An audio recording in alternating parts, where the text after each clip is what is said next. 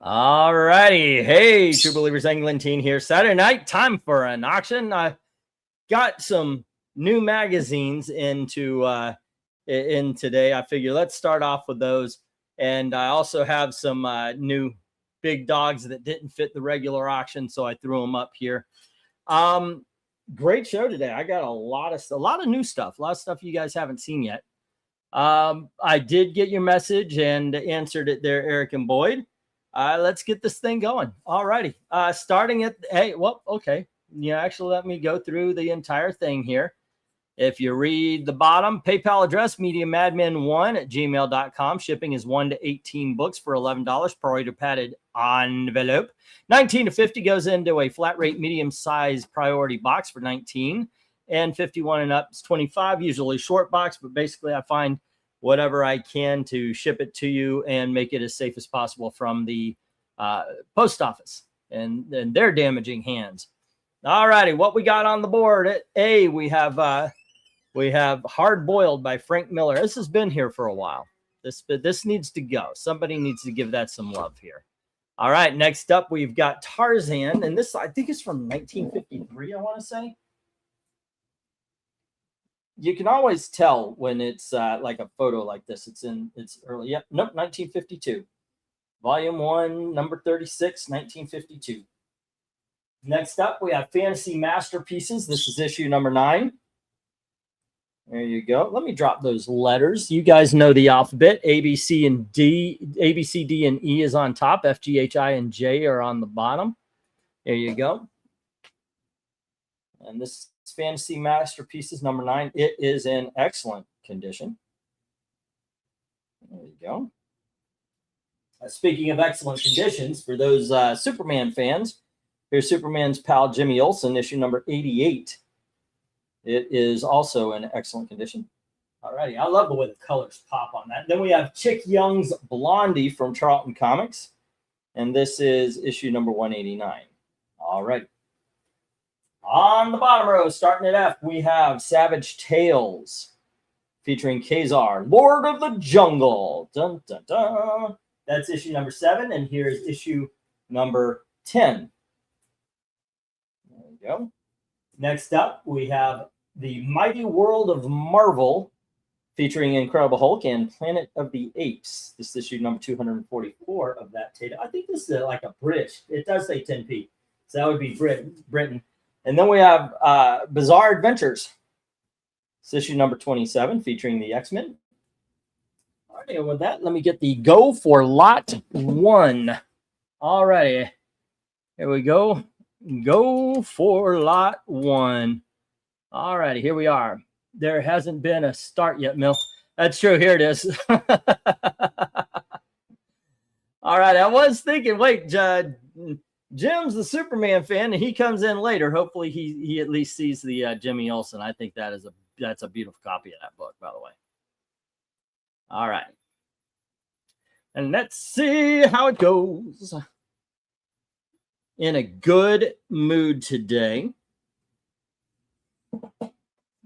but it's one of those days like I've been up and working since 4 o'clock to get this thing ready and to do other things, and yeah, it's one of the, I'm also ready. Oh my gosh. It's been a good day. Just kicking back, playing with comics and getting the show ready, watching Zorro.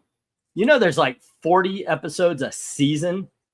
Jim says 8 on D, taking the Superman's pal, Jimmy Olsen. 2, 3, 4, 5. And right. Super pal, 88. Jim 48. And then let's see. Hello to everyone, and Mill and Jim, the whole 9 yards. We've got a 10 on C, which is the Fantasy Masterpiece, and a 10 on D. All righty, upping the ante on the Superman's pal. Okay. Hey, once again, it is in very good condition. All right, let's see. The other one was Fantasy Masterpieces. All righty. And that is number 9. Oh, you know what is funny here? Last week, we definitely talked about the way my mind kind of screws up. The first time when I read 10 on C, I was actually thinking of the Marvel features. I don't know why. Isn't that stupid? Isn't that's really stupid? It would be A, B, C, D, and E on top, F, G, H, and I on the bottom. Obviously, there's no J. All righty. But we do have a British magazine. I don't know what language they wrote it in. 5 and 6. Okay. Bum bum out. Down wow wow wow wow. Then we got 11 on D from Jim. There we go. Do.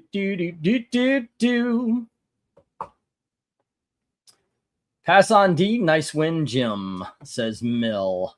Alrighty. You know what? I'm going to, let's see. What do we got? What do we got? 839. It's 840. Let's give it one more. And then I have to admit, I never heard of Fantasy Masterpiece. Fantasy Masterpieces is it's a Silver Age. They started in Silver Age. It is basically a reprint book. So you get a lot of Golden Age and Silver Age stories. Those were actually a little bit more popular. What are we doing there? Is that Old English?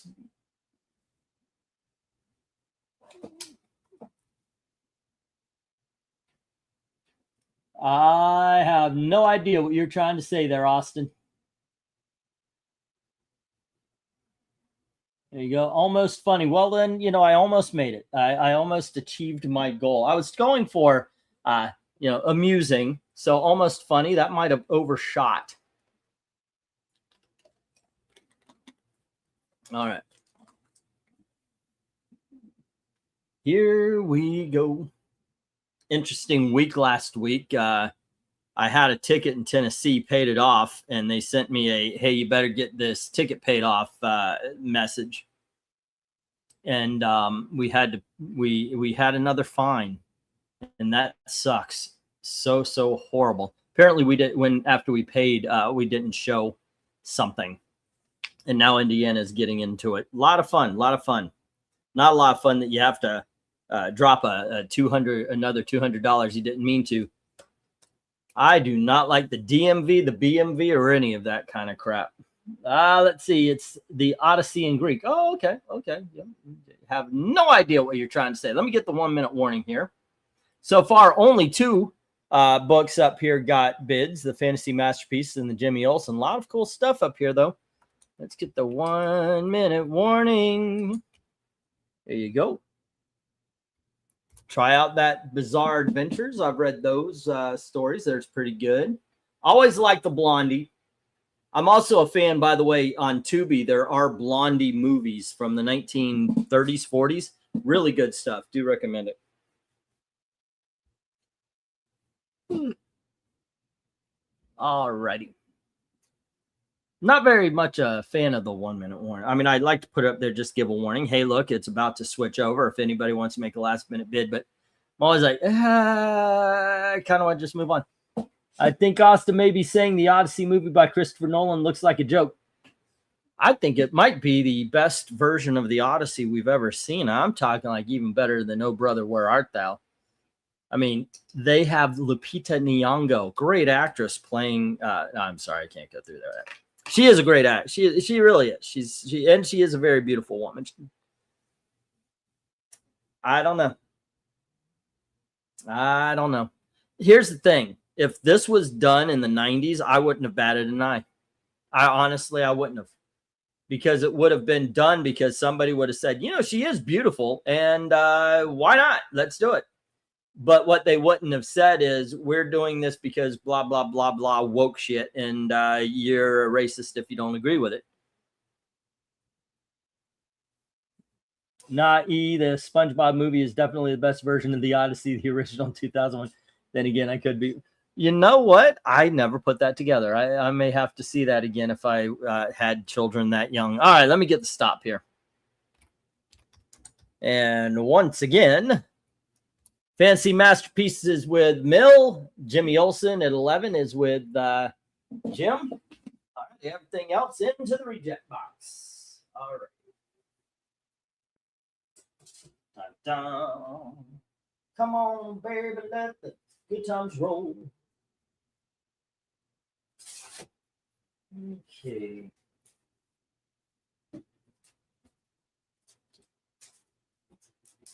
And all right. And let's get the next one up. But before we do, I need to change Clifford to a $1. $1. All right, that's not as good as $2. All right, we've got the Atomic Angels issue number 1. And we've got Crimson issue number 1, Augustine and Ramos. There you go. Next, we have a book called Devlin, guest starring Evangeline, and that's issue number 1. And we've got The Omen, Save the Chosen. This is the preview. There we go. And finally, for the top row, we have Spellbound issue number 3. Alrighty, on the bottom row, we've got Darkhold, pages from the Book of Sins. All right, issue number 5. And then we have the official handbook of the Marvel Universe, issue number 15. Weapons and Hardware. And then we have Iron Man, issue number 276. It's got that. There you go. And we have Marvel Tales, issue number 135. And finally, we have Archie's Joke Book, issue number 276. Bidding begins, $1 each. Soon as you get to go for lot number 2. All righty.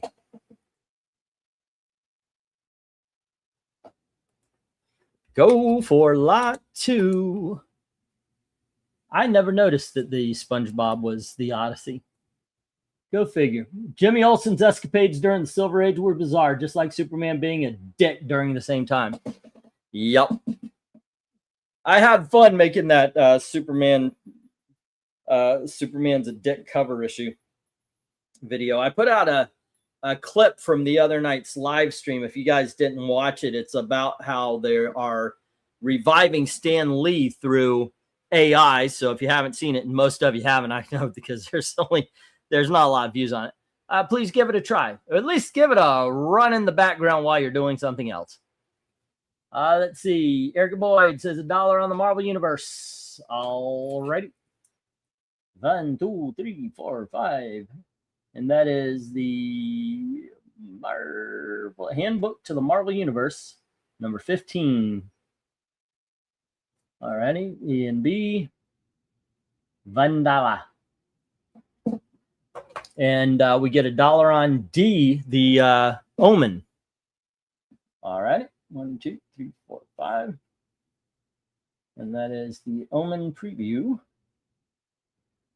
Jim $1. Okie dokes. And we are moving. We're cooking with gas. There you go.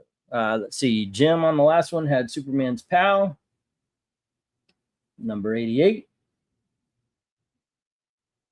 And alrighty.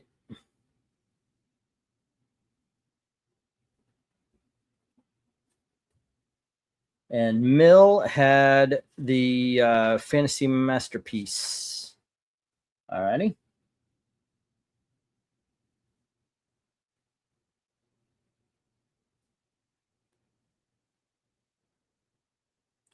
Let's see. Jim says a buck on C as well. Devlin. Alrighty. 1, 2, 3, 4, 5. And that is Devlin. Number 1, Jim $1. Alrighty. Is that the regular handbook or that's regular? That's the regular one, Jim. Let's see. Though I have seen the 90s TV adaptation of the Odyssey, which is pretty good, despite the still goofy race swap casting of Calypso. At least that was the only one in it. The rest of it was great. Plus, it was Vanessa Williams. That's all. All righty. And today is 5/30/26. All righty.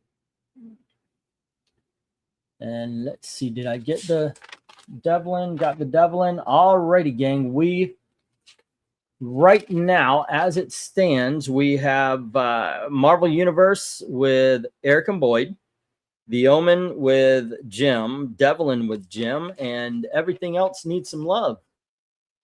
All righty. 1, 2, 3, 4, 5.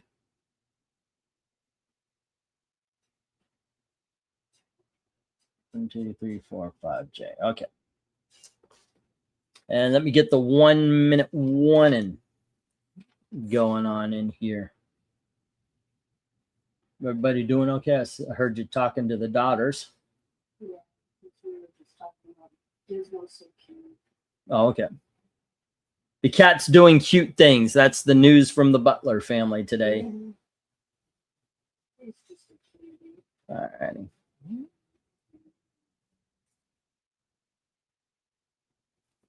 Let's see. Meh, for $1, I'll go I as in I. I'll take anything with Spider-Man on the cover. Okie dokes. We got Marv Tales. And that was issue number 135. Mil Vandala. There we go.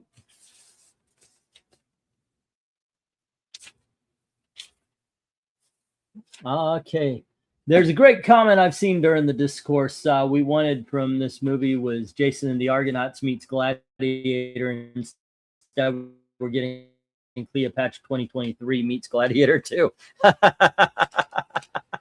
That's funny. That is funny.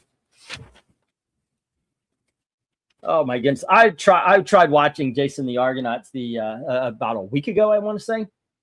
Did not get it right away.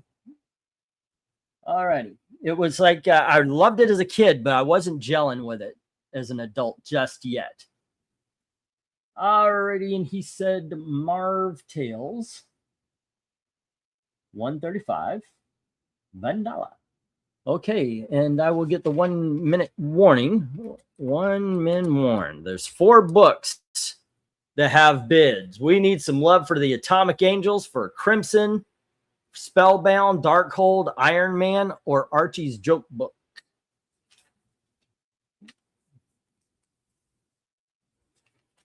And hail to Veteran.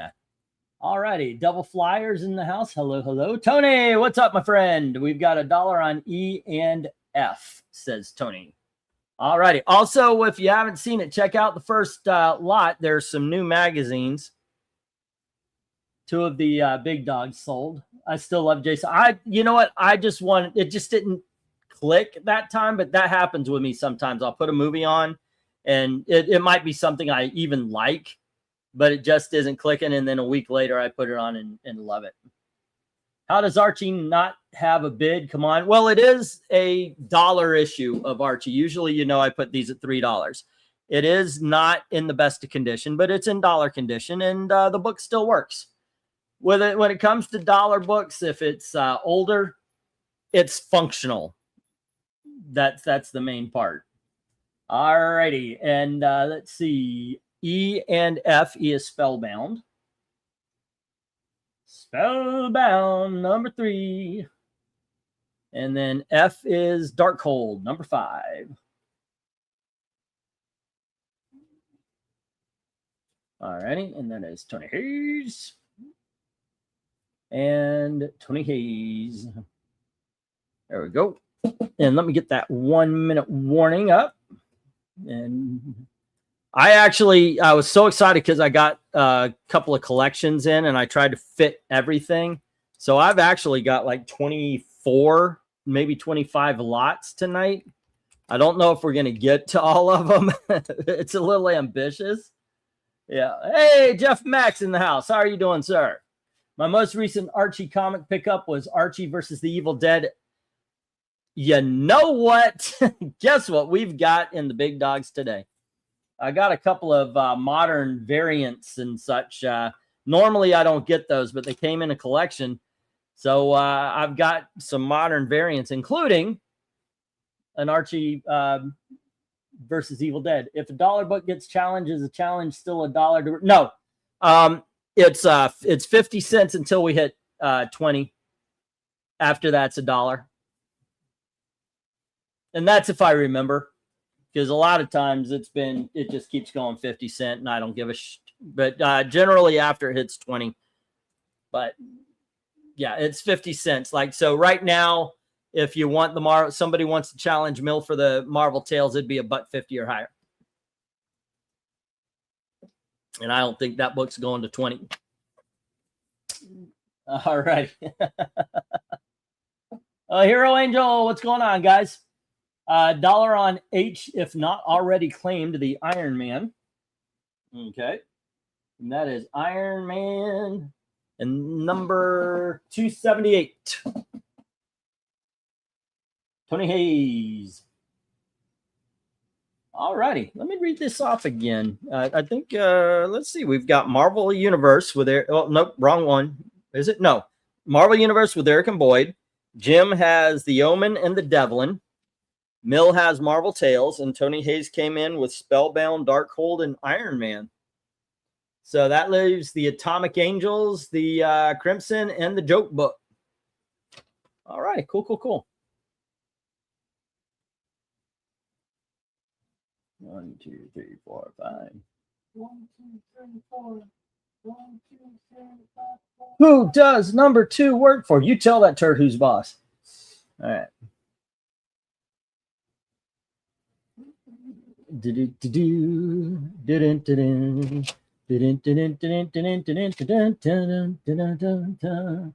We can't challenge each other with cryptocurrency. You know, my Patreon said that or was it Patreon or PayPal said I need to add that as a payment thing.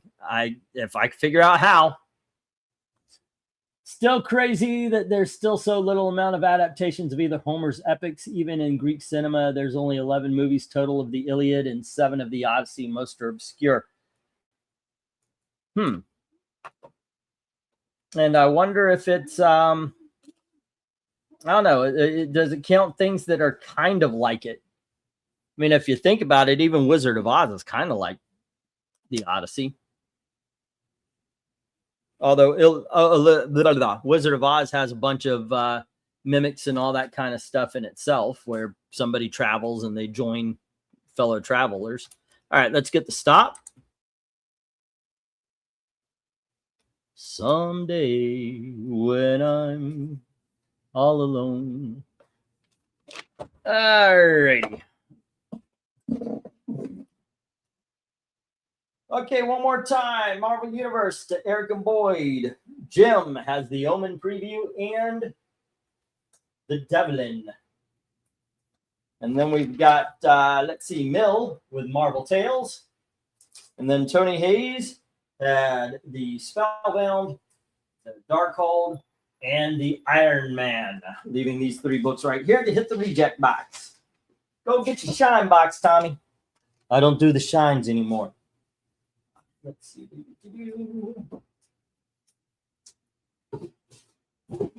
All right. We're going to raise this up. Maybe E should consider being paid in gold bricks. Sure, why not? Going to my first comic book show in over 15 years next Saturday. I'm hyped. Talking $3,000 in cash and have my targets ready. Well, if you can do it, have fun, man. Yeah. Imagine me with $3,000 to spend at that little comic book show. Do you know what? If Gail imagined me with $3,000 to spend at a comic book show, she's also imagining running me over with a car when I got home. All righty, let me get the, here we go. Let's get the next round up, and I've got to change that 1 to a 2 as we're moving on from the $1. There we go. I've got one $1 at the beginning and one $1 at the end. All righty, kids. Roy Thomas and Todd McFarlane. Some of you actually know what I'm bringing up just from that. Here's Infinity Inc., issue number 36. That looks like Jade versus Solomon Grundy. We have issue number 37. Very underrated book, in my opinion. Here's issue number 41. And we have issue number 43. And we have issue number 44. Next, we have issue number 46, excuse me. And here's issue number 47. Ooh, the Harlequin. This used to be Green Lantern's girlfriend until they screwed him up. All right, here's issue number 48. We have issue number 50, double size. And here is issue number 52. Bidding begins, $2 each. Let me get to go for lot number 3. Wow. Go in for lot number 3. That's my Bill Murray lounge singer. I don't try to sound like Bill Murray. Just do the same thing. His tone when he sings.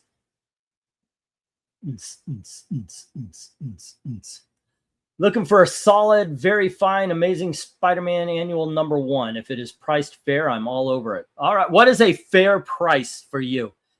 Jim Sorensen says $2 on the lot, which at this moment means it is 21 or over to challenge him, and it's going to be sold only as a lot. Infinity Inc. lot. Oh, wait. Yeah, there you go. Okay. Yep, I said it right. Jim. There we go. All righty. Cool. And also to go with that, I am going to be putting in the 1-minute warning. All righty. Let's see. Nana gold, Goldbeck's then pressed paper like gold that is labeled the exact fraction of an ounce, 24 karat gold. My favorite cover says Jeff Mack. Here is the first book in the second row. Okay, the one with the Floronic Man. You know, I know it's just a pose cover, but H is really cool with the atom and all the floating heads and everything. But I don't know. Goodness gracious. These are fucking awesome covers. Look at this, Gail. These are awesome covers. Don't you think? Just say yes. I mean, okay. You know what? Maybe I is the best, but J is awesome too. So basically my favorite are H, I, and J. I probably go with I as the best. What about you guys in the chat as we're waiting for that 1-minute warning to go by? Jim's on fire. Nice Infinity. Yep. This is a good title, says Eric and Boyd. I know, right? What, these? Hell yeah. These are near mint. You don't mind me using old vernacular. Yeah, these are all near mint. Which, you know what? I got to tell you. I've been noticing it where I pick up my comics. Oh, Eric and Boyd says 21 on the lot. There is a challenge. I'm starting to find less and less older books no matter what. I am finding more books from the last 10 years in the dollar bins, sometimes only 2 years out, than I am anything else. One single goldback is the equivalent of $9.14. Huh. Okay. I thought you said gold brick. I need to take my glasses off so I can actually see better to read. When I'm doing the auctions, it's a take your glasses off, put your glasses on kind of thing. All right, Jim. Eric and Boyd's got the lot now at 21. You want to give them a challenge? Please give them a challenge. It's rent week. Let's see. I need these for my run. Good to see offered, even if I don't get them. You know what, that reminds me something. Jim also, he's looking for Alpha Flight. Alpha Flight and Infinity Inc. are two. They're exactly what I'm talking about. I don't see these old books anymore in the dollar bins. I see modern stuff. Maybe the oldest I see are 2000s. I don't see 80s and 90s anymore.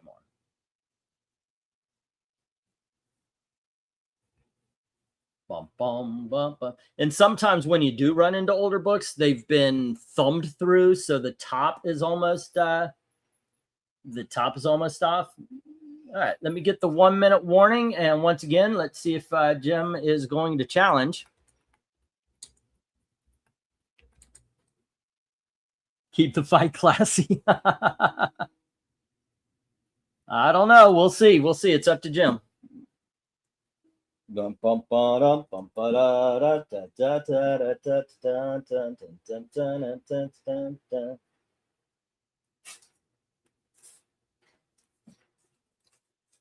goodness. So what's been going on, gang? What is on your mind? I posted a video today, and I was thinking I kind of want to make a video now talking about some sort of subject that is on everybody's mind. I had fun doing the live stream, but I kind of want to start recording straight up videos. 22 for the lot. Top row to Jim since he bid first. Bottom row to Eric. Oh. All righty. So that means Mill wins, but he's going to give each person half. All righty. If you kind of missed that, what Mill is saying is if he wins, the top row is going to Jim. The bottom row is going to Eric and Boyd, which means now if they are I still am. Oh my gosh, I think I shot myself in the foot now with the lot thing, because if Eric and Boyd and Jim could fight over the bottom and the top half. But yes, that's what it means. But if you guys want to claim it all, you're going to have to challenge Mills 22 at $23 or more. At least you didn't say prime number to Jim and non-prime. I would not have been able to figure that out. Nothing much. School's out for my siblings. So the local Pony Express parade passed by this morning to mark the beginning of summer.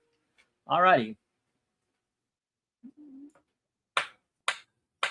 That's the thing. I already said it's going to be a lot. It's still bidding for the lot. So it's okay. If you want to do that, there you go. All righty. 22. We'll do that. 12 for the top, 12 for the bottom. Since 22, if you split it up, would be 11. It would be $11.50 or higher for either one, if that's okay with Mill, which it appears it is because he did the math himself. All right, let's see. I know this has gone over $1, but everybody's doing the thinking. That was a bit of a curveball. It's fun. It's fun though. All righty. Let me see. Okay, Eric and Boyd and Jim, are you going to go for it, or are you just going to let it lie? Let me see some messages, and I'll move on based on that.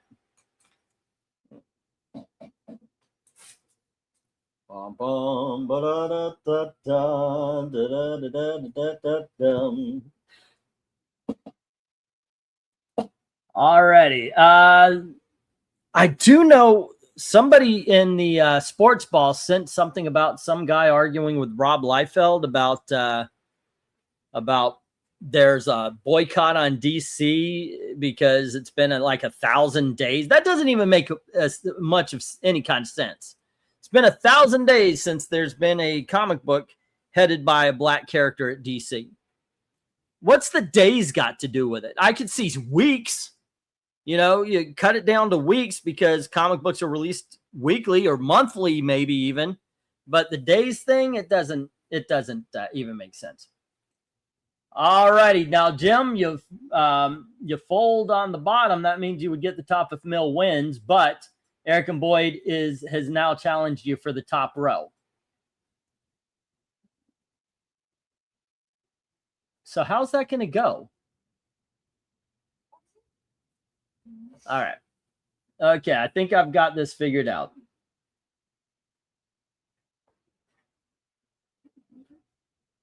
All righty. Jim's folded, which would put Eric and Boyd's at 12. And that would put Mills at 11 for a total of 23. Okay, there we go. Eric would win top at 12 and the bottom 11. Yep, there you go. Yep, all righty. And I'm going to get the stop. That was so weird. It's like, okay, there we go. All right.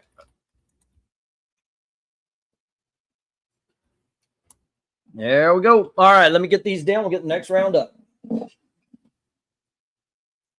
That was a weird situation. Never had that happen before. Okay.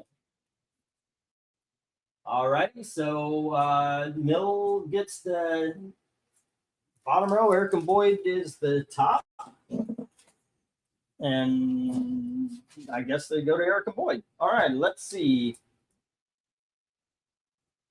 Next, we have Green Arrow, issue number 2.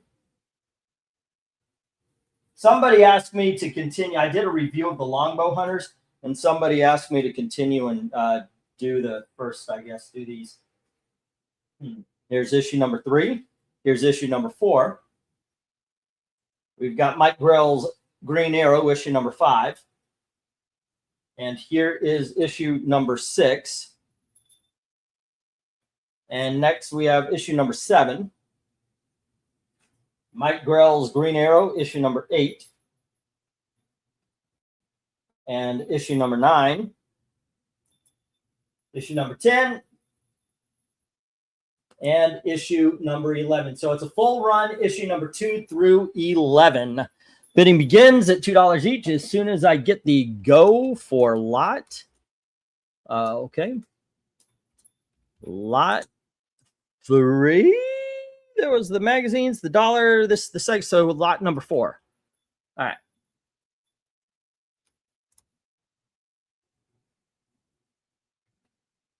There we go. Which I think is kind of cool. Eric Breen, actually, when he was dumping a lot of his books, he gave me a box and it had like the first 6 or 8 Green Arrow trade paperbacks.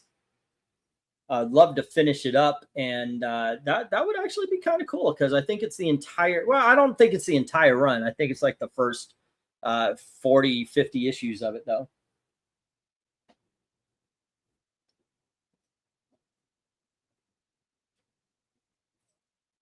All righty. What are we getting? Sweet, I'm not the brightest bulb in the lamp. It's been a long day. Anytime. Tried for both of you to split the lot. I was waiting for Jim to bid. No worries. Okay. So as long as we're all still friends here, that's the important part. Don't burn out. Now I got that song stuck in my head. Hey, hun, can I get a couple aspirin from you? I have to go all the way downstairs. Oh. Don't worry about him. No, I need to put it in my purse. Okay. Now Jim is going to whoop my ass on comics. All right. So far, no love for the Green Arrow, but it's still in the first minute. England team needs some aspirin. No, aspirin. Yes, I don't need the aspirin. Yeah, this isn't anything like a prison barber or anything like that.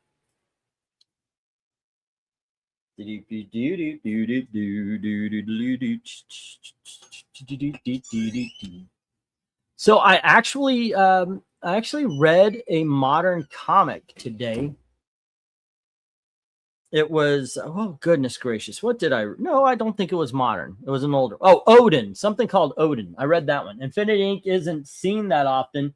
If multiple people want it, the bidding can skyrocket, and I'm buying a vehicle Tuesday. Aspirin. Okay, I heard you say aspirin. I said aspirin. Are you guys really hearing aspirin when I say aspirin? That is no. Well, you're the only one bringing it up. Nobody else saying, "Wait, what's aspirin?" It's aspirin. Aspirin. I can't be the only person in the world who says that. Oh wow, I can understand that. I hope things work out. Oh yeah, of course. All righty, with the car and everything. Do you know what? You know what your new car needs? Comics to fill it. Yeah. Aspirin. It's like fish sticks. Yes. All right, let's get the 1 minute warning so far. No love for the green arrow. Aspirin.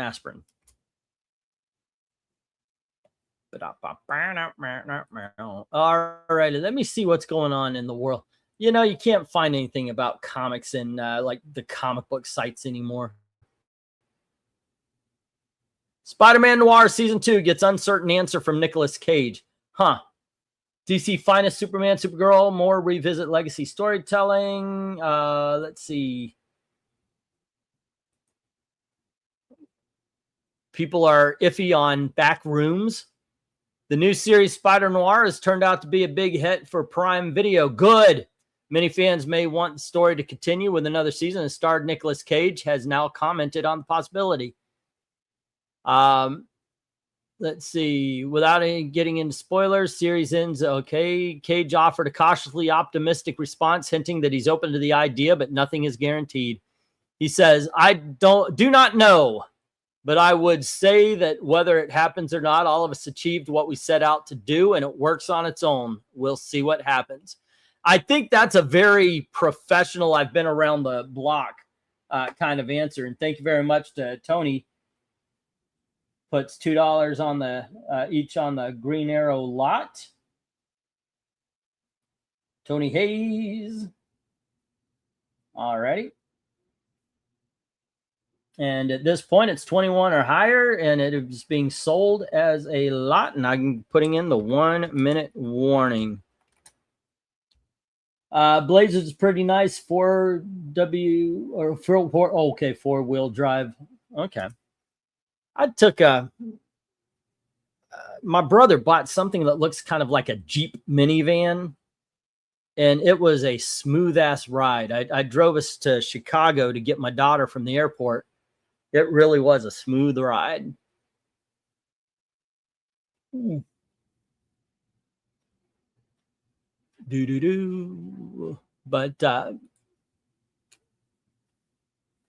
you know what? I'm just going to get the stop.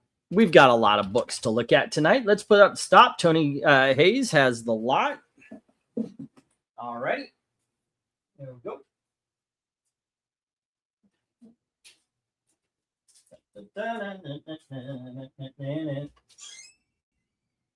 All right. Get these down. We'll get the next round up. We got one more $2 lot.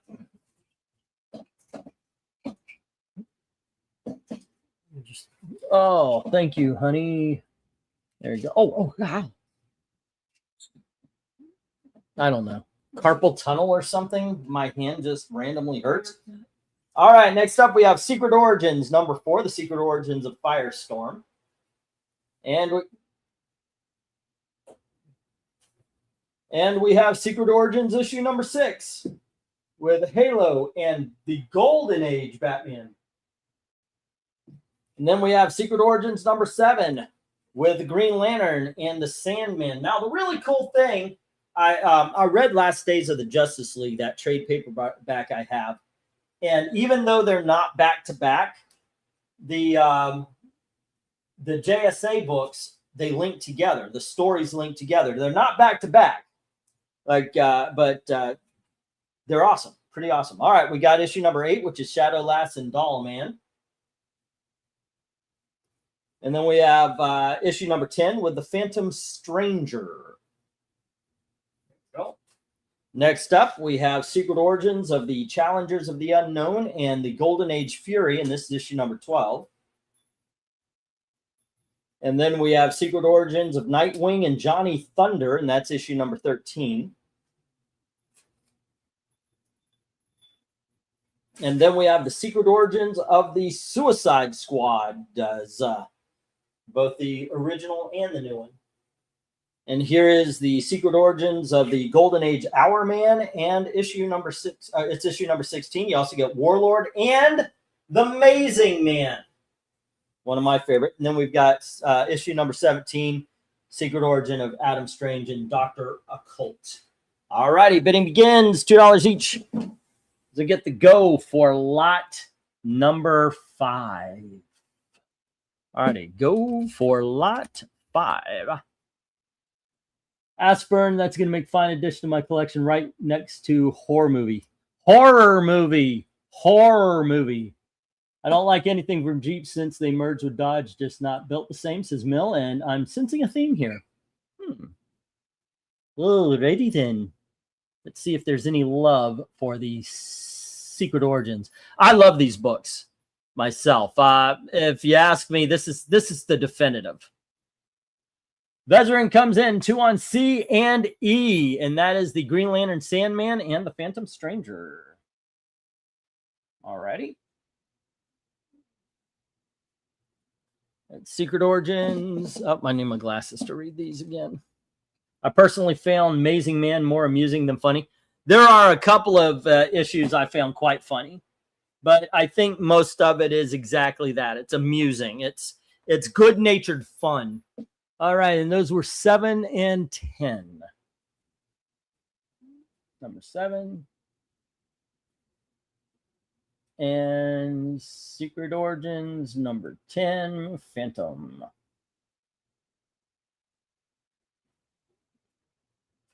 There you go. And that's Vez. What are we up to, Vez? I need to get your sheet. The last week's sheet. I don't think I made one for this week. So you remember what we're up to? Personally, okay, so Mill says 2 on A, B, and H. All righty. That is Secret Origins number 2, Firestorm. Mill, $2. And B is Halo and Batman, and that is issue number 6, right? All right, Secret Origins 6. Batman, Halo. Mill, $2. And the last one was H, which is Suicide Squads. Secret Origins, number 14, Suicide Squads. And with that, half the books are taken. All righty, cool. Let's get the other half, kids. 108 remaining as started today. All righty. I will make sure to put that on your page there, Vez. I trust you. If it changes, I'll tell you. I mean, like if I see your sheet, but I'll trust you. All righty. Let's see. Same thing with Mel Brooks. I know the jokes are good, but just can't seem to laugh at them. And most of the time I agree with the joke. It's not offensive to me at all, says Austin. All right. Yeah, Gail said something the other day that almost broke us up. I asked her, you remember Young Frankenstein? What'd you think about that? And she goes, I don't know. I can't remember it. Can you imagine living with someone like that? I don't know. I just don't know. She's over shaking her head. She knows. She knows she was in the wrong. Alrighty. Let me get not Mill's sheet, but Vezerin, so I can put that number on. Oh, I need to make a Vez sheet. All right. Let's see, 9:21. It's 9:23. Let's get that 1 minute warning going. And we have Let's see. A and B going to Mill. That's the Firestorm and the Halo. C is with Vezerin. No love for the Shadow Lass or Doll Man, but E is with Vezerin. And F has no love, neither does G, but I is with Mill. And there's no love for, H is with Mill. There's no love for I or J. All right, there we go. Let's see, Vez 108. And let me get these. What do we got? Do I have a Vez? Mel Brooks was simply comfort comedy for me. Oh my gosh. Young Frankenstein and Blazing Saddles. The silent movie makes me laugh. To Be or Not to Be, which never gets brought up, is also really funny. But I get it because he is a very old school kind of humor. Austin says $2 on D. All right. And that is Secret Origins. And that was, I forgot the issue number, but I do know it is Shadow Lass. All right, Austin, $2. Okay. C has a fantastic cover. Spaceballs was great. Young Frankenstein, Blazing Saddles, really good, but a bit overrated to me. I just don't understand. I don't understand. No, I'm just kidding. All righty, let me get this stop here, and we will move these down. We'll get the next round up, and I will write down the books on you guys' sheet while we're talking for the next one. And all right, and we're going to need to change the 2 from the 3 for the next one. The 2 to a 3. There we go. All righty, let's see. Where's my sheet?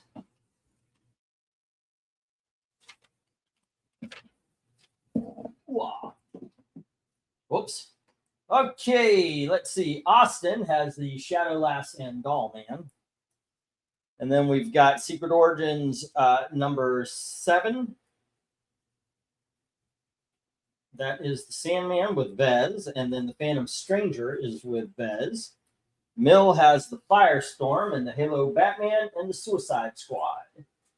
I think everything else hits the rejects, right? Yep. All righty, let me get these into the good box and then the reject box. For 4 of them. All right. A lot of fun. There we go. And the $3. 1, 2, 3, 4, 5, 6, 7, 8, 9, and 10. Okay, next up we have Iron Man, issue number 142. Always love this cover. I know that's kind of clunky armor, but I dig on that. All right, and next up we've got Marvel's Greatest Comics, issue number 51. His mission, destroy the Fantastic Four. And then we've got Spidey Super Stories, and this is issue number 35. I forgot to get this a new bag, so it's got a couple of price stickers on that do not matter. All right.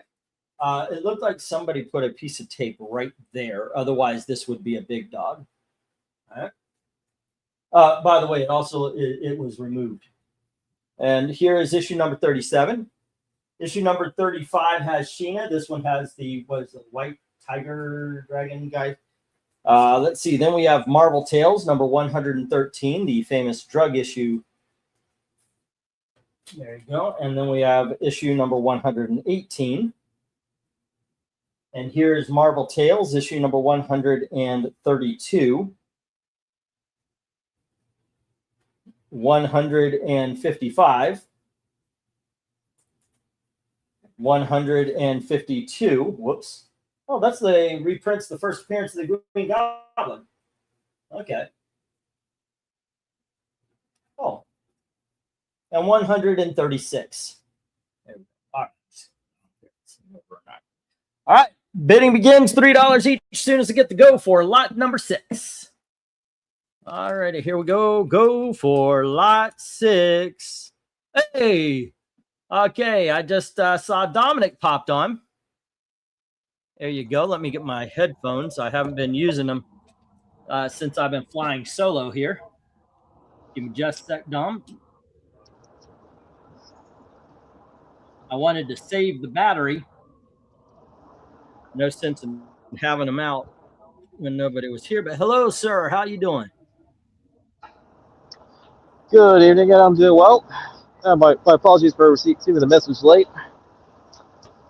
Oh, it's okay. Appreciate you jumping on, man. Yeah, at least I did. At least It is a didn't miss good the day. hour mark. I'm in a good mood. That's good. Yeah. Oh, hey, that's actually pretty cool. We're 6 lots in, and yeah, I mean, it is a trade-off. There's no bidding wars, but the evening goes by nice and smooth and quick. So yeah, you got that. Jim says 3 on A, which is the Ironman 142. All righty. And you know what? You're here. I'll ask the same question I ask every time, every lot. What looks good to you?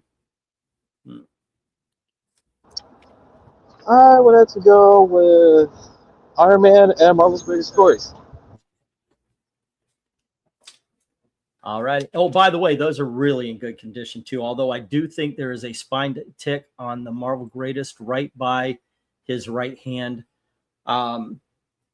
I would want the first. I would want H reprinting the first appearance of the Green Goblin, and now you also get the first appearance of Hammerhead on J as well. And Nice. I'm a sucker for the Kazar Sheena stuff. So yeah. Okay. Good stuff, kids. All righty. Yeah, faithful Marvel, DC, or the Independent. Yep. I got a couple of collections, and yeah, some really cool books. Actually, no, I got one collection, and then one big collection and a couple of smaller collections that I found. And one of them is absolutely not what I normally get because it came in a big box of books. One of our lots tonight, it is a lot of modern day stuff. So I'm very interested in seeing how that's going to turn out. Okay, so I got to ask also, ladies and gentlemen, what do you think is the best cover on the lot? Because I don't know. I'm thinking Iron Man or that first appearance of Green Goblin. Even though he's on basically a broomstick, I've always loved that cover. Where would you go? All right.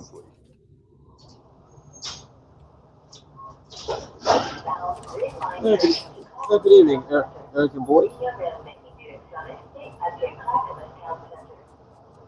Okay, let's see. Where's my pen? Last one, Veteran has Secret Origins, number 7 and number 10. And that was Sandman, Phantom Stranger. 2 and 2. Okay. All righty. Mill comes in with a couple of bids. He's got 3 on E and F. Okay, and that would be Marvel Tales number 113. Marv Tales 113 and Mill $3. 1, 2, 3, 4, 5. And then also he had F, which is 118. Marv Tales 118. And that is Mill. A lot of good books still left up here, kids. Gonna need some bids on these. E is my favorite cover out of here, says Jeff Mack, the Hammerhead. I agree with Jeff Mack. He is nailing it for me, says Eric and Boyd. All righty. Let's see. The first Green Goblin story was not what I expected. First time reading it as someone who saw the Raimi movies in 90s. Yeah, it's hard to reconcile the 60s with the 80s and 90s stuff. I get that. Yeah, but at least like it gives the reader a little context. Yep. All right. Who do we have here? We already got.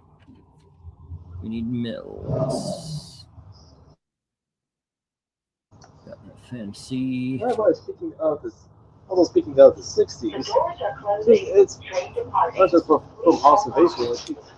People are looking back at the Silver Age of comics with more fondness and realize that they were wrong about said era. Yeah. Well, I got to admit, when I loved them for collecting, and I did read them. But I did find them they're silly. They're silly books, but there's still something to it. It's a sense of fun, and I don't know heart if heart is the right word to say, but I don't know. It's a different time. Yeah, it's a different time, but it's I don't know. It's just almost an added value that's missing from modern day comics. All right. Yeah, there's definitely like there's definitely missing during this pixel age.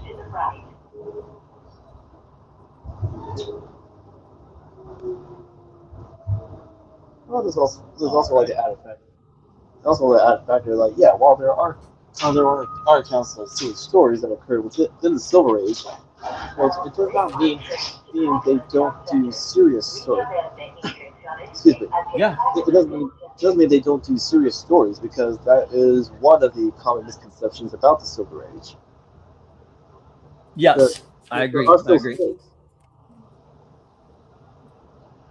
Let's see. Mill says, looking at H, I remember when I purchased ASM 14 at a show, my hands were shaking, got it back around 2003, 2004. You know, I do get that way when I make big purchases too. It's like, ooh, okay, do I really want to do this? Do I really want to tell Gail I did this? I would. I joke about that, but I would tell her any major purchases. It's just the right thing to do. A couple of weeks ago, I was thinking that maybe we could eat nothing but ramen for a couple of weeks, because there was a new Teen Titan, first appearance of the Teen Titans, and it was sitting at $40. And I was like, well, okay, what is the most I could do without killing the family? And I put 150, and I was nervous. After I did that, I was actually nervous to win. It went to 250. Yeah, wow. I was like, that's $150, a huge commitment for us. And but that's one of my grails. And I know if had I won, we would have been in an argument, I think. Yeah. So after I did it, I was like, oh, I shouldn't have done that. Spending over $100 for a comic book I'm not going to put on resale, I cannot justify it. Yeah, you'll live and learn. Yeah. Oh no, you'll never learn as far as that's concerned. That's just a male ego thing. That's not a learned thing. Yeah. But it is kind of funny, because I was that way too when I accidentally bid $1,000 for the first appearance of Catman. It's like, oh God, what if I win it, and how much am I going to win it for? So yeah, it was only 600 or so back then. Wow, that's a pretty good price on it. England team will need to take aspirin while watching some horror movies. Okay, first of all, it's not aspirin, it's aspirin. It's not horror movies, it's horror movies. I can't believe you guys can't hear the difference. Oh, they like to tease you. Yeah, I know. We all have our accents. Well, actually, you do not. You do not have an accent. I don't think. No, I don't. Maybe I don't hear an accent. But does Oregon have an accent? No. Okay. I was thinking, because I know you spent some time in in California. Maybe you picked up a California accent along the way, but Well, no, you really haven't. I am a Californian born and raised. I just don't want. I just don't like the state. I don't like the state it's currently in for a good long while. Yeah. All righty, kids. Not a lot there on this slot, so not a lot bid on this slot, I should say. But let's see what was. Oh, only two. Marvel Tales 113 and 118 from Mill. All right. Everything else hits the reject box. Yep. Those two are not bad choices. Okay. Recently, I actually paid a visit to one of the local comic book shops I go to, and actually I found 3 issues of the Detroit era Justice League, and they're actually they're not only of high grade, but each of them cost $15. Really? Yeah. Okay. I don't know if you ask me, the Detroit era Justice League deserves to have some love and not be mocked so much. If you ask me, the Detroit era Justice League deserves to be in next week's auction. Yes. Those were I got some of those in the collection I bought. So yeah. We've got some regular tonight. Oh, I missed book A. Okay, and yeah, Jim won book A. The Iron Man. That's right. Thank you for the reminding. I've got it right here written down on my sheet. Okay, thank you for reminding me. Let's go with the next $3 lot. Commandy. There's issue number 42. And we have issue number 43. Issue number 44.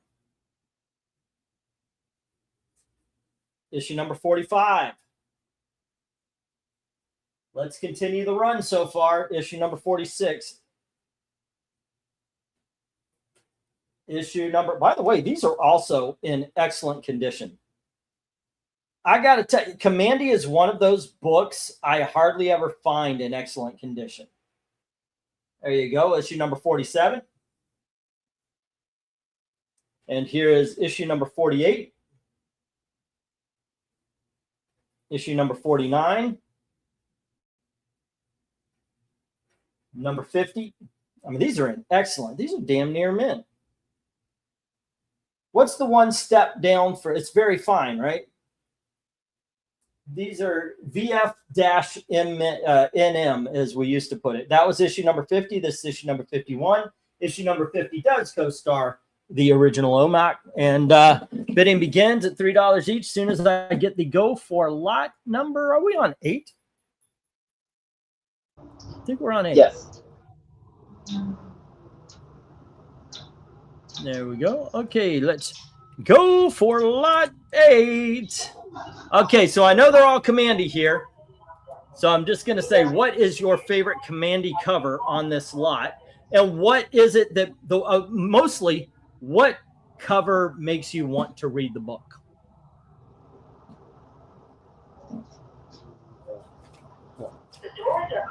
Well, let's see. Well, F and G, I actually wouldn't mind picking up. Well, the bottom row, really, because like they each, almost with the top row, they each like give a tease of what's to come within the book. Plus they're very dynamic. Alrighty. Yeah, I like OMAC, so definitely issue number 50. You're right. The bottom row is just kicking all sorts of ass. The top row is okay. I kind of like the Gulliver's Travels thing going on with D as well. Alrighty. Jim says $3 on the lot, which, let me put the 1 minute warning at this point. It would be $31 or more if you want to challenge them. As soon as somebody claims a lot, I only sell it as a lot. All right, go. Unless, I'll tell you what, I'm going to put an amendment to that. unless the person says okay. Like if somebody, if somebody asks like, Jim, can I challenge you for the one book? That's it, because I'll take that out of your lot. If they say okay, we'll go on a bidding war. Okay. Let's see. Go for lot number. I already wrote that. I'm trying to write 1 minute warning. There we go. All righty. I is the best cover of the lot. That's the OMAC issue, and that's from Jim Sorensen. He's not wrong. And let's see. Austin is saying, I got my first physical tip while delivering food in half a year. $5 worth of $1 bills, and with a pair of $2 bills, you don't get to see Jefferson. That's true. You just don't get to see $2 bills anymore. All right. Hey, Mr. One Slick Dude is in the house. How you doing, sir? Doing okay. That's good. Oh, nice. You met Dom? Oh, I think I did before. All right. Yeah, I remember you. Cool. I was saying earlier, it's funny what people think. The $2 bill is still being made.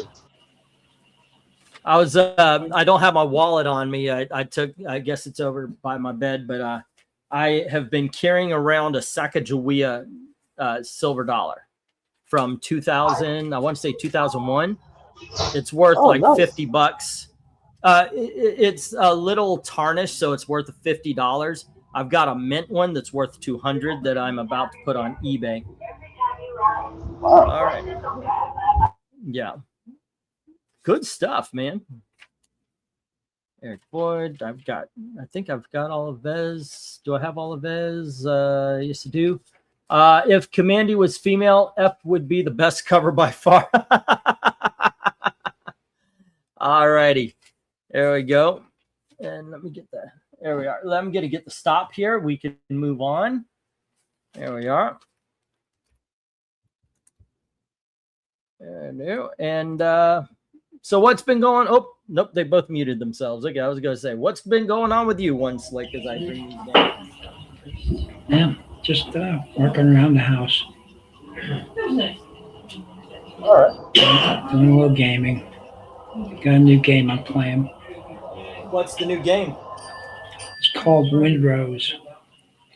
It's Is a it, pirate game. Okay. Is it a video game or a board game?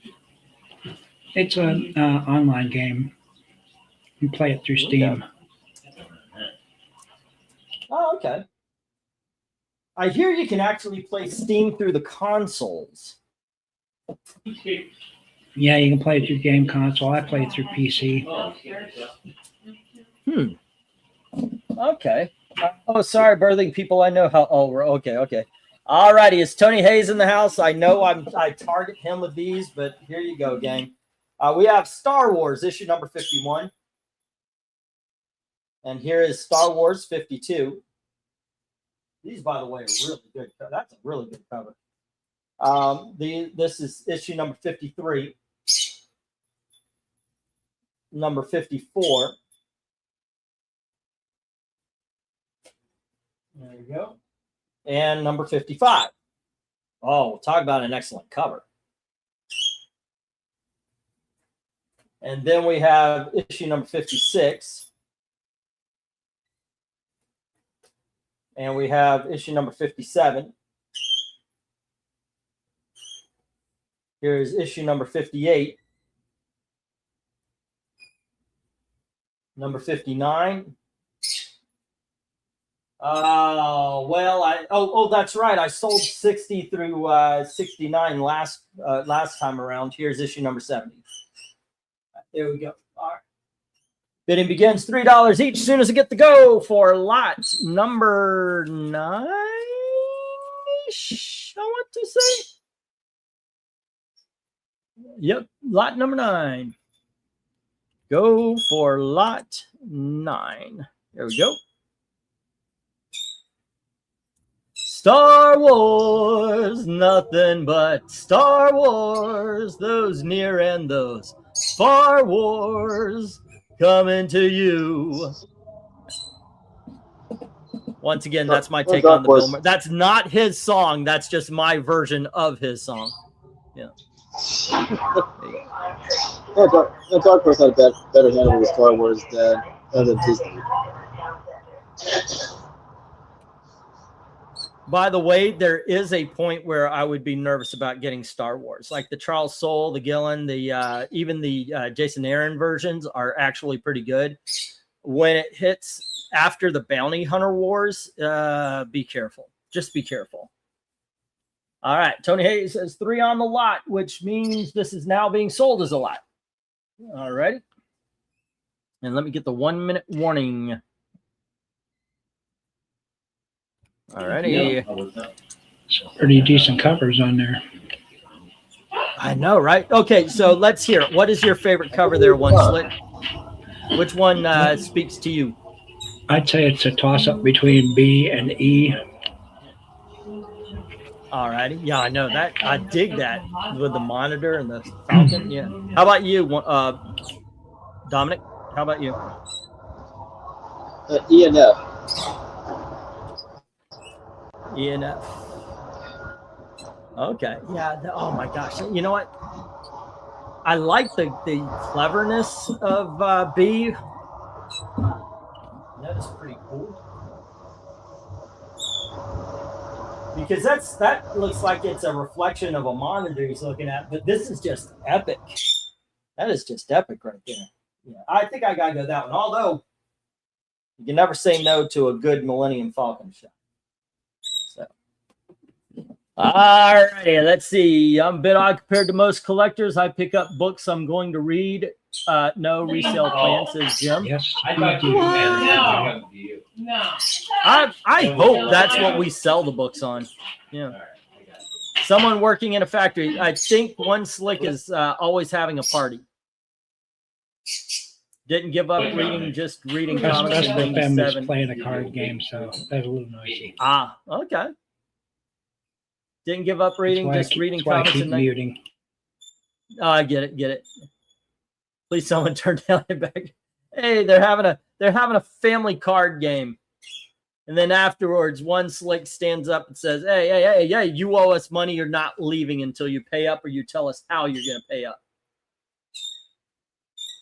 I don't know. I don't know if that's actually in his wheelhouse, but you kind of just want that to be true a little bit, right? Okay. Now they like to play a game called Phase 10. Phase 10. I've heard of that. I've actually heard of that one. Okay, mill. Got the Infinity lot. Got the Secret Origins, the Marvel Tales. All right, what about anything newish? I think I am done writing down everybody's books. All right, cool. Oh, nope, one more. Let me get the stop, and then we'll bring this. Whoop, we'll bring these down, and then get the next round up. And all righty. Now put your money right down on the table. Now the name of the game, 5-card stud. Okay, please forgive me if I'm being what you're being grumpy. I think you've been a peach, man. I don't think anybody's been thinking you're grumpy. Alrighty. Okay, I do need to change the 3 to a 5. $5 comics. A give a. And Tony Hayes has the lot. Let me get these down. We'll get the next round up. Okay, 1, 2, 3, 4, 54, 55, 56, 57, 58, 59, and 70. All righty. Geez, what am I going to do when I run out of Star Wars books? Oh, get more. I know. I'm on the lookout for Dark Horse any chance I can get them for somewhat decent price. I think those are the ones that everybody's actually. That would probably get bidding wars. Oh, like, All right, first. Oh, say again. Yep. well, like I said, Okay. the Dark Horse Star Wars books are objectively better than the Disney ones. Yeah, I think that is a very popular opinion too. Okay, here goes, kids. This is some of those modern books I got. This is these are all variant cover things. This is Birds of Prey issue number 21. It's all in Birds of Prey, the doll cutout. And then we've got Greg Land's cover for issue number 25. Next up, we've got the Disney Inwards to Infinity, but it's a Fantastic Four. It doesn't say what number it is. I think it's like number 25 or something like that. There you go. Next up, we have, oh, no, I don't want to put those up here because these kind of go together. Next up, we have this. Oh, this is not a, well, this is Aquaman 80th anniversary, the 1950s cover. There we go. And we have the Adventure Comics issue number 210 facsimile. Next up, we have the Penguin issue number 1. This is the Brian Boland cover. And we have the Giant Size X-Men Tribute, number 1 tribute issue. And this is the Dave Cockrum cover. And then we have Godzilla versus Thor issue number 1. And Godzilla versus Thor issue number 1. And Godzilla versus Thor issue number 1. Bidding begins $5 each. As soon as they get to go for lot number 9. All righty. Go for lot 9. And we are at the $5. All of them are the variant cover version of whatever they are. So, except for the facsimile and, well, I guess Aquaman would be a variant because wasn't there for these things? They were like cover for every decade or something like that. Eric and Boyd, what an eclectic lot. All righty. And we've got Jim's. I'm doing Jim's books here. And he had the Superman's pal, Jimmy Olsen, number 88. All right. And then he had, well, that's actually all I got him down for. The Omen preview and Devlin. Jim, did you not win anything after that? Am I missing something?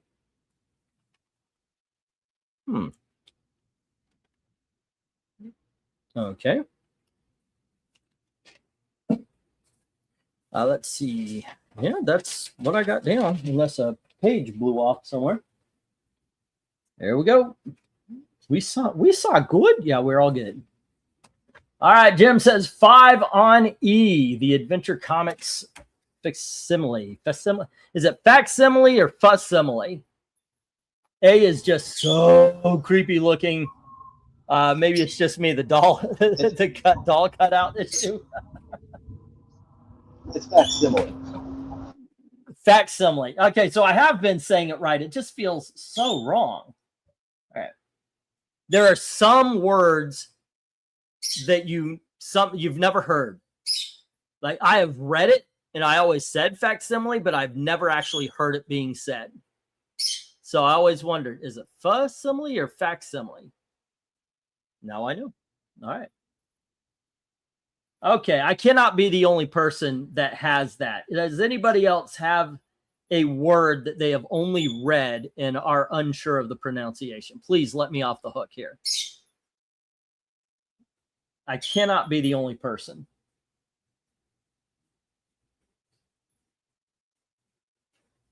All right, 1, 2, 3, 4, 5. D. The pronunciation. I guess I am. It depends on which side of the pond you're on. Y'all both jumped on it. What'd you say, Dom? Well, get out the other one. One who has the counter words. The counter words that you want to make sure you pronounce them right. Yeah. Okay. Let's see. It's like somebody who might say shul. Or have you ever heard an English person say schedule? Never. I have. And it is just weird. All right. Thank you, Jim. Iron Man 142, Commandy Lot. All right. That's a big one. There you go. All righty. Godzilla Rocks. Regards from something. Oh, hold on. No, if I'm going to read that, I got to do it right. All right. Mill says Godzilla Rocks. From what is it? Okay, I got to read that properly. Hold on. Give me a second. If we're going to do it, we're going to do it right. Right, Mill? Okay. Godzilla Rocks. Oh, goodness. I forgot what he says. This is from something Wong. Okay, there we go.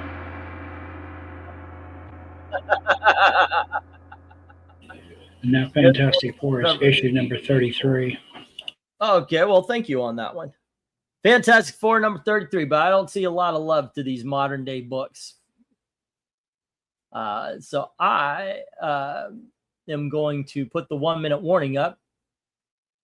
There's a couple character names, Brendan Sanderson novels I always pronounce one way when reading it in my head, but those who read the audiobook say differently. Yeah, schedule is common in England, says Mill. Try aluminum from the Brits. Aluminium is what they say, right? Aluminium. Yeah.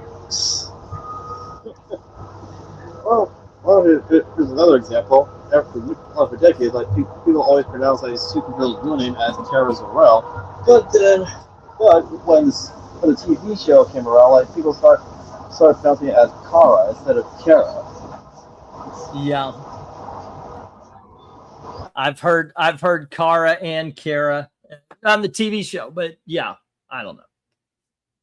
Let's see. Well, with the DC anime universe, like they actually pronounce it correctly as Kara Zor-El, not Kara Zor-El. Get the 1 minute warning here. 1 minute warning. And I think some Godzilla and Thor need some love. Of these, I will ask, where would you go, Dom? And what cover makes you go, okay, just for the cover alone, that looks awesome. Because I'm thinking Penguin. First of all, I know Penguin is actually a good read as well, but Brian Bolland every day of the week. I'll go with Aquaman, Penguin, and Birds of Prey. Okay. I want to see what the inside of this is like. I mean, it's Dave Cockrum, X-Men.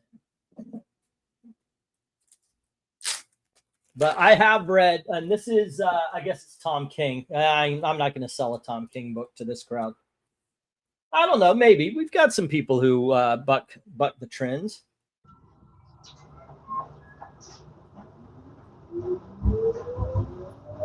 Oh, this is kind of a retelling of Giant Size X-Men. All right. What the fudge? So I guess it's a different artist every page, and they decided to give this one. Now, who would do this? Because I know I'm not selling the book, especially if I show this. But why would you add this in? This is such a tonal shift, especially next to this page. It is such a tonal shift in art. You see that, and it's not to be taken serious. Chuck Jones isn't going to be animating Schindler's List. By the way, I would love to see that, but he never would. It would be tonally wrong. But anyway, that's what's going on in that one. Okay. Am I taking crazy pills? Actually, the Aquaman 80th anniversary is pretty good. I mean, it is a mixed bag because it's a, oh goodness gracious, what do we call those variety books? But yeah. Anyway.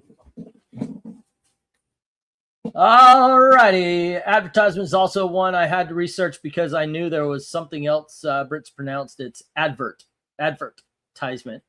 Okay. Tom King has 2 good issues, says Jim. I actually do like the Penguin. Yes, have you seen Heinz brand beans on pizza? They sell in the UK frozen beans on pizza. Yucca. Okay, here's one. Have you been listening to it, like, or watching a YouTube channel, and then all of a sudden they say something and you just know it's AI because the way they said a word? Dude, they love the stuff. Check out those. I've encountered that Yeah. sometimes. Yeah, it's I don't like AI videos. So as soon as that happens, I actually turn it off.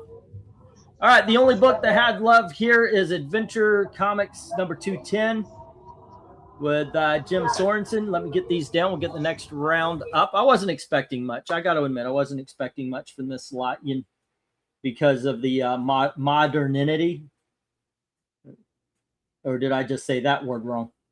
All right, there we go. And let me get these down. We'll get the next round up. 1 book to the good box and the rest to the rejects. There we go. Dun, dun.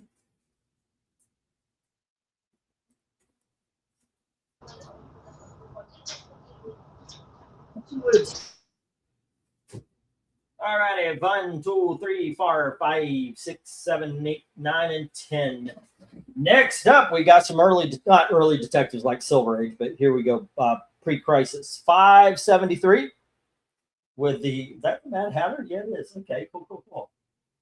Next up, we have issue number 579, and we have issue number 580, and issue number 581.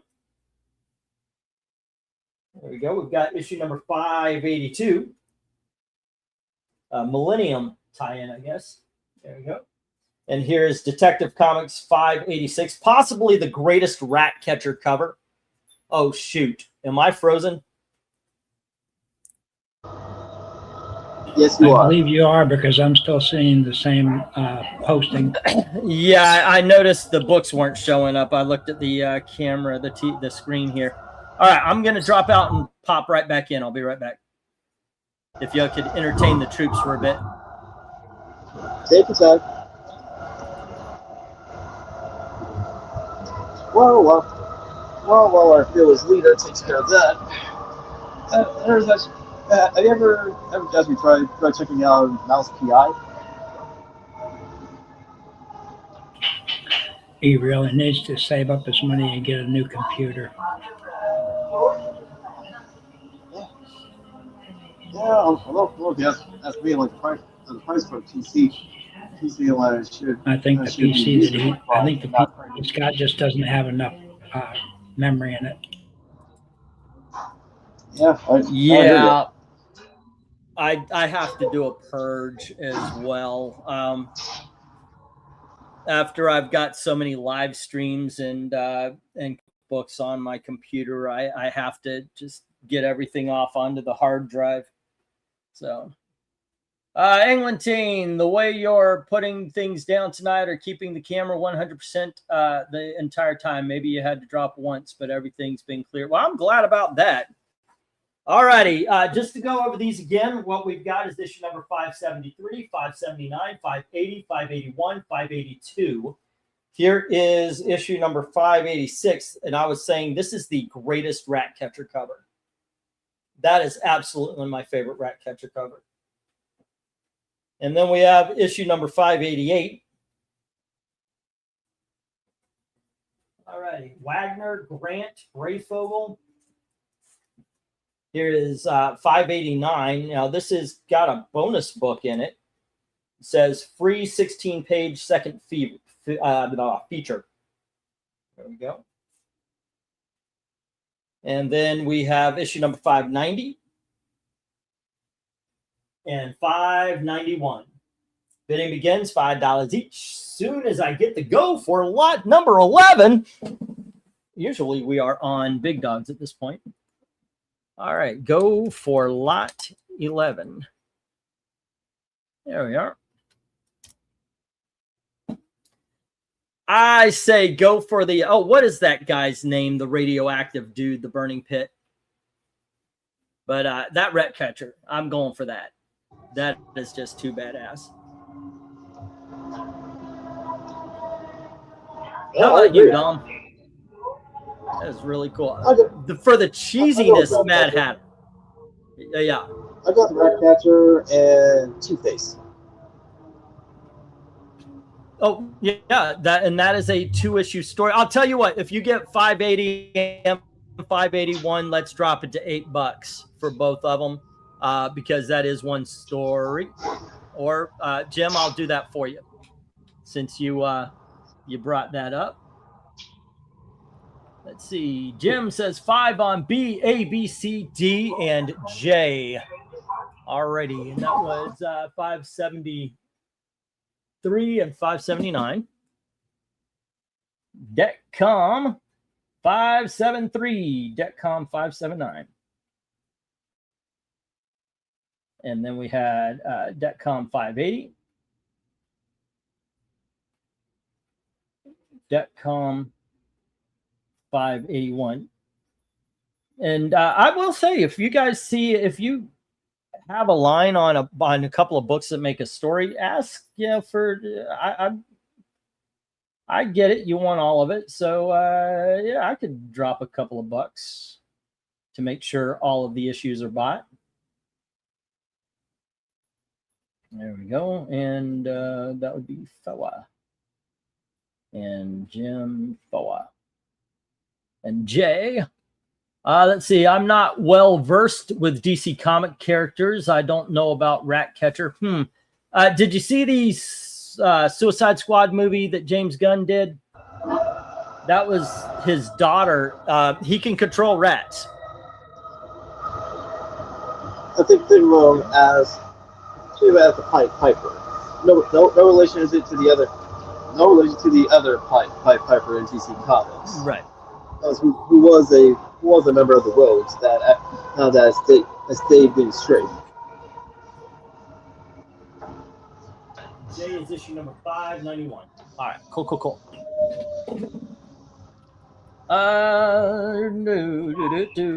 So, Dom, what's going on in comic book world that you would like to talk about? Let's see. Well, there is recent news that a well-known and popular comic store in Oregon, Things from Another World, known in Milwaukee, it's being closed down. It's been closed down, but they're given like an extra month to keep their doors open until June 30th. Okay. Yeah, it's rather shocking. It's rather shocking news. Ever since like Dark Horse actually got acquired by this group, by the Embracer group, which is like a media conglomerate that deals with gaming and such. And on the 40th anniversary of Dark Horse, the founder Mike Richardson ended up being fired from the publisher he founded. That is something, isn't it? But yeah, I did hear about this. I heard a couple of weeks ago about him being fired, but I heard recently about the comic shops closing up. I don't know. Dom, are you on a highway? Well, at the moment, I'm currently in the light rail. Oh, okay. Yeah, so Erica Boyd's wondering because we're hearing the background noise. I'm not minding. I appreciate the conversation, tell you the truth. And it's not overbearing. All righty. Jim asked to replace C and D with I, which I did. Sounds like Dom is in the luggage area on a plane. All right. I'm going to put the 1 minute warning up. So far, Jim has the only bids, and it is A, B, I, and J. All righty.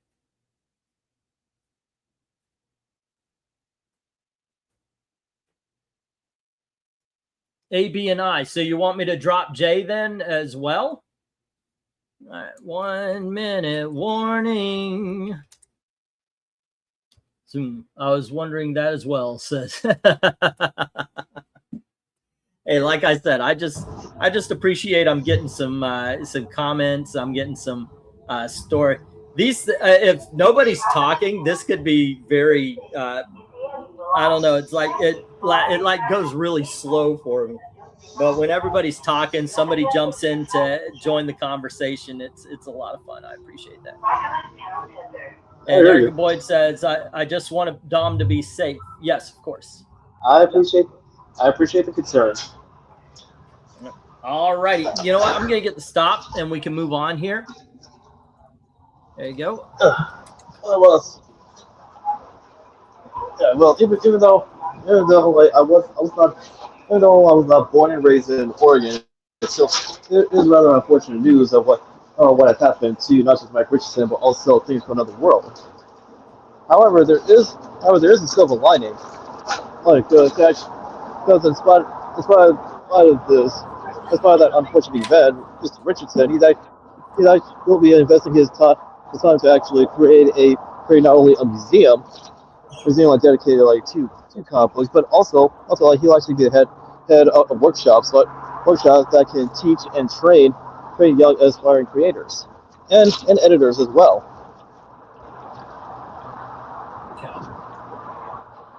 All right, so let me get these. Jim says he's got 573, and then he has issue number 590 and issue number 591. Everything else hits the reject box. All right, including that awesome rat catcher cover.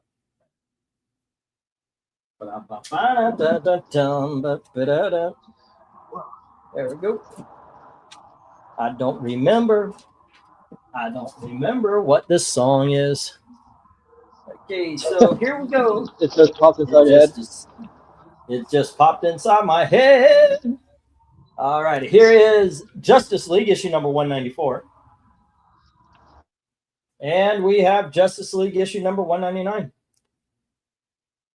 Justice League of America, ladies and gentlemen, issue number 203. I am a big fan of Lobster on Her Head Zatanna, by the way.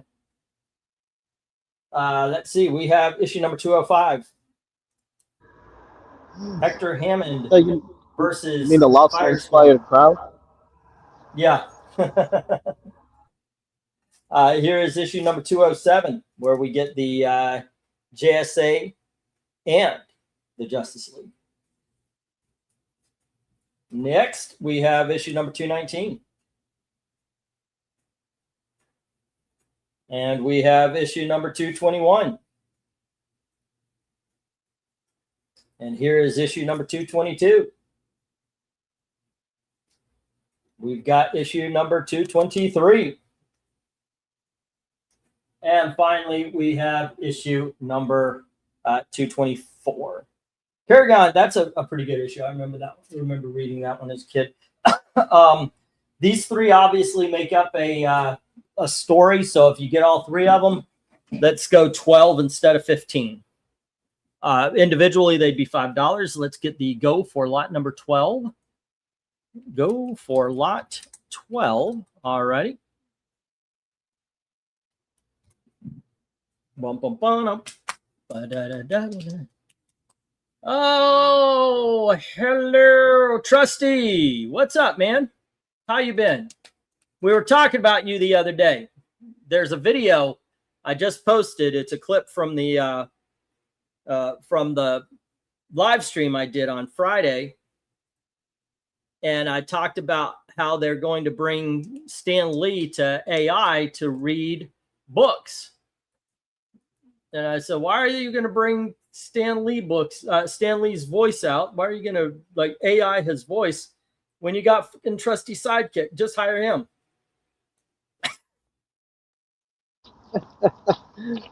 It's true. Yeah, no, I'm laughing because you're not wrong.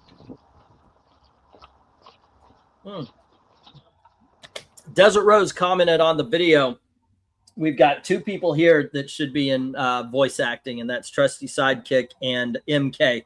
Everybody knows MK should be in voice acting. That man needs to go out and audition yesterday. Well, not to mention like voice acting like is a serious profession, and yet whenever there are like new movies or TV shows, instead of like hiring the veterans or even young bloods that are show that he or she are the best at the job, instead Hollywood and studios are hiring celebrities who have little to no experience with voice acting. Yeah. Now that's not to say like they can't do a good job in voice acting, but it's just this phenomenon that's been rather happening for quite a while. Like, like there are some people in Hollywood that don't take actors seriously. Yep. Actually, I saw a documentary about voice acting, and surprisingly, there's this kid in a movie called Summer School. He plays the nerd, and it's one of those things where you're like, "Oh God, dang, that guy was in one movie and he just disappeared." No, he's been a very successful voice actor for the last 40 years, and he was like, "Oh, they're hiring actors. They're hiring A-list actors now to do voices in cartoons." And they don't understand the difference between acting and voice acting. You need a voice actor to really hit with a cartoon. So, and games as well. Games, even motion comics. Oh, like Jim says, good books up here, but so far no one is biting. I threw out the line, but nobody is biting. I wish I had a Stan Lee puppet to use on the readings. No, but these are That's trusty. no, this is quality. This is quality Justice League material. Yep. Next week there will be Detroit Justice League as well. Nice. That's just like AI. AI was brought up like earlier as a quick mention. Even though there are understandable like concerns, there is actually there are people that are genuinely excited, right? Because there are numerous like opportunities and possibilities of what one can do like with AI when it's used correctly and ethically. But every time like people make an anti-AI argument, it ends up falling short. Not only that, but also like they get tunnel vision, like not realizing they are not only limiting the opportunities, but it actually damages how the technology, when used as a tool and assistance in the creative process, it can actually really help enhance the craft, while not replacing like the human factor.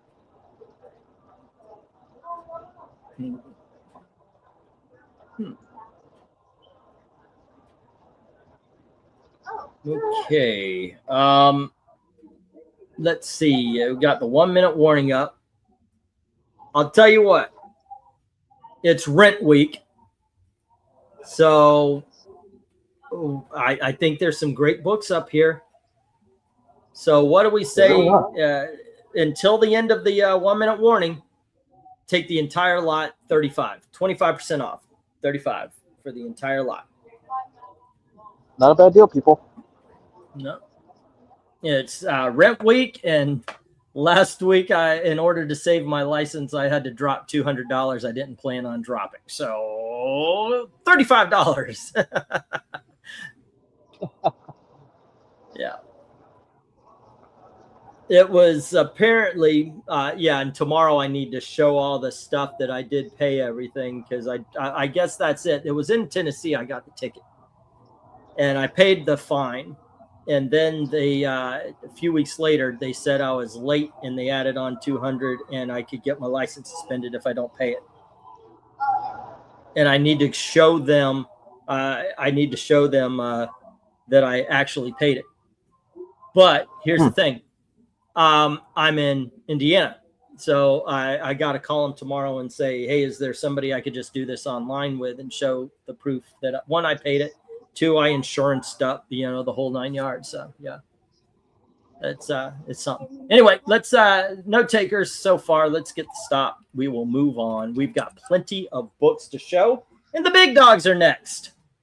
We're gonna stare at a couple of comics on this first lot though, because it is modern stuff. So, all right.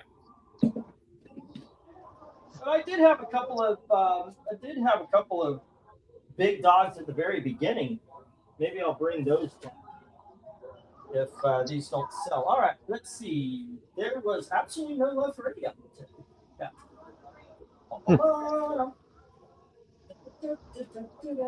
Boom, boom. Maybe these are just too late for $5. Maybe these should be $3. I don't think some of them are. Before 200, those are good $5. Maybe the over 2. I don't know. I'll work with it. Well, what you place on the lot, a lot of like are not bad books.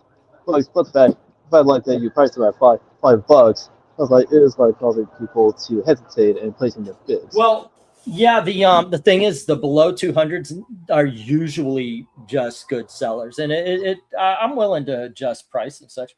I'm not going to mention that he is right now resting. He has been out all day.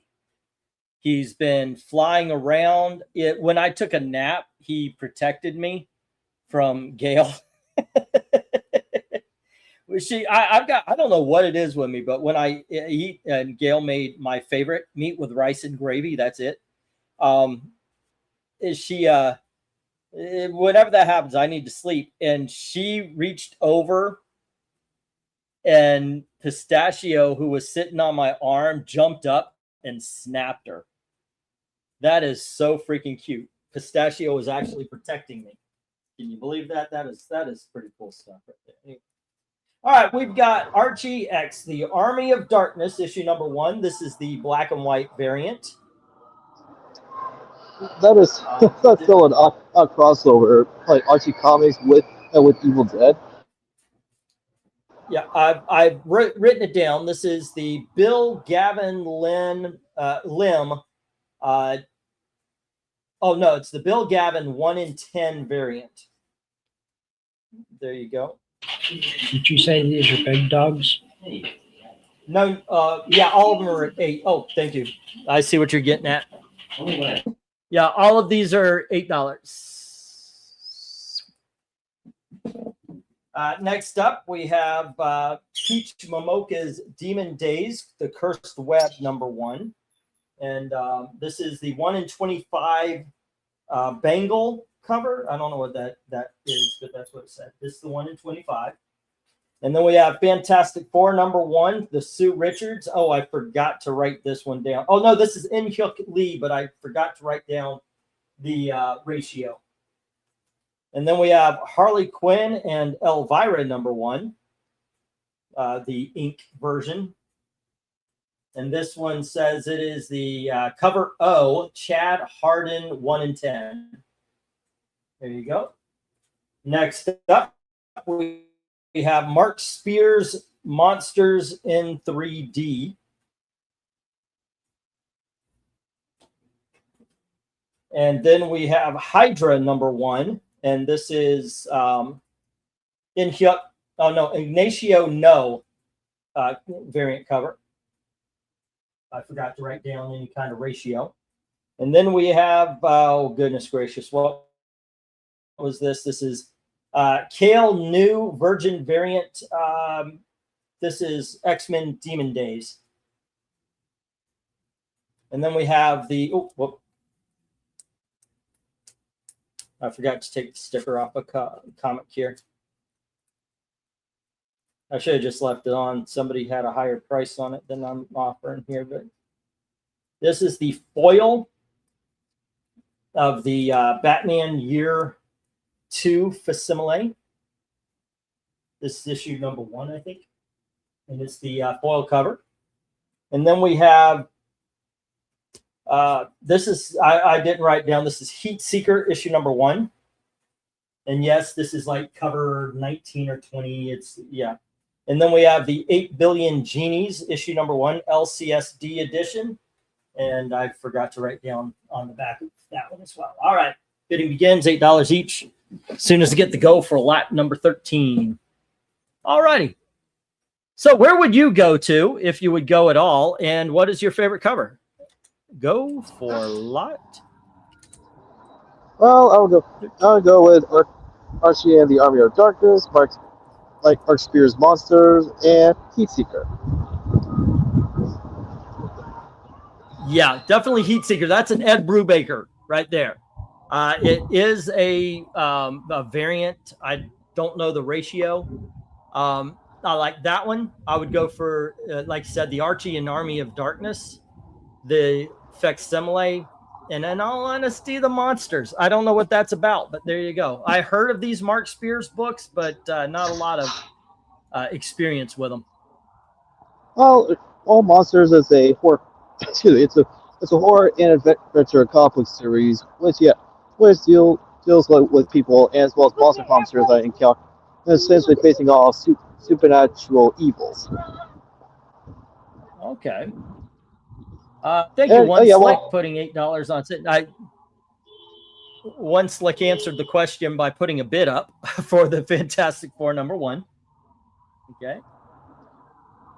And well, let's see, we have. It's a solid series. Oh, okay. So you've read it. Well, yeah, no, I have Heatseeker as in one. Excuse me, in one of my pull boxes. It's a solid sci-fi action and adventure series. Okay. Jim put 8 on Hydra #1. All right. So we got 2 bids off of it. That's not bad. Not bad at all. I got to tell you, in spite of me not particularly caring for a lot of her art, I got to tell you, this is not the art I don't care for. I like Demon Days. I did read that. I think that's an actual decent. Good. Yeah. It is very much, it's kind of like Samurai X-Men. Yeah, no, it essentially is. It plays. It plays very well. It's actually there is a. Oh, go ahead, please. Currently there is actually a decent Psylocke series, and the writer for that one is Tim Seeley, and Peach Momoko. She's the writer focusing on Psy, who is one of the characters in Marvel Rivals who looks like Psylocke, but it's not Psylocke. Betsy Braddock. Oh, okay. All right. What was it? Oh, the Peach Momoko art that I went off going, what the hell are people finding in this lady's art? It was all the pastel stuff. You know, this is actually pretty cool. But also manga inspired. Mm-hmm. Yeah, very much Demon so. Days, Very much so. It works. It works with her art style. I like the Harley Vam cover, but can't find it anywhere. The Harley Vam? What is the Harley Vam cover? Is this the one where she's laying on the floor in the mental institution? And Jim's saying, if I thought I'd get the entire series, I'd go for Archie and the Army of Darkness. I read the first issue, and it is so much fun. I will. It has been 2 minutes, so I'm going to get the 1 minute warning here. Right now, only 2 books have love, which is actually 2 books more than I thought. And not the book I thought. I actually thought Heatseeker would go because it is a hard case by Brubaker. I'm wondering if is it a case where only RDV, myself, and Eric Breen see value in Brubaker's work. It's almost like the Venditti thing. Hey. I swear up and down. Yeah, you're not the only one. Venditti. Okay. I swear up on. Oh, Tony Hayes comes in. He says, "Okay, I'll take the Heatseeker." 1, 2, 3, 4, 5. All righty. Hey, man. I think Heats. Good choice. Good choice, Tony. You won't regret Heatseeker. And also, you guys are not the only ones who see value in Brubaker and Vinditti's works outside of Marvel and DC. The writers I will always go to are Robert Venditti, Tomasi, Peter J. Tomasi, and Dan Abbott. Those are three of my favorite writers in comics right now. So I'm willing to follow them, see what they do. I guess if I were to fill out my top 5, I would have to go Marika Tamaki. She's just Seriously? fucking brilliant, and I'm not sure of her name, but she did the Fire and Ice miniseries, and I think that is one of the most in-depth character examinations of any superhero since Alan Moore's The Watchmen. If you have not read Fire and Ice, it's amazing. It is amazing. More, I would have to point to mostly when Fire and Ice brings Martha Kent to a drag show. You know, I never really bought into the identity stuff until I read Fire and Ice, and I thought, you know what, Martha Kent needs to be at a drag show every day. It is one of the most brilliant books I've ever read in my entire life. You're kidding. Yes, I am. I've been married 30 years. I can lie with a straight face. That is absolutely no. They're horrible. And Marika Tamaki, I got to admit, at least when she gets her head out of her ass, can actually write a decent book. But yeah, no. I was laughing. I was internally laughing when you brought up Fitzmartin and Tamaki. Like, oh yeah, I couldn't remember her name. I couldn't remember.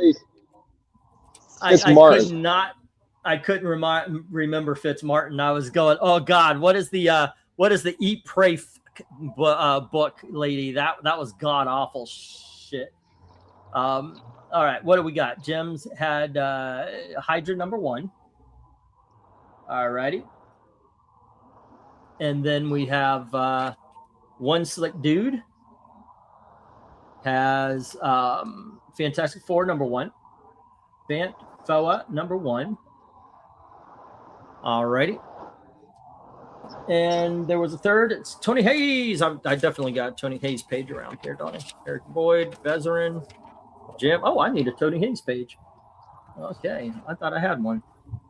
Tony Hayes has been a while. I gotta check out the. I thought I already had one. One Slick Dude, Jim, Vez, Eric and Boyd, Mill, Jet. No, I did not. Go figure. I gotta bring out the old things here. But for this one, he had Heat Seeker. Alrighty, and I'm going to get these books down and get the next round up. Alrighty. Well, hey, you know what? I got to admit, three is more books than I thought would be taken from this lot. So, yeah, there are still quality books being made today. You just won't find them in the mainstream. Although DC is currently kicking Marvel's butt when it comes to producing quality books. All right, one more time around the block. Fantastic Four to One Slick Dude, Heat Seeker to Tony Hayes because he loves the under boob, and Hydra to Jim because he loves women with 7 heads. Kid Duckies. Oh, all the rest hit the reject box.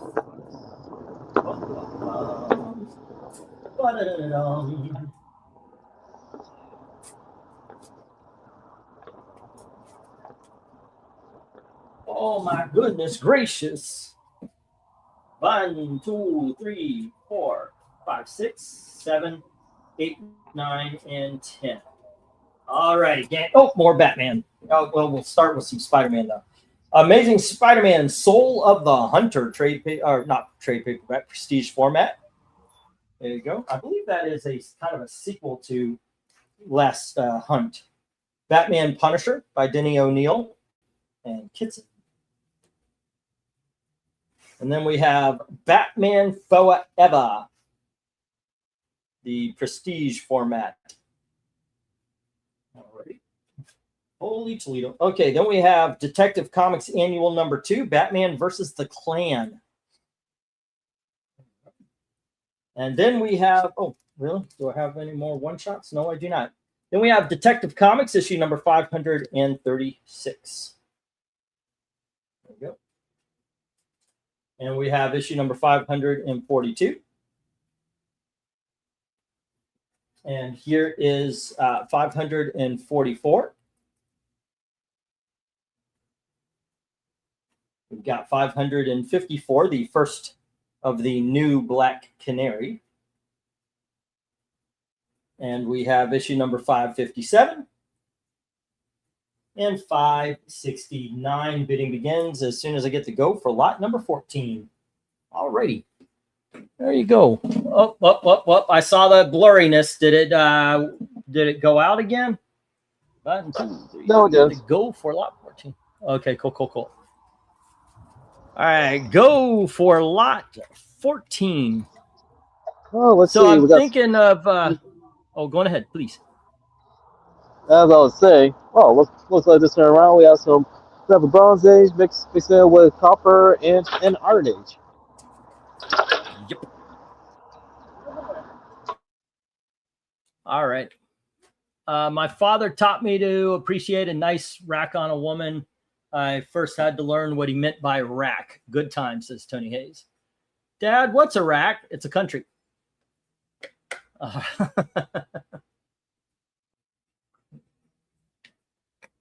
Boobies and Brubaker equal boob breaker. Boob breaker. That's funny. Yes. Goodness gracious. Oh no. In a good mood. I'm going slow tonight though. I need to pick up the pace. Then we got one entire lot here of I got some sets, but they're different because it's Legends of Batman. That's coming up in a little bit. More $5, some Ghostly Tales, some King Hull. We've got a lot of good stuff here. Oh, wait, did I put in 2? Yeah. Oh, my goodness gracious. So far, no love for the Batmans. The Batmans. I think this would be the Batmans. Yeah, I'd have to.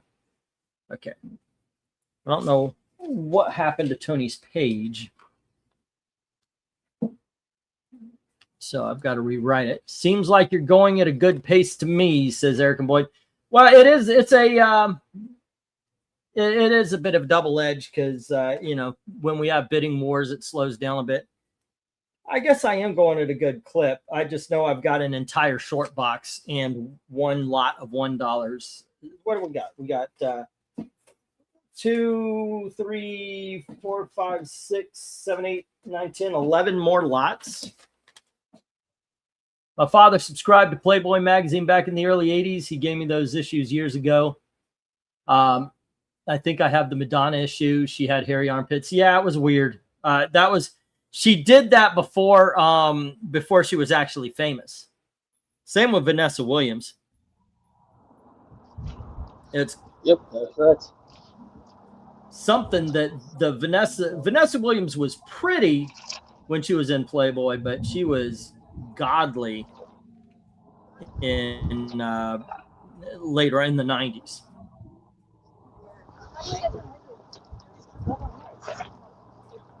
I mean, she was definitely something else. Yeah. Back then, people were able to appreciate beauty and embrace it instead of sort of replacing beauty with ugly. All right. Dark Hold number 5. And we were talking about Calypso, and I think that is just about that. Yeah, that's top notch. Let's see, Iron Man, $278, $1. All right, and I think that is that. Okay, I got Tony Hayes all caught up. Cool.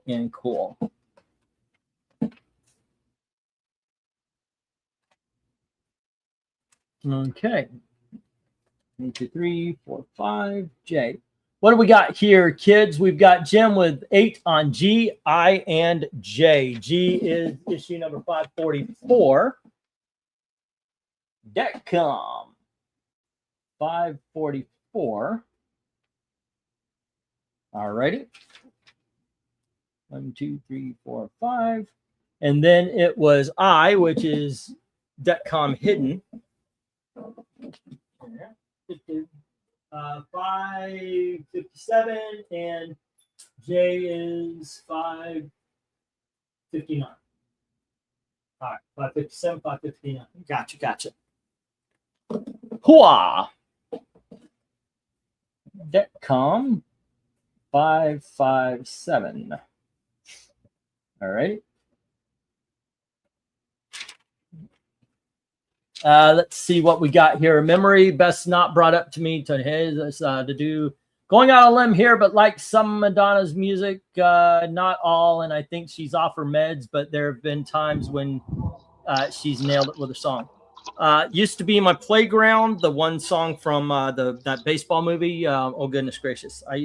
Gina Davis, Rosie O'Donnell, Madonna, Lori Petty. She's a league of her own. Yeah. The other one is the one she did for the Sean Penn movie. I forget that one, but I do know I loved it. La Isla Bonita is one of my favorite of her songs as well. Yeah, there's a lot of songs I like from Madonna. Yeah, same here. Like it ranged from like a version to Vogue. What is the one? Really, Beautiful something. Oh, it's not the one she did for Austin Powers. Wait, I want to say it's Beautiful Dreamer, but I need to double check. That's it. I think it is. I think that is it. Yeah. Oh, yeah, it is. She goes. Yeah. I like that one. Well, speaking of Mike Myers, I was like, well, this year he officially turned 60. Michael Myers officially turned 60. I thought he was much older than me. He's only like 4 or 5 years older. Yeah, that's something. Hey, RDB, what's up? Hey, Bakeman. All right. No, actually, when you look at his recent pictures, like he looks good. For a guy his age, he doesn't look 60. He still looks like a man in his 40s. Maybe I'm thinking something different. The Vision Quest song.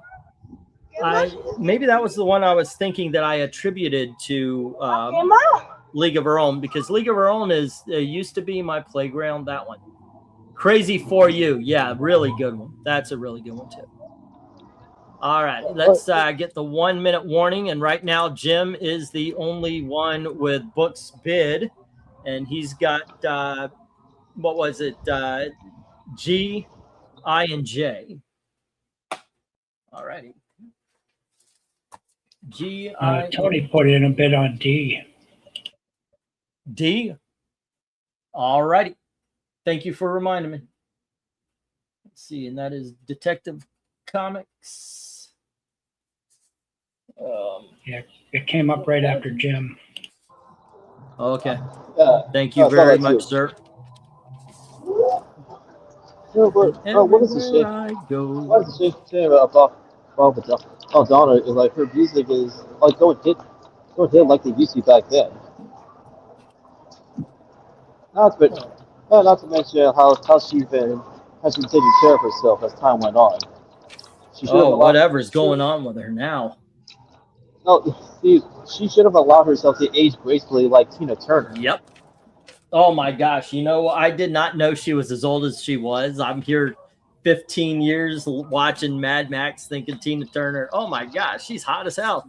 She's like 50 years old at that time. But yeah, go figure. Right? I mean, not only did she age gracefully, but she can still perform as a musician.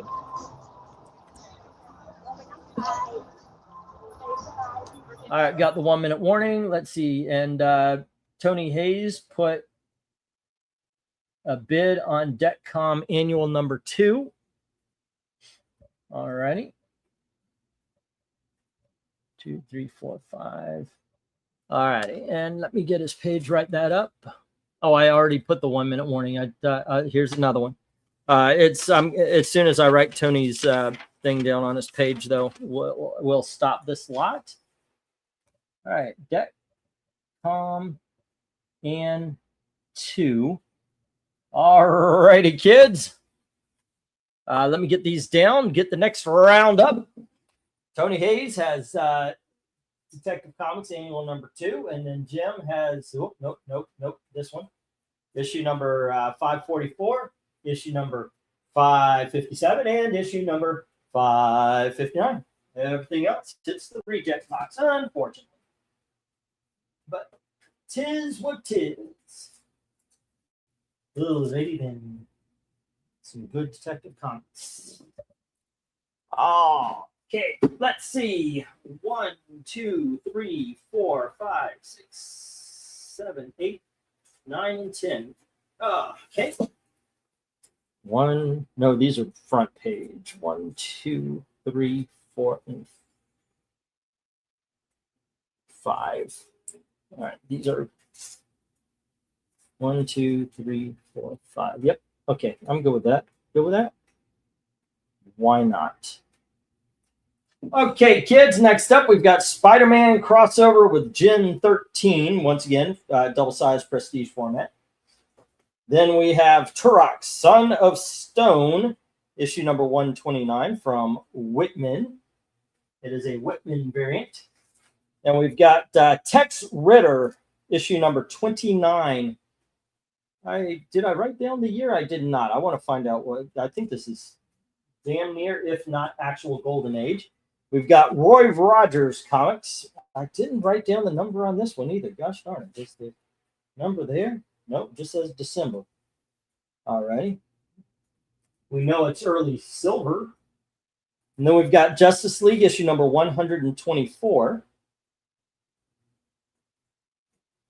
Okay. 1, 2. No. That can't be the middle. There we go. There we are. And there we are. Okay, next up we've got Crime Does Not Pay. Now, there is a store stamp on it from a long, long time ago. This is issue number 142. Okay, as a matter of fact, let's drop that to 6. All righty. Let's drop that to 6. Okay, and then we've got Ghostly Tales, issue number 88. With Dr. Graves. And then we've got Action Comics, issue number 373. The All Supergirl issue.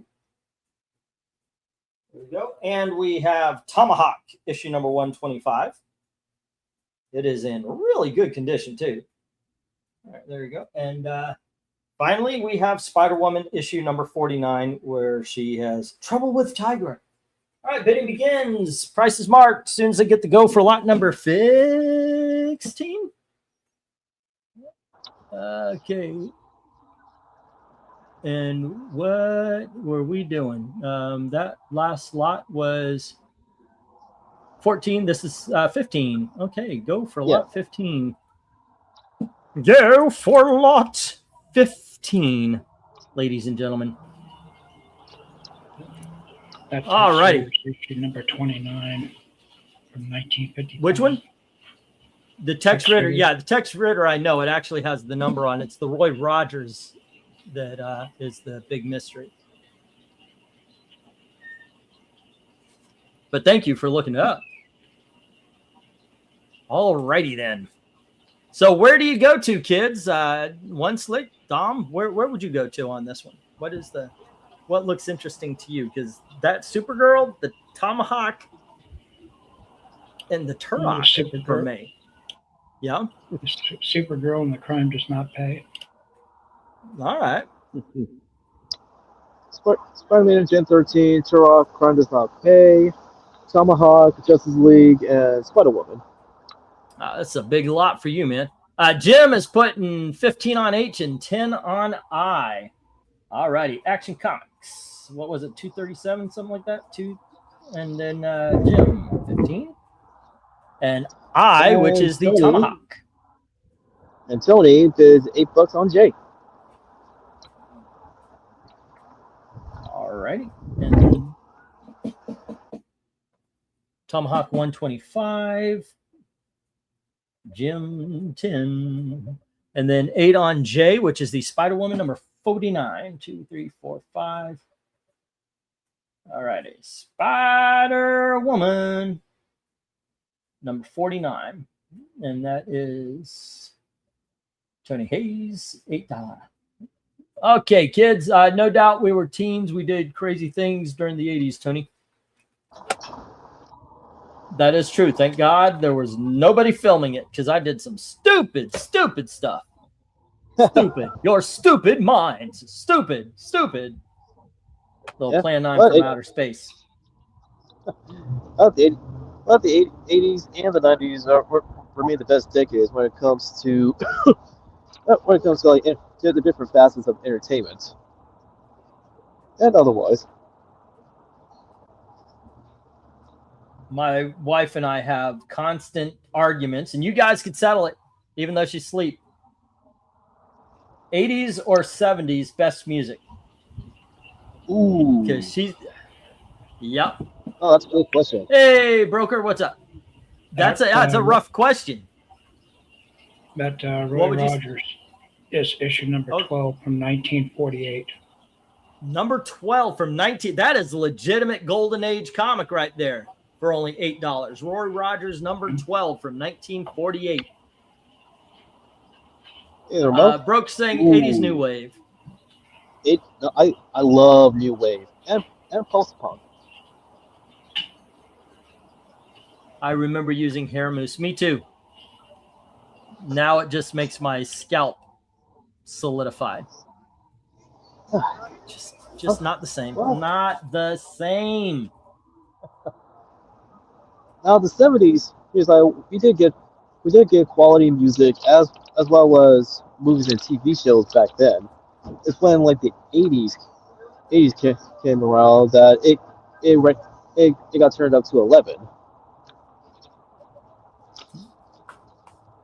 Unfortunately, I filmed most of my stupid adventures on old VHS tapes and don't have them anymore. My greatest moments might still live out there somewhere, says Tony Hayes.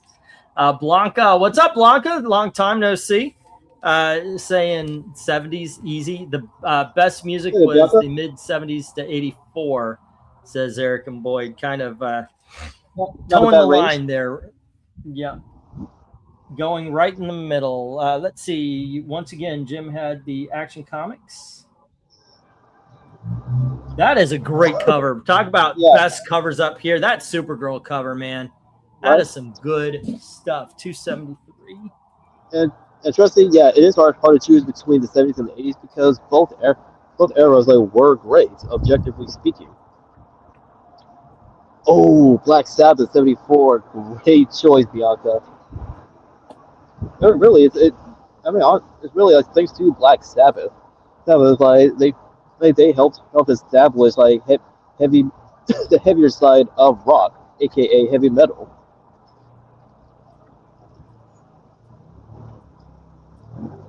Well, Tony, they're not just bringing back 1980s Pizza Huts at some locations, but 90s Pizza Huts as well. Oh my gosh! When I was a kid, I remember going to Pizza Hut, and we would always, you get that big family pizza, which is probably just a large, but when you're a kid, it's just so much bigger. And then, of course, you ask for, while the adults are sitting around digesting and talking, you beg a couple of quarters so you can go play in the video game arcade, because in the 80s, every pizza place had a video game arcade. Right. The pizza place we always had, that was always the place to go, was a local place called Pudgy's. Yeah. Oh. When I played sports, they'd take us on, when we would be on the way back or that, they'd stop at Pudgy's and buy the team a 32 slice sheet pizza. Maybe that's what I was thinking. Yeah. Okay, kids, a lot of great books still need some love. Spider-Man Gen 13, The Turok Son of Stone, both of the Westerns, Tex Ritter, Roy Rogers, some actual Golden Age comics up here. Justice League needs some love. Crime Does Not Pay needs love. Ghostly Tales needs love. The other three are taken, but that is 7 awesome books. 7 awesome big dog books that need some bids, ladies and gentlemen. And now you know know, like what came true as predicted from, excuse me, by Back to the Future Part 2? The rise of retro-themed stores and restaurants. The Cafe 80s. Uh-huh. I think that Yeah, would be no, kind of cool. yeah, no, but it's that prediction from Back to the Future Part 2 that it came true. Feel like the rise of retro-themed stores, studios, and restaurants. All right. Let's get the stop. We bring this down, get the next round up. Unfortunately, a lot of good books hitting that reject box. Once again, Spider-Man Gen 13. And remember, if you go back over old lots and something isn't claimed, feel free to Turok Son of Stone, Tex Ritter, Roy Rogers, Justice League of America 124. Prime does not pay, issue number 142. Hey, One Slick, what year is that from? I think it's early 60s, actually. I don't think this is a 50s or 40s. Ghostly Tales, number 88. All in the reject box, kids. But Jim has the Action Comics number 273 and the Tomahawk issue number 125. And Tony Hayes has Spider-Woman issue number 49. By the way, this is the second to last issue. There was only 50 issues of the old Spider-Woman series. And with that, we got the last of the big dogs. And we have the first appearance of Green Lantern as Parallax. This is issue number 50. And we have the first appearance of Captain Carrot and his amazing zoo crew. That's New Teen Titans, issue number 16. Also, it's an awesome Marv Wolfman, George Perez story. We have the first appearance, well, first full appearance of, or is it the first cameo? Anyway, it's the first of Rescue, the Pepper Potts armor, Rescue. And then we've got the first, now some people say it's cameo, but this is the Wolverine thing, right? But this is the first appearance of the War Machine armor. Dun, dun. And I get it, it's a last page kind of thing, but I've always thought if there's dialogue and there's, see, I think that's the thing. You got the first appearance, it's a cameo of the War Machine armor. I guess since he calls himself Iron Man still, it's not first appearance of War Machine, but there you go. I don't know. Where do we stand on that? Is it the first appearance of War Machine or just first appearance of the War Machine armor? What do you think, Dom?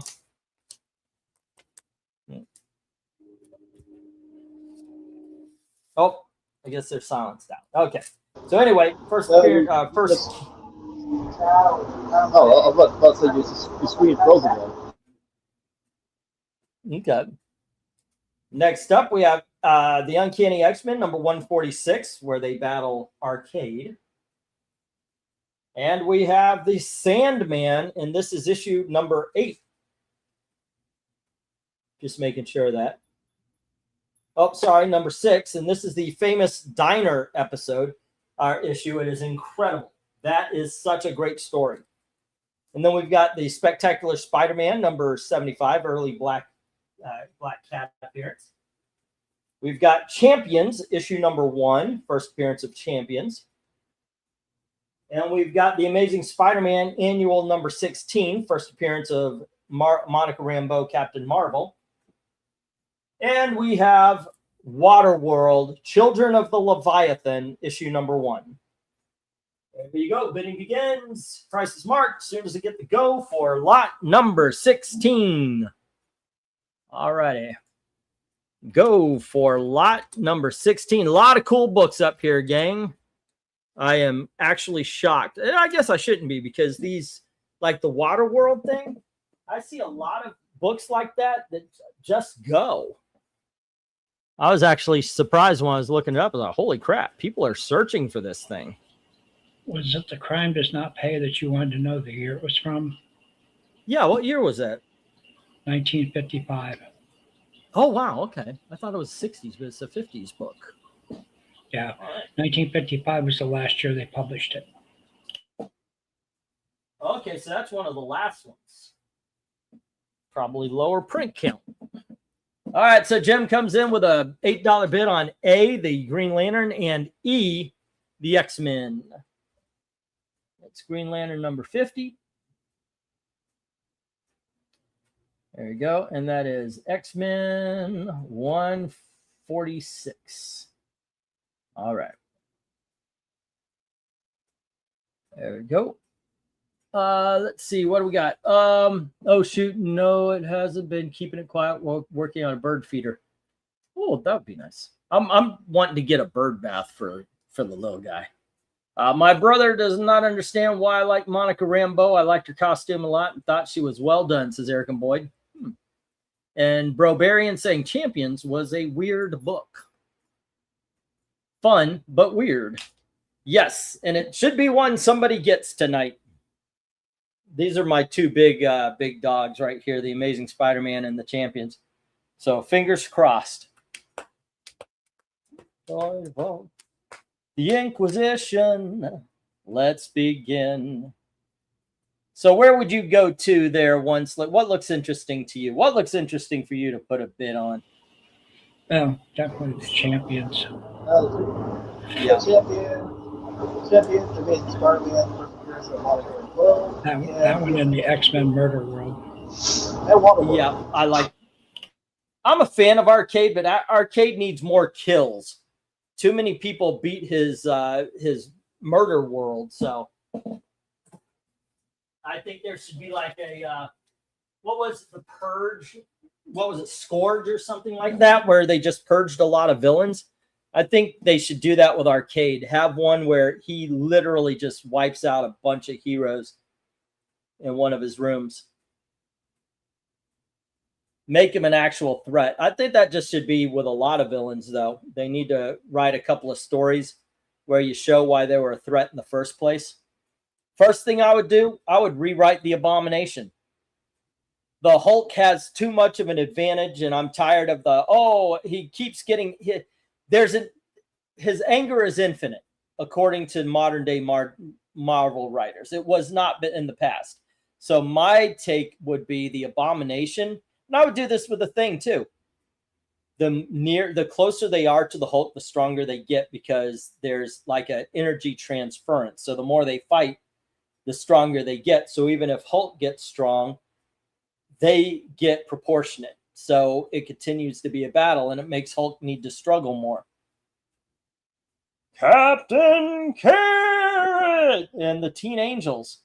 Tony Hayes says 8 on G, taking the Peter Parker Spectacular Spider-Man number 75. Peter Parker Spidey number 5. Number 5, 75.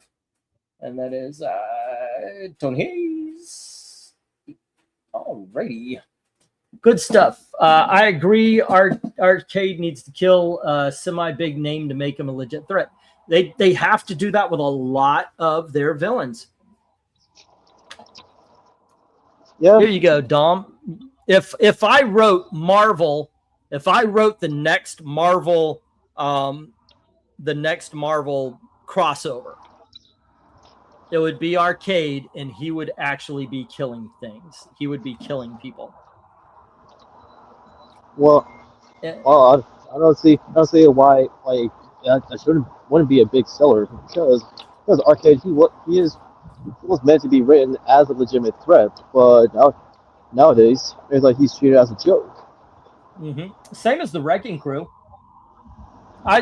The Wrecking Crew is treated like a joke. They are a Thor level threat, so they should not be treated like a joke. But it's the group that they have come in so everybody can beat up on them.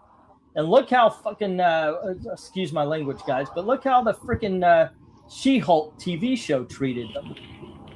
Well, the Wrecker was more powerful before they put him with the Wrecking Crew. That is true. He transfers power to everybody. And yeah. But Thor, like, not only does he have a great, well-rounded supporting cast, but also that same rule applies to his rogues gallery.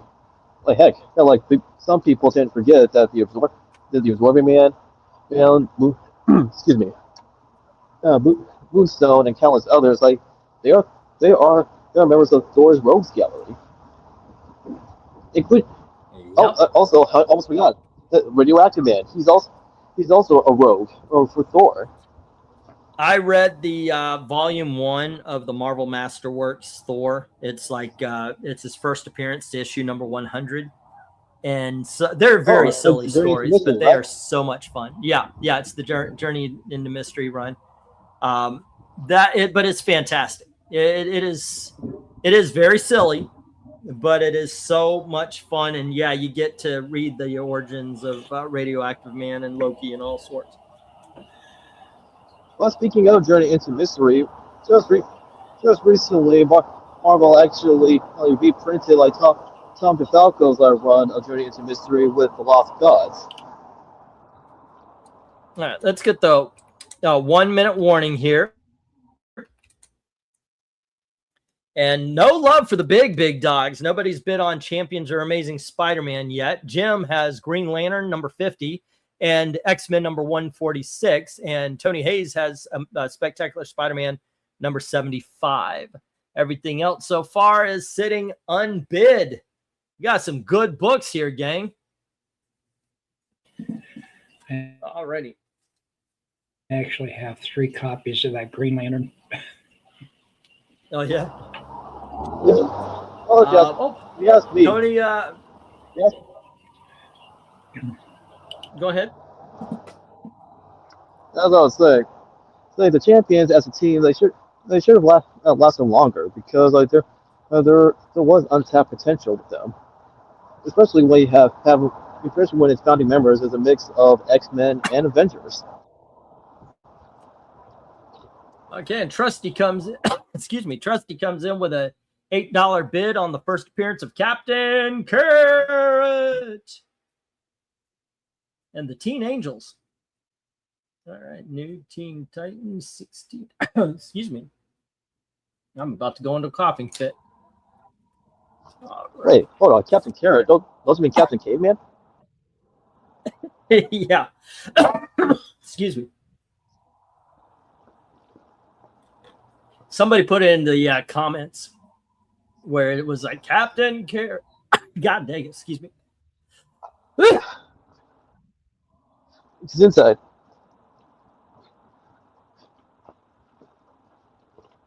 Oh my gosh, something decided to sit on my gag reflex. Don't know why. Came out of the blue. Oh, I have the box in the bedroom right now, the big one. What?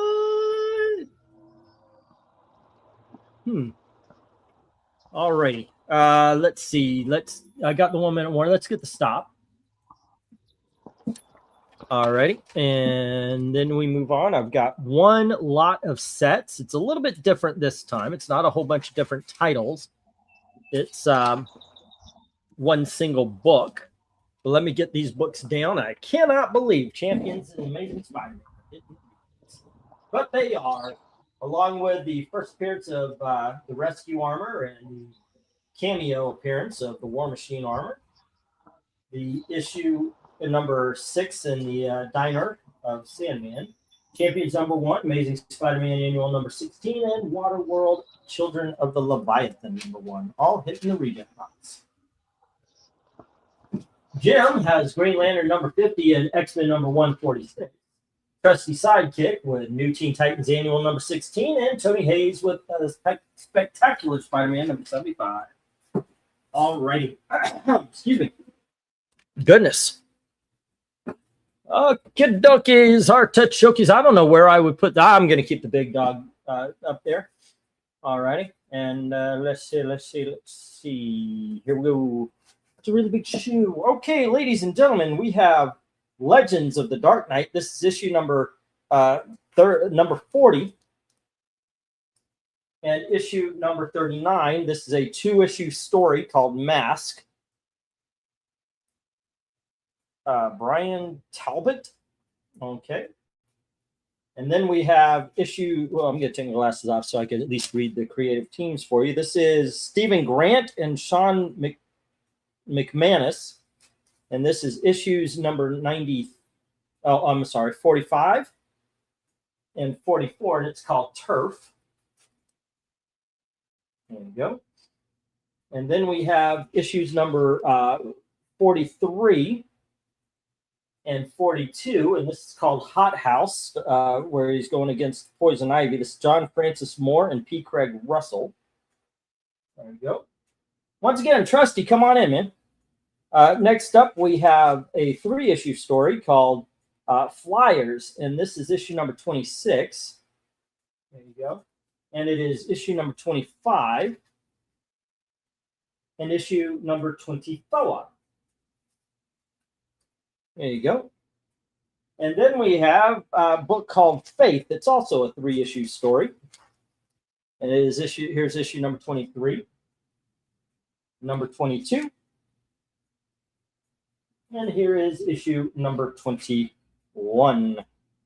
There you go. Now we've got the 3-issue story called The Quarry. And this is part of Night Quest, actually. And we have issue number 61, issue number 60, and issue number 59. There you go. It's when Batman or Bruce Wayne is going to, he's hunting down, trying to find Kendra Solving, I believe her name was, in England. Hello to Eric Breen. What's up, my friend? Yeah, I thought I'd stop by for a sec before bed. No, I appreciate it. You met Dom and One Slick Dude? Yeah, Dom, got a question for you.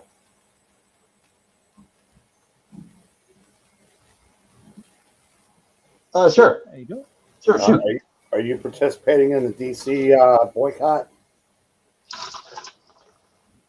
No, because it's stupid. Give me a moment, because yes, we should bring. I'm gonna do a video about that, but we should bring it up. We can I talk just want about to it. make a legal. Okay, so next up we have issue number 30. By the way, get this freaking book. This is James Robinson and Tim Sale. It's him meeting the Cavalier for the first time. This is such an awesome book. I got it in a trade I heard that. paperback, which is a Tim Sale. I heard that story. Here's issue number 2. Go ahead.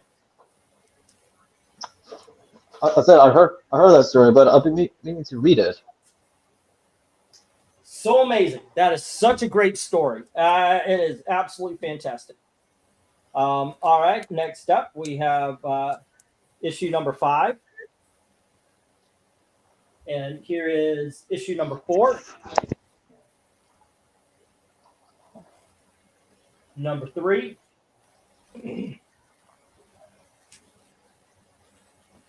Number 2.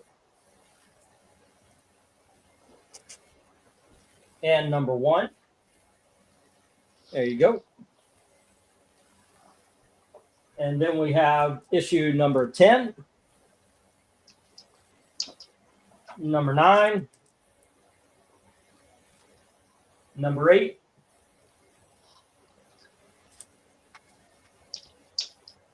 Number 7. And number 6. This is the storyline Gotham. This is the first storyline. It's called Shaman. There you go. And finally, we have a book called Heat. And here is issue number 49. It's with Batman and Catwoman. Number 48. Number 47. And number 46. All righty. Bidding begins. Price is marked. Let me get the go for lot number 17. All righty. Okay, go for lot 17. Go for lot 17. Here we go, kids. That's all choices of Batman family books. But yeah. Well, yeah. It's all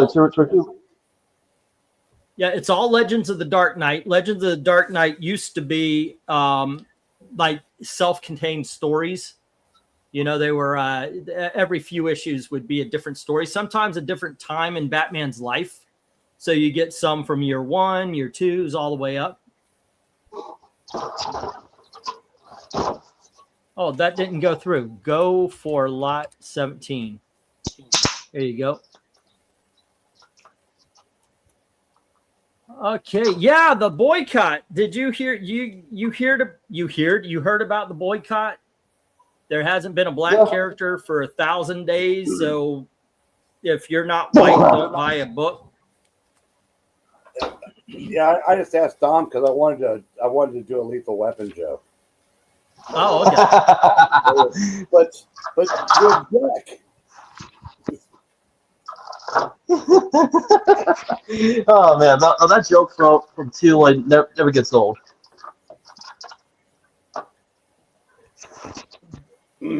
What is it? Remember when Danny Glover said he wanted to join something, and again, No, he wanted to go to South Africa. yeah, go to South Africa during apartheid. He goes, but you're black. And Joe Pesci's character, his response was, "You are." Yeah, he's like, yeah, you are. Yeah. Oh, that joke never gets old. When I first heard about it through another comic book YouTuber called, his name is Trey Michael, and he is an old school fan like comic books and manga as well. But he's an old soul. No, but like, when he actually brought that up, because it is pretty much like part two of the hashtag DC is so white, which is also stupid. Like, you dumb mother effers. You know what I kind of equate it to like a smaller version of it's like you're attacking. Pick your battle. It's like when the Oscars so white attacking the Oscars, its lack of diversity when they are the most pandering group of whatever, and so is the comic book industry. The only thing they have figured out is, for whatever reason, black characters as a rule, don't sell as well. And it's not because they're black; it's because they haven't been around forever, or they're not Wolverine. I mean, not to mention, it's the quality. Not to mention, quality matters. The quality matters, as well as the execution from the creative team. I would like to point out also, I think one of the problems is after a while, we know what story we're going to get. We're going to get the struggle. We've read it. We've read the struggle. Even though like back then, like we received these stories of characters who happened to be part of that demographic, and it wasn't limited to just that, but just as much as there were stories featuring characters who are white, European descent, or any other like demographic, and you have a variety of stories. Yet, it's somehow like with like even especially with creators of that. No, I mean not even like always back then, but even like back then before the rise of political correctness and the SJ hobos with the late 2000s and early 2010s. Somehow these guys, they're solely focused on writing like black characters or even Africans with the struggle instead of like writing quality stories featuring those characters who happen to be part of that demographic. Yeah, but those didn't sell either back in the day. So like I said, it's exactly and again, it's not because the characters are black or African, and it's more due to the quality. It's the quality of those characters. Give me just a second to read off some numbers here, and we've got Eric and Boyd putting a bid on Hot House at $3, and Jim comes in at $4, and then Eric and Boyd grabs it at $4.50. So that's with that. Then we got Query with Tony Hayes at $5, Blades with Tony Hayes at $5. Good pickup on that one. And Heat with Jim at $6. All right. No love for A, B, D, or E. The Shaman Gothic. Those are the ones that don't have any bids just yet. So there we go. All right. Thank you. It's look. It's not also that people aren't excited for black characters. Think about when you first heard anyone about them bringing back the Milestone characters. Yeah. When they first announced they were bringing back Milestone, people were excited. But then we found out what they planned on doing with them, and it was like, well, okay, I get it. Which goes against like what the reason why Dwayne McDuffie created like Milestone Media and the Dakotaverse in the first place. And what's even more tragic is the remaining founders who are still alive. They actually gave it the green light instead of saying no. All of this actually goes against Dwayne's vision. Yeah. Let's see. 1 minute warning. All right. And yep, still got some good stories up there, kids. There was even somebody in one of the threads was saying how someone pointed out, he goes, you've got good writing with with Mr. Terrific and name rattle off a bunch of black characters, and the guy basically said, I don't want them written like good characters. I want them written black. It's like, okay, yeah, shrinking an already shrunken audience down some more. Yep. It was also the ridiculous notion that writers and artists like cannot write and illustrate characters that are outside their race, which is really racist.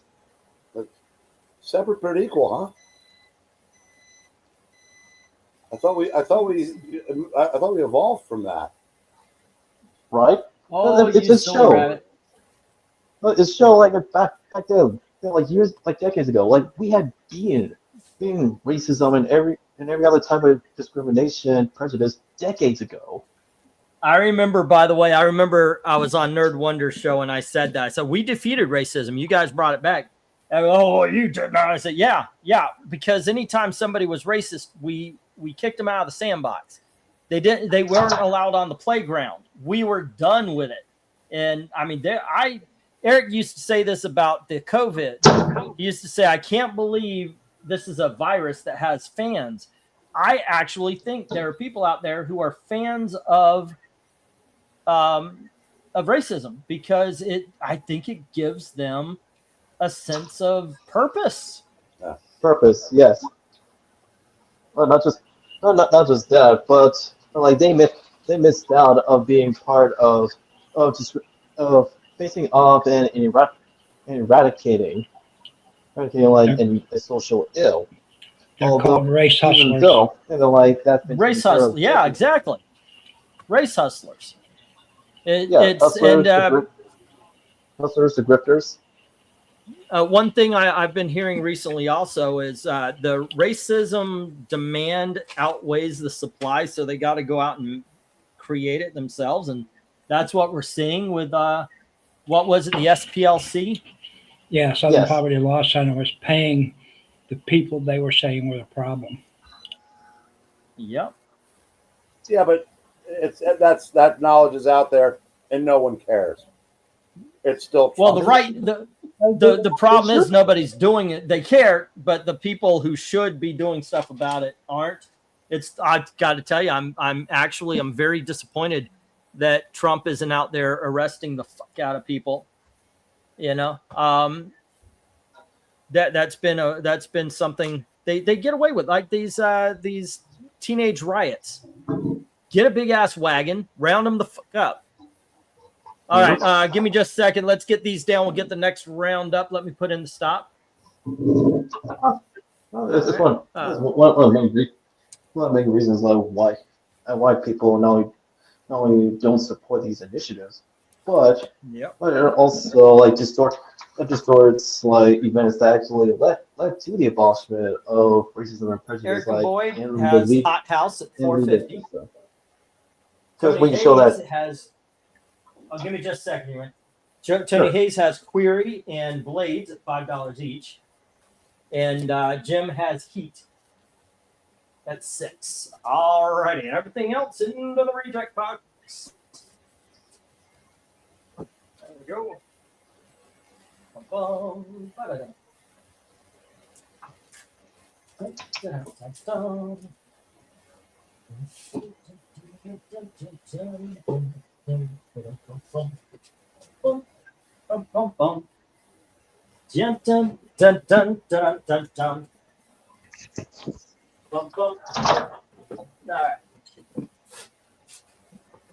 The Great Escape, by the way, is really good. 1, 2, 3, 4, 5, 6, I got it. 7, 8, 9, and 10. Okay, getting back to the $5. There we go.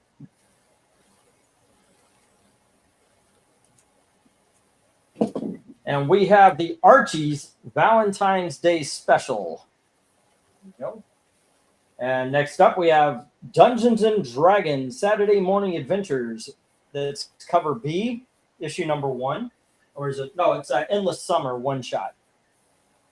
There we go. And then we have Mars Attacks number 1 from Topps Comics, the 1992, I want to say. There you go. A book called Hollywood Special from IDW. That's issue number 1. And this is issue number 1, cover B. And we have issue number 1, cover C. Next, we have Mark Spears Monsters, issue number 9. And Archie, issue number 139. And it does have a couple of cover problems. So you get a good early 1960s Archie. Here's issue number 90 of Ghostly Tales.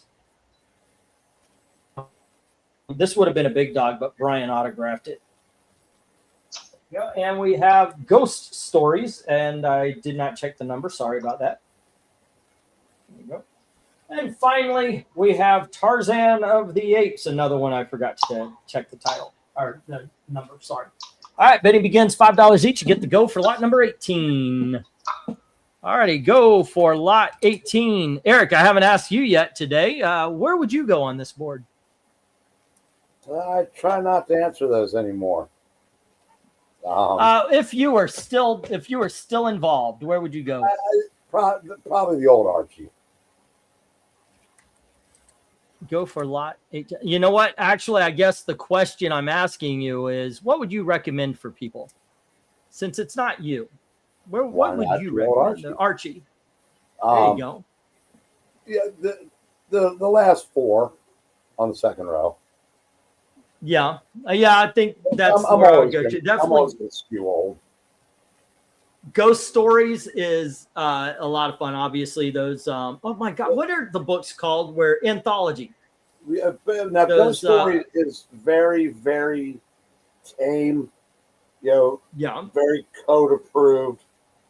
Not a lot of actual scary stuff in there, but I liked them. yeah. They were just, to me, they were kind of like, the Ripley stories. They were just kind of fun little stories. Agreed. Jim has 5 on the Archie. I have not read any of the Mark Spears Monsters. We talked about that. Oh, and I do remember reading Mars Attacks and liking it back in the day. I got to tell you, I don't know what Hollywood Special is. It just looks interesting to me. The top row and the Monsters is basically the last. I think that's the last bit of the modern day section of the collection I got in. The Dungeons and Dragons is a pretty good story, says Brobarian. So he's recommending that for you guys. I second the recommendation. The Ghost Stories is issue 24 from 1970. Okay. Which means it's And the Tarzan book is number 205 from 1971, the next to last issue for Gold Key. And I was about to say that's going to become DC pretty quick. Alrighty.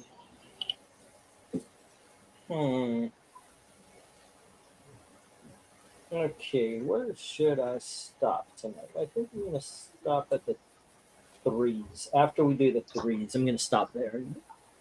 I got, what is that? Oh, he got the trade from Ollie's for the D&D book. Oh, I got to go check Ollie's. I haven't been back to there in a long time. So far, there's only one bid. I want to open this Hollywood Special. What is this about? Because the covers intrigue me. I like that this kind of drawing and coloring. I'm going to open it up and Hopefully, I'm not disappointed. That's perfect one-word description of my last trip to Ollie's. What? Disappointed. Disappointing? Oh, I thought if there'd been something comic related, I would have picked it up. But I ended up buying a baseball book instead because there was nothing. well, I opened straight up to a severed head. Spoiler alert, but severed head. All right. So actually, it looks like a detective story. It is written by Jeremy Lambert, drawn by Claire Rowe, colors by somebody named Jordi Belair. I guess they're trying to do a noirish kind of story. It's exactly what the cover tells you it's going to be. Okay, that's pretty cool. I like it. Alrighty, but unfortunately, nobody's bidding on these, so I'm going to get the 1 minute warning and move on. Alrighty. Hey, no, you know what you guys are missing. Yeah. Well, I do notice that we went from about 15 to 8. Our audience has dropped by half since we were at our peak. Or that's what StreamYard is telling me. So I think StreamYard does not keep track very well. All right, let's get the 1 minute warning. Yeah, I haven't been to Ollie's in a long damn time. Right now I'm reading. I just finished the She-Hulk, and I'm exercising so I can pick up that big ass Kirby Fourth World omnibus. I want to start reading that, but in the meantime, I'm reading Lester Girls: The Trouble with Girls. Nice. Oh, nice. That is so much fun. That is so freaking much fun. And yeah, I got the trade paperback for like $2 at the last comic book show. It's really a good time. It's funny you mentioned exercising. Tonight I'm actually going to be reading the Doom Patrol because the baseball book I'm reading is so freaking heavy that I left it at work on the counter because it's easier to maneuver there. So I'm between books, so I'm going comics tonight. I was short on cash, sadly, because my Ollie's had Thunderbolts Volume 2 Omnibus and the Planet of the Apes on. Oh, nice. Ooh, nice. I would go for the Planet of the Apes. Yeah. Is it the 90s version? The 90s run? Okay, let's get the stop. I'm going to bring these down and get the next round up. Go ahead, Eric. I would say it really depends on what Ollie's you go to. It's not like, I mean, you'd think that like every Ollie's would get the same remainders. But man, some people's Ollie's are fantastic. Mine just sucks. Yeah, I used to live by a really good Ollie's. Yeah, not so much these days. I might go up to the door that says, "Come in, we suck." No, I thought some quality Ollie's and thrift stores over here in Oregon. All right, Archie to Jim and everything else into the reject box. All right. What I was saying earlier regards to this whole boycott, which is stupid. It just goes to show that we're still dealing with stragglers. Those stragglers of the previous era that wants to continue perpetuating the forced diversity. Did you see the guy that's leading the charge? Has a white wife. Oh, all right, kids. Next up, we have Batman Family, issue number 15. The Killer Moth is in the city. All right, then we have Justice League, issue number 109. It's got a little smudge. And we have issue number 286 of Superman. And then we've got Shade the Changing Man, issue number 1. And we have Kull the Conqueror, and this is issue number 3. And issue number 2. and issue number 1. There we go. And next up, we have Detective Comics number 592. And we have Detective Comics number 595. Brave and the Bold number 181, Batman and Hawk and Dove. And then we have Superboy and the Legion of Superheroes, issue number 218. 201. And Superboy and the Legion of Superheroes, issue number 218. Bidding begins at $5 each as soon as I get the go for lot number 19. Alrighty. Go for lot 19. There we go. Ooh, pick me. Okay, Eric, what would you go for on this lot? Man, why are you always asking me? Brave and the Or Bold. what do you recommend? Brave and the Bold. They conveniently, Don and Hank were now 30 years old. Even though Batman hadn't gotten any older, they just kind of played fast and loose with the timeline. Yeah, and it was a really cool story because they were basically relics of the past and how they were dealing with it. The other one I would go with is the Batman family, because one thing that even with this great surge of DC finest, what I've noticed they're not good. They haven't done. They're never going to do is anthology books as is. They might do one that include, say, the Robin stories, but I would love to see an anthology or like one of DC finest with, Batman family, Super Team family, the world's finest dollar comic. Just and print them all as is. 6 or 8. No, I would buy that. I don't think it's ever going to happen. And that's one of the things I'll miss about not having a collection, other than just looking at random covers, which I love. But some of that stuff is just never going to see reprint. Which is not only unfortunate, but bullcrap. Because those anthologies just deserve to be reprinted and see the light of day. So that way, kids and young adults can actually read DC of yesteryear before Crisis on Infinite Earths. Yeah, it's just the format. I think they'd be a little skittish about a Batman and Superman story followed by a Shazam, then a Green Arrow. I can see them, like I said, if they ever do a DC finest Shazam, they would have some of his own title in his features in World's Finest. I just want the books, intact. But reprints don't work like that, unfortunately. I know what you mean, and I feel that way too.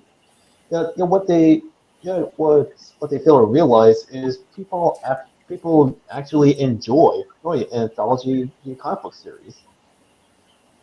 Yeah, Dom, I think for the comic book, now it would appeal to some people like us. I don't know if there's enough of us to justify that. I'd like to see them try and see what happens, because you never know until you try. Exactly. Okay, so we got a bid from Vezeran, $5 on B, I, and J. That's the Justice League 109, and then the Superboy Legion of Superheroes 201, and I believe it was 218.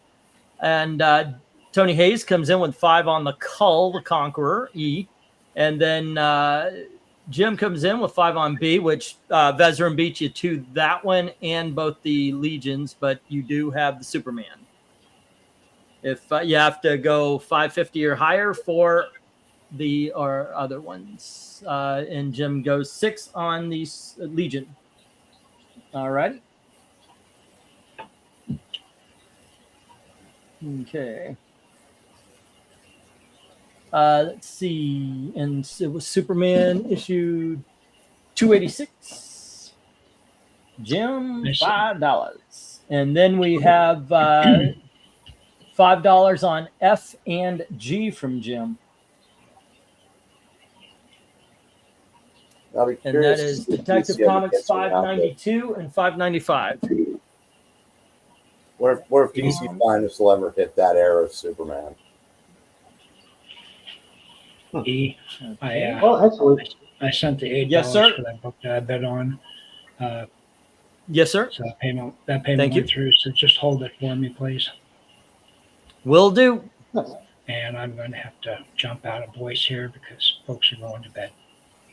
All right. You have a great night, and thank you very much for jumping All in. right, Man. I Wesley. certainly appreciate it. Have a Thank good you, one. Wesley. Take care. Be safe, man. All righty. Actually, one That of is the the previous Detective DC Comics. fighters. Actually, one of the previous DC's fighters, like they actually reprinted one of their horror anthologies. They've got another one coming And too. Mill comes in with 5 on A, which is the Batman family. So, That's, Dom, that's let me good. ask That's good because what do you think about the horror anthologies and what the first war one they did? And I know they've done one that's all Sergeant Rock, but they did another one with like 4 issues of 5 different war titles, and they did the same thing with the anthology. If you were making the call, would you do like a DC Fives like straight House of Mystery, or do you like that they use several titles in there? if I was in charge, I would just do straight House of Mystery.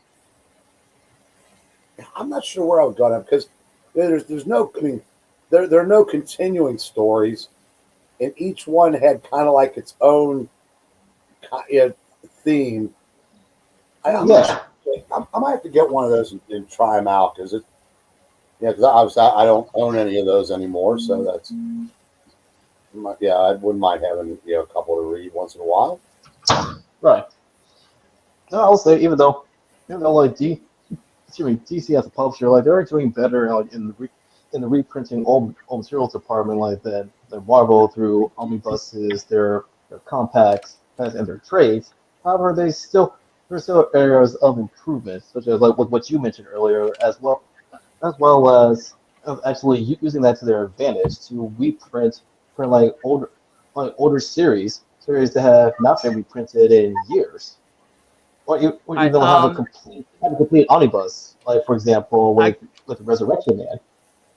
I got your message there, Eric and Boyd. He wants to give Hot House to Jim. Let me get the 1-minute warning. Jim says 5 on C. That makes Brave and the Bold the only book that doesn't have a bid. The one that Eric says, hey guys, you should get Brave and the Bold. That's the only one that doesn't have a bid right now. I hate you all. Come on, somebody's got to pick up Brave and the Bold just to save Eric's ego. Now, Brave and the Bold is another anthology that should be like reprinted like as it is. Yeah. Oh, I already had you on C there. It's actually Shade the Changing Man and Brave and the Bold are the only 2 that do not have bids, actually. Yeah, when they do the Brave and the Bold, I don't need the human target backup, but as long as I get the main stories in that, I'm all right. But for those, I would prefer like Brave and the Bold, World's Finest, DC Presents. I would prefer those to be their own thing rather than. Does D have a bid? I'll go 5 on D. Mills says 5 on D. Shade the Changing Man. Now, Brave and the Bold is the only one without a bid. Shade the Changing Man. Number 1, Mill. $5. All right. Also, like another anthology that should be reprinted as they are, like in paperback format to even omnibus, Adventure Comics. plus, I ranked that cover at 10. The which one? The Brave and the Bold? Yes. Yeah, well, it is a 10. I mean, I know you're being. There's a lot of 10s actually up here, but yeah, that's a good one. That's a really good cover. Being crabby with that, but I mean, I meant that. Yeah. That one, the Superboy and the Legion, right next to it is a 10. I like the Cull and the Batman family. I like the Detective Comics, the second one. The first one, it doesn't do anything for me cover wise, but The Invasion crossover, that one does. I Yeah. like that. Alrighty. Where is Jackson Raykirk? I'm filling in for him, giving Eric bring grief, says Eric and Boyd. See, people pay attention to you. Jackson's off. Jackson's probably somewhere annoying a different chat. Probably so. Everybody's got to do what they're good at. Jackson's still trying to figure out what that is. Damn, I should save that for when he's here. 592, 595, 595. Kidokis, artichokes. Who about else do those I need? I need. Say again. How about those Spurs? I haven't worn Spurs since. Wow, I lived in Texas. Oh, shut up, you colossal nerd. Alrighty. Okay. Let's see. Who else do I need? I think I need the mill page. Do I have the Tony's written down? Now have any seen the Saturday Night movie directed by Jason Reitman? You mean the Saturday Night Live thing? Yeah, the movie. Right, Saturday Night. Oh my gosh, Yeah. that is so good. Yeah, I really like that film. I'm serious, but I am genuinely impressed by the movie. Yep, I agree. Good stuff. Yeah, and Reitman. Everyone was able to actually not only capture like the 70s, but also like what was going on behind the scenes before the first episode like aired. And some of the characters are just—I mean, the casting is just spot on, man. Right? Especially the Riddler as Chevy Chase. Yeah, no, like I don't know the he guy. I don't know looked- the actor's name. he He looked played like the Riddler, and he looked like young Chevy. yep, that was good stuff. And I that- agree with you. And Matthew Reese, like, dude, so, like he looked and sounded eerily like George Carlin. Yep. You're right about that. Yeah, I love that movie. It's good stuff. Yeah, and I was actually surprised, right? Because my introduction to SNL was through the '90s. With that cast. Mm-hmm. And so when I started watching watching the previous seasons, I was actually surprised to learn that George Carlin as well as Jim Henson they were involved with the original cast for the first season of SNL. All right. Let me get these down real quick, and we'll get the next round up. Oh my goodness gracious, my legs aren't working. There they go. Okay, Archie well, nope, that was the last one. Let's go again. JLA 109 to Vez, and let's see, Superboy Legion of Superheroes to Jim, 201, and yep, it was 218. Unless my eyes are weird and it's 216, I'm just reading it. Yep. That's to Jim at 6 each. And then we have Cole to Tony at 5. 1, 2, Cole 1, 2, and 3 for 5. And then Jim had Superman 286. And he also had Detective Comics number 592, 595. And Mill has the Batman family and Shade the Changing Man. Alrighty. Lone Wolf, kids. Alrighty, and it goes to the reject box. Oh, you joke about it, but then it happens, and it's like, really? Really? All right, last of the $5. We've got Classic X-Men number 3, the 25th anniversary border issue. All righty. Next up, we've got the unauthorized biography of Lex Luthor. And then we've got Spectacular Spider-Man number 189, the hologram. And yes, it does work. There you go. There you go. When you catch the light there. Let's see. Omega Men, issue number 10, second appearance of Lobo. Tales from the Crypt, issue number 4. This is the reprints from Gladstone, 1990s. Marvel Comics number 1. Yes, I'm still trying to push that on you guys. All right. And it does it does reprint Marvel Mystery Comics number 1. That's what that is. It's a prestige format reprint. Swamp Thing, issue number 22. There you go. Somebody wrote the cover date or the date on it. Just a little heads up there. Sergeant Rock Special, and this is issue Sergeant Rock Special number 8. And then Sergeant Rock Special number 9 with Enemy Ace. And then finally we have Showcase, it featuring Manhunter 2070, and this is issue number 93. Alrighty, bidding begins. $5 each. As soon as I get the go for lot number 19, or is this 20? This is lot number 20. 20. All right. Let's go for lot 20. Lex Luthor is a great read, says Mill. I absolutely agree.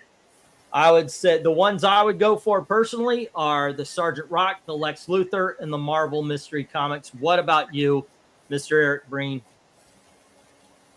What would you recommend to others? The Luther. Luther is fan-freaking-tastic. Yep. And the Swamp Thing, because I like that era. And probably Spectacular Spider-Man. All righty. How about you, Dom? Oh, shoot. Every time I send it and go for it, it doesn't post. Go on ahead, man. Excuse me, I second that recommendation while also throwing in Omega Man, Tales from the Crypt, and Sergeant Rock. Yeah, well, that's 2 for Sergeant Rock, and all 3 of us for Lex Luthor. Good stuff, kids. We get 5 on D, the Omega Men from Mill. Alrighty. That's Omega, number 10, and that's Mill at 5. And then we have Jim Sorensen, and he's got G, which is Swamp Thing. Alrighty, Swamp Thing. Number 22 to Jim Sorensen. There we go. Let's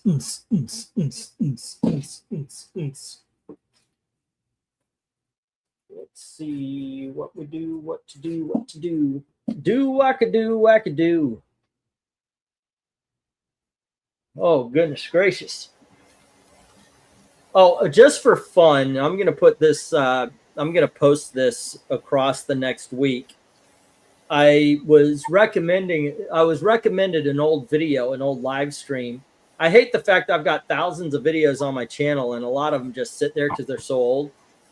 But this was me, Feisty, what was her name? Feisty Fan Girl or whatever it was, redhead. Feisty Fan. Switch Point. You remember Switch Point? I remember Switch Point. Yeah, and Comics Division. I remember this. Comics Division wasn't very comfortable leading live streams, so I let him lead a few live streams on the channel. And this was one of them. And we were just reviewing comics. It is really kind of interesting. We start off, oh my gosh, did anybody read Batman number 44, which was one of the wedding issues? It was the Catwoman having cold feet issue. And we're talking, oh my gosh, this was really good. It was, it's really, I think it's kind of funny because nowadays you don't hear anybody. And I think it's mainly because this is the build up to the wedding. And we were enjoying it. I mean, the date night issue was good. A lot of good stuff leading up to the wedding. And then, of course, when the wedding didn't happen, it kind of crashed and the whole story got buried by negativity. But we were talking about how good that was. And then Batman White Knight And when we cracked, I had to look it up, but there was something called the Avengers, the Infinity Shards, which after they said that, I said, well, I just got done reading the Infinity Shards. And it was like, okay, everybody started trashing this book. It was, but it's a lot of fun. And I'm going to be, I clipped it into 15 to 20 minute clips, and I'm going to be posting it throughout the week. Because it was just, I want to see if these older ones would, has legs, if I've got the right, actually, probably all I have to do is put Comics Division's name in the title anymore, but I don't know. Tony Hayes says 5 on C. Let's get the Spectacular Spider-Man. But it was kind of cool to listen to a live stream where everybody was talking about new comic books and being happy about it.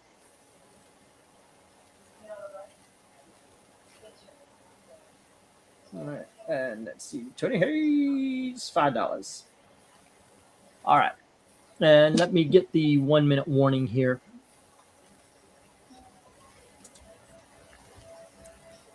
I do also like going and reading old comments on the videos. Like, oh, I remember that guy. And and like Eric pointed out, I was commenting in your comments before I jumped on, and it is kind of fun to see comments before when Eric was not insulting so much. Yeah. Well, I'm one of the consistents. Yeah. Yeah, you remember those days when I respected you. I know, right? Whatever that happened to. I think it's kind of funny because it's the way I was raised anyway. It was my neighborhood. You insulted your friends. It was what's the thing? The dozens and all that kind of stuff. That's the way it was. You didn't get personal. You didn't insult personal. But it's just the way it is. So yeah. That's the way it was like back then. Like our friends roasting each other in a way to it personal. Yep. All right, let's get the stop. Bring these down. We'll move on to the next one here. We're not too late, and I've got 2 $3 lots. All right, stop. And we're gonna. Oh, say again. On an unrelated note, I'm almost done finishing Miami Vice. And how have you liked that show? I haven't seen it in decades, so I couldn't speak intelligently about it. But as Eric's about to say, I can't speak intelligently about anything. Why? It has aged well. You're making my joke for me. The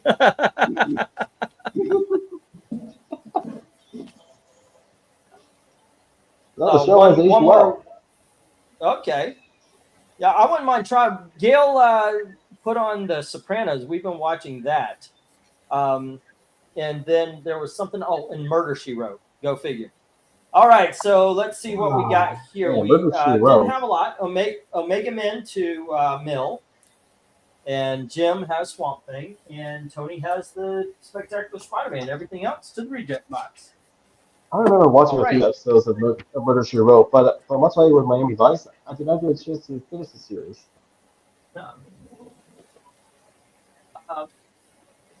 Okay. Let's see. Oh, wait. First, I got to get the rest of these down into the reject box. Good books here, kids. Oh, wait. Mill has the Lex Luthor. Here we go.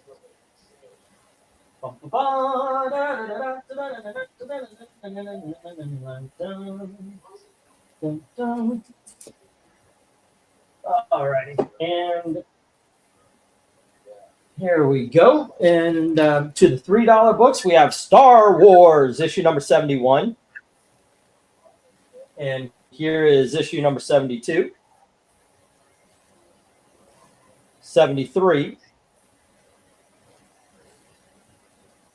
Issue number 74, issue number 75,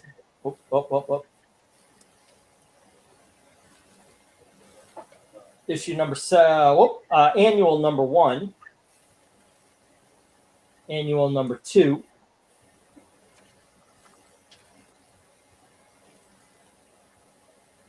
annual number 3, and annual number 4. All right. I think that is the last of the Star Wars. Okay, let me get the go for lot number 21. Go for lot 21. Here we are. I don't have Lex Luthor only. Oh, okay. I thought somebody actually picked it up.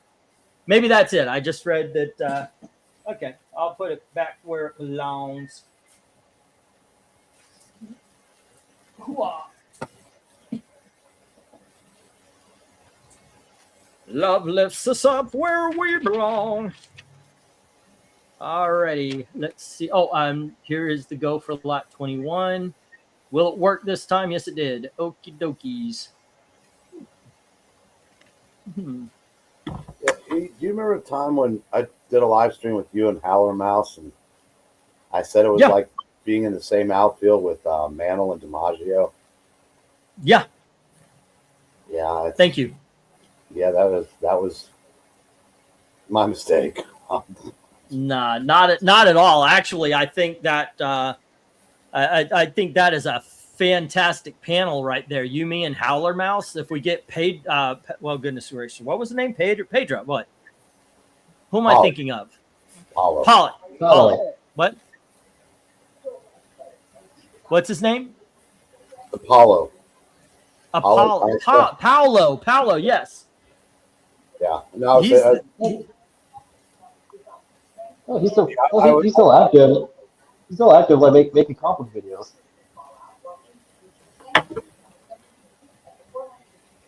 Yeah, I can't believe. But the amount of.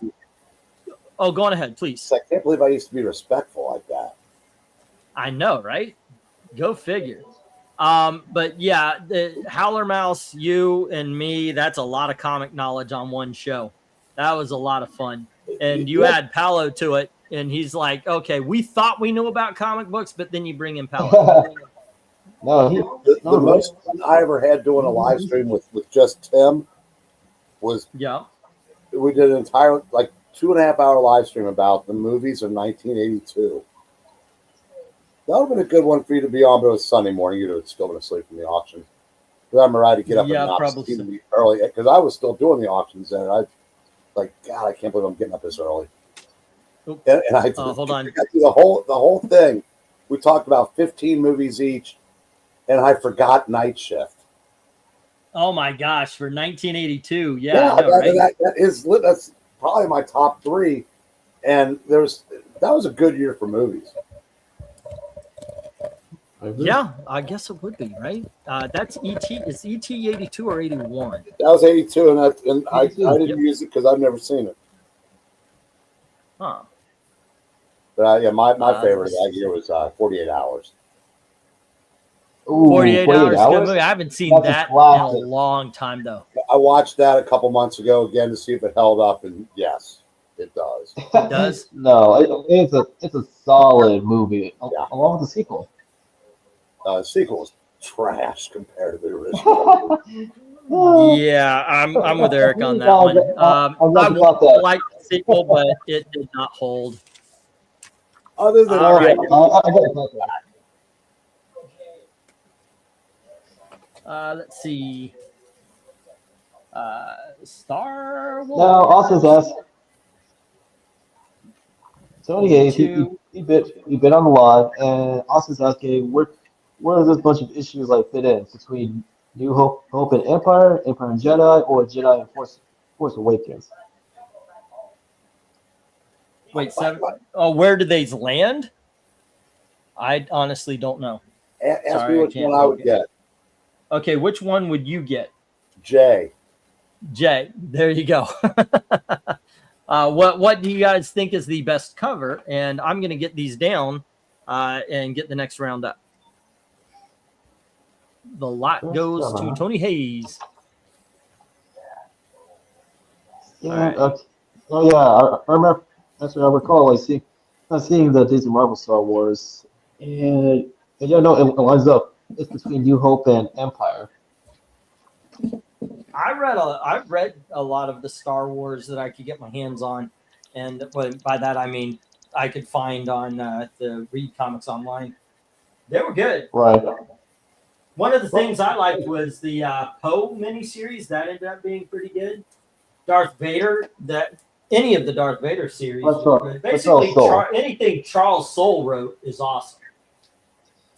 Yeah, But it the did. Darth Vader series out of Disney Marvel, that is the one that people genuinely enjoyed. Other ones, they're rather hit or miss. All right, kids. Last lot of the night.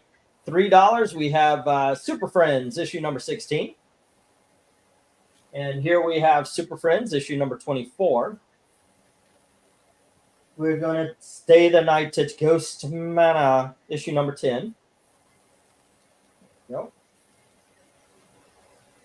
This has a little bit of a waviness. You can see a little bit in the center there, but this is Superman's pal Jimmy Olsen, number 93. It's got some water damage on the back as well. That's why it's in the $3 books. Go checks. Our Army at War issue 286. Why is this here? Okay, must have a roll or something. There you go, number 286. And then we have Tarzan, issue number 212. Wait, is that it? No, I knew there was more. And then we have Tarzan, issue number 220. There we go. And Tarzan, issue number 240. All in the DC run. Next, we have the Secret Society of Supervillains, issue number 6. And we have Secret Origins of Supervillains, DC Superstars Presents, issue number 14.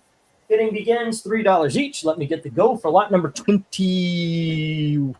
And this is the last lot of the night, kids. Go for lot 22. All right. There we go.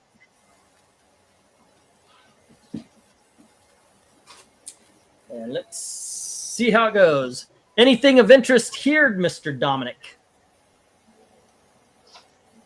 Let's see. There's Tarzan and the Super Friends, Ghost Manor, and I'll throw in Sergeant Rock and the Secret Society of Supervillains. Okay. How about you, Eric?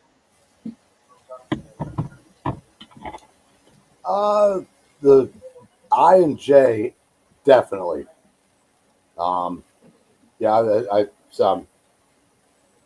so glad that at least DC reprinted the Secret Society of Supervillains in trade format Yeah, me long too. time ago. So at least I still have those. I sold them, and I regret selling them. I do. It was good stuff. To this day, I can't figure out why DC reprinted those, because they really weren't good with reprints at the time, but I'm glad they did, because they also included the the Secret Society special. Yep. Oof. Okay. Kind of a weak run tonight. I think I'm at 49. Let me check where I've got you there, Mill. Let's see. I didn't add this up. 10, 11, 13, 15, 26, 29, 32. I've got you at 42. I've got Fantasy Masterpiece number 9 at 10. Marvel Tales 135 at $1. Secret Origins number 6 at 2. Number 14 at 2. Infinity, half of the Infinity Inc. lot at 11. Marvel Tales number 113 and 118 at $3 each. Batman Family number 15 at 5. And Shade the Changing Man at 5. And that's what I got for you, sir. Unless I missed something. Fantasy Masterpiece. Marvel Tales, got that. Alrighty.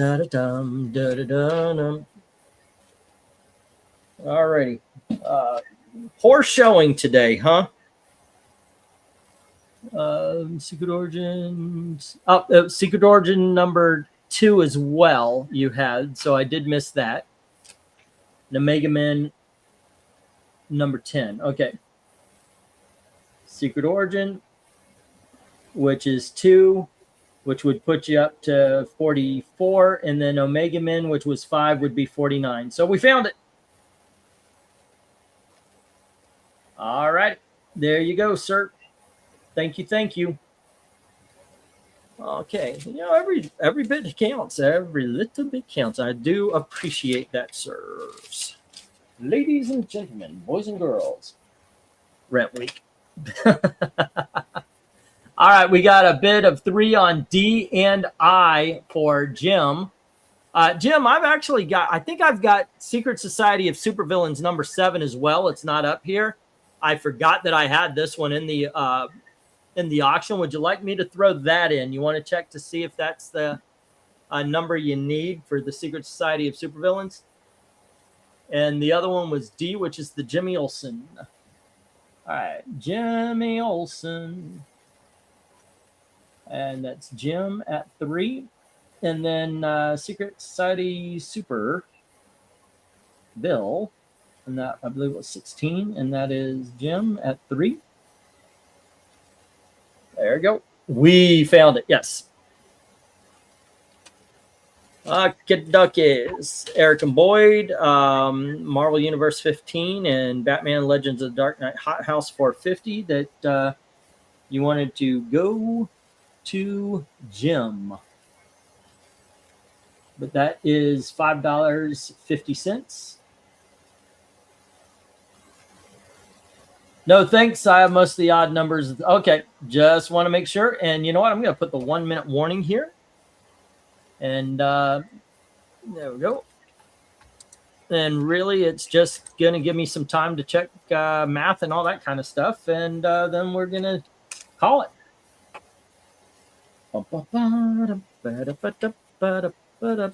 Vezerin has Secret Origins number 7, Sandman, and number 10, the Phantom Stranger, $2 each.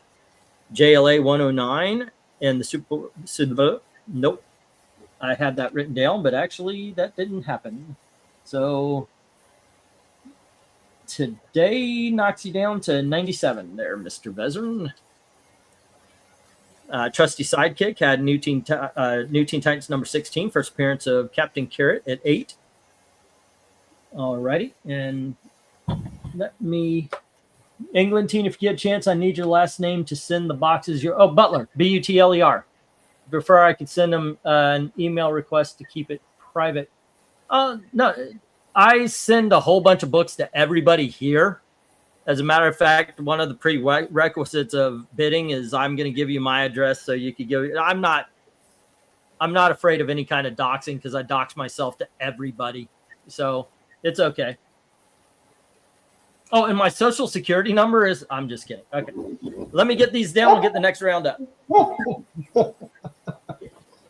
right, Supervillains and the Secret Origins of Supervillains to Jim. Everything else. Oh no, it wasn't this one. It was the Jimmy Olsen. Everything else to the reject box. All right. There we go. Here we go, the wandering. And that is that, ladies and gentlemen. All right, fun times. Okay, once again, let's get back to bidness. There we go. You know what? I bought this shirt, by the way. I love it, or at least I did, because it's a Legion of Superheroes. It's hard to find Legion of Superhero shirts. I got this shirt at Temu. 2 months later, I got to give it to my daughters. This thing is getting tight. These things shrank so up and much. Yeah. Alrighty. It's hard to find good Legion of Superhero shirts. Okay, so Tony Hayes had Heat Seeker for 8, Green Arrow lot at 20, Spellbound number 3 for $1, Darkhold number 5 for $1, Iron Man 278 for $1, Detective Comics Annual 2 for 8, Spider-Woman number 49 for 8, Spectacular Spider-Man 75 for 8, Batman Legends of the Dark Knight Query for 5, Blades for 5, Cull 1 through 3 for $5. Star Wars lot for $30. Whoop. You also had the Spectacular Spider-Man hologram. And you had 2 Star Wars lots. Did I have a Star Wars lot at the beginning?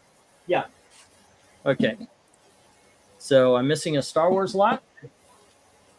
Star Wars lot 1 and Spec Spidey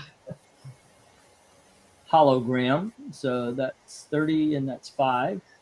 And that is 135, Mr. Tony Hayes. All right. My math tonight says 190, Jim. How far do you think I'm going to be off? Let's go over under on this. One Slick Dude had Fantastic Four #1 at 8. And let's see. Let me write down what I've got here. Jimmy Olsen and Supervillains. Jimmy Olsen for 3 and Secret Society Supervillain. That was like 16 or something. That's 3. Okay. Let's see. 11. 150, 156. 162. 172. 177. 180, 183. So I am, how old am I? I had a JLA t-shirt shrink enough where it currently fits a 10-year-old. My math is 190. I have 183. So I'm missing is $7 in books here or $7 in math. Let's read it off, Jim. Superman's Pal 88 at 11. The Omen preview at $1. Devlin #1 at $1. Iron Man 142 at 3. The Commandy lot at 30.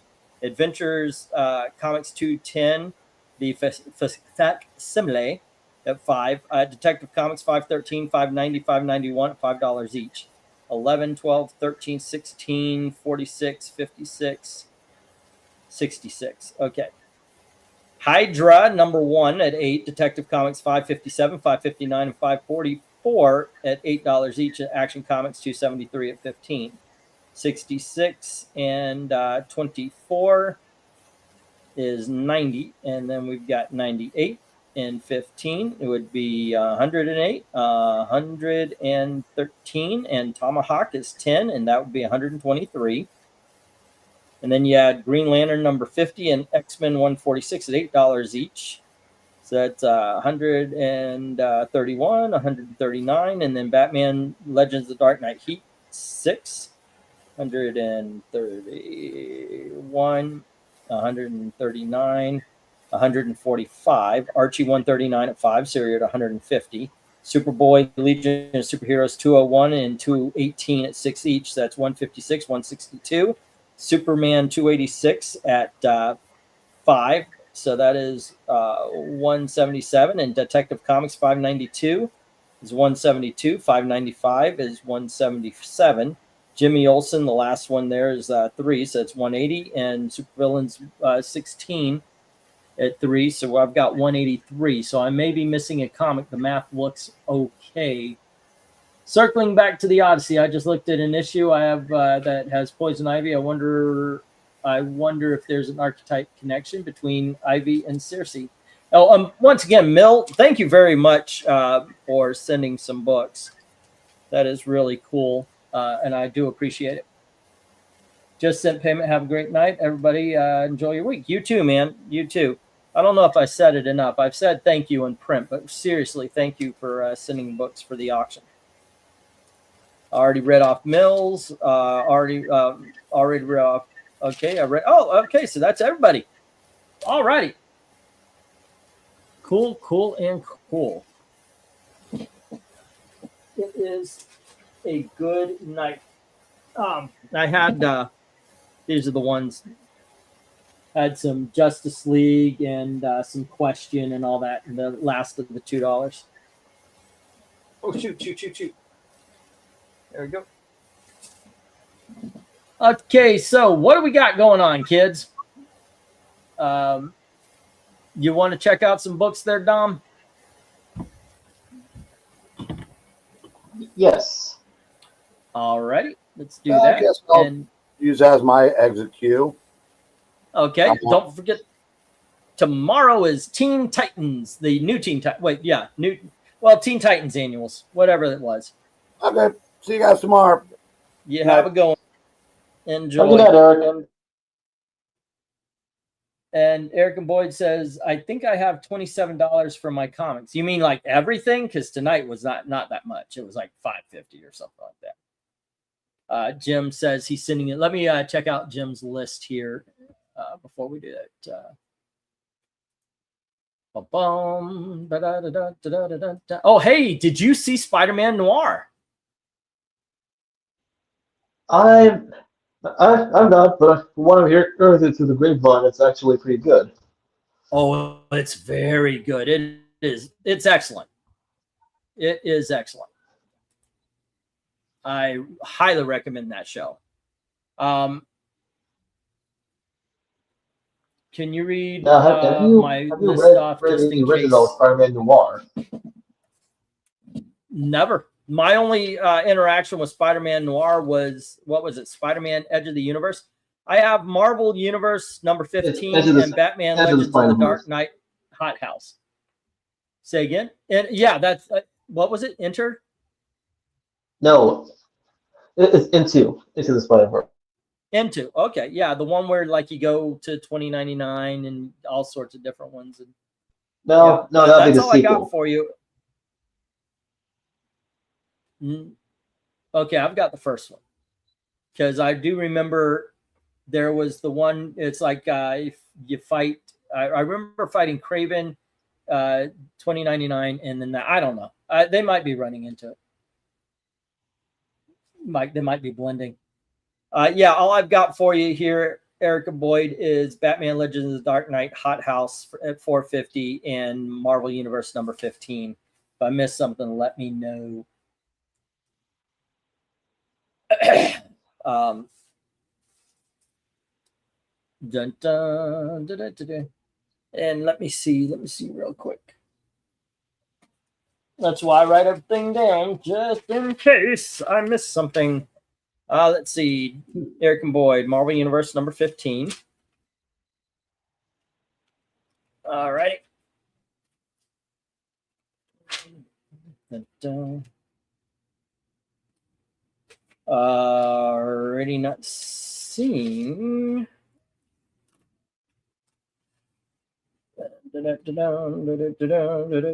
Batman Hot House. Yeah, that's all I've got written down for you, man. $12 on the there we go. Yep, the $12 on the Infinity Ink. That would make it $16.50. No, $5.50. Yeah, that's $17.50.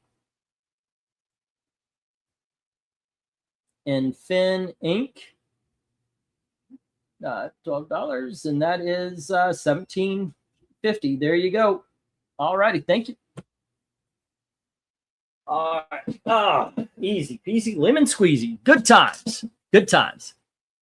Let me check really quick for what is the everything app. I don't want everything app. I just want to go to fucking X. No. Why is this happening?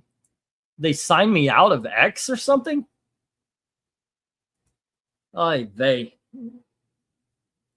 Yeah. Yep. That's what happened. I actually got signed out of X for some reason. I haven't logged into this shit in damn near a decade. It's been the same thing over and over. And oh my goodness gracious. Welcome to the new chat. I don't need to create fucking passcodes. God damn it. Just let me go where I'm wanting to go. God damn. What is all this shit? Am I wrong in this? Do you just get mad? Let's just don't change shit. It's working. Don't change stuff. I don't want to add on password after password.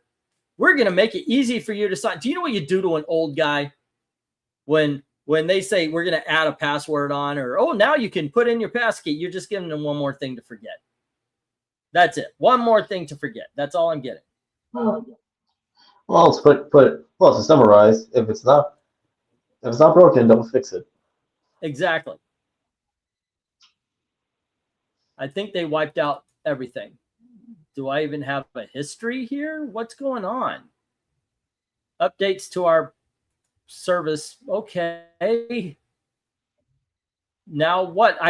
Do I have to subscribe? The fuck is going on? Okay.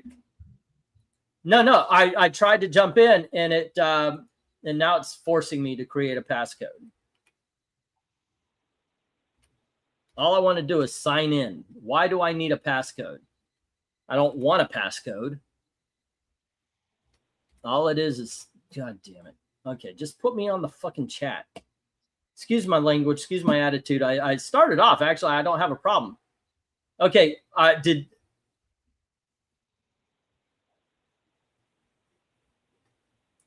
guys, I think my chat got blown up. I don't see anything.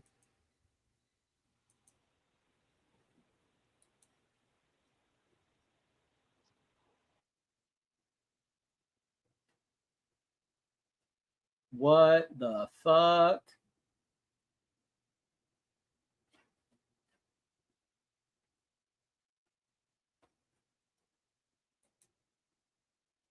Twitter just blew up my account.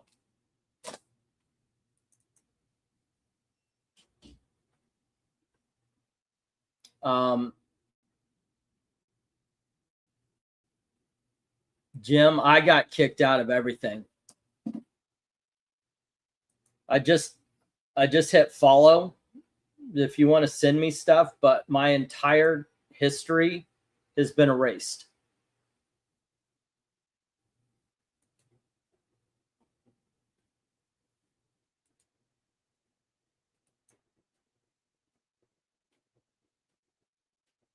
The fuck is going on?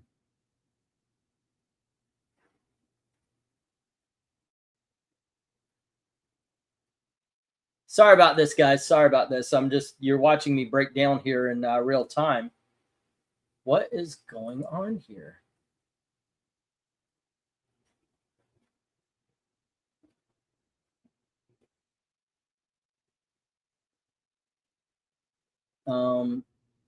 Profile. Oh, it signed me out of my regular and signed me in. Good God.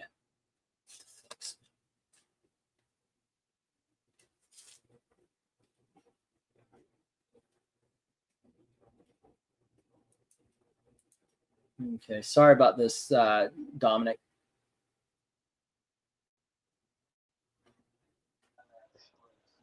I don't worry, man. There are no hard feelings. We could try again. I don't know. Yeah, Jim, I'm gonna have to get back to you. I think what it did was sign me out of Englandine, and it signed me in as the homegrown tourist, which is it was the email and the Twitter for my the Disney one. I haven't touched that in forever and a day. I save everybody's addresses on that one. Yeah. Oh, to be the internet of 2010. I know, right? But I have no idea why it signed me out. I have no fucking clue. Excuse my language once again. All right, let's look at some books. And I trust you, Jim. You tell me what it is, and I'll find the books and everything. There we go. Let me pull this over here, and let's look at some books again. Give me just a second. If you want to entertain the troops and such, I'll put like with like.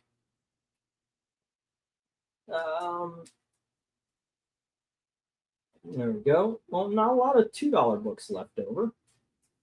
Okay, I'll throw in the other ones just in case. Let's see. These are the $3. Yeah, 2010, and was like a completely different environment back then, Austin. Yeah. I don't know. It's just too much horse manure. Oh, we want to protect you. So here, get this and get that. No, you're just. Oh, did you? Okay, that was you. I just heard my phone go off. Easy and convenient. That would be nice. Let's just go more convenient and easy for us. But damn, just damn, if they drop the ball on all of that stuff nowadays. Okay.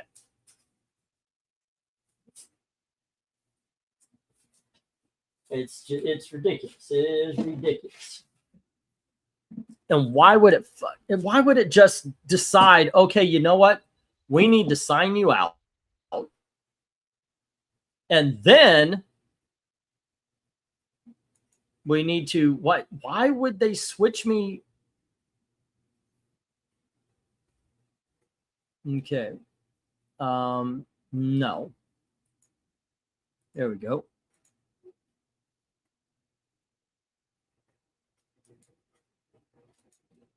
Let's see if this works, because I cannot get back to my main one, in all honesty. Let's see what's going on here. Does it work? Did I do it? Are they going to let me in? Yep. Okay, we're back in business, and ain't it grand?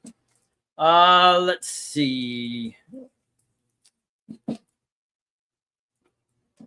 Sorry for what it's taking so long there, Dom. I will get this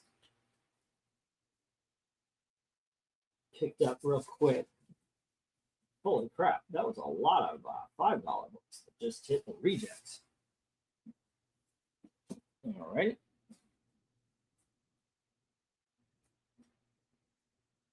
And here we go. You know, I will just put these here, and we's good to go. Fudge.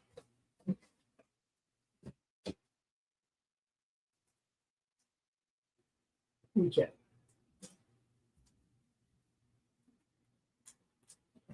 All right. Hey, how you guys doing? Alrighty. I know I'm feeling like I'm in my own world while on camera here. Oh, bloody hell.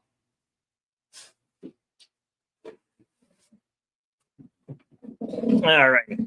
Let's get going. Here we start off. Had some $1 books tonight. There we go.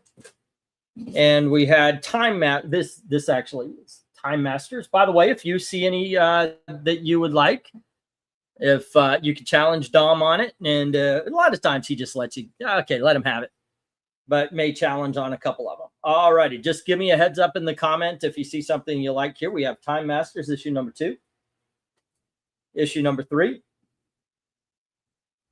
number 4, number 5,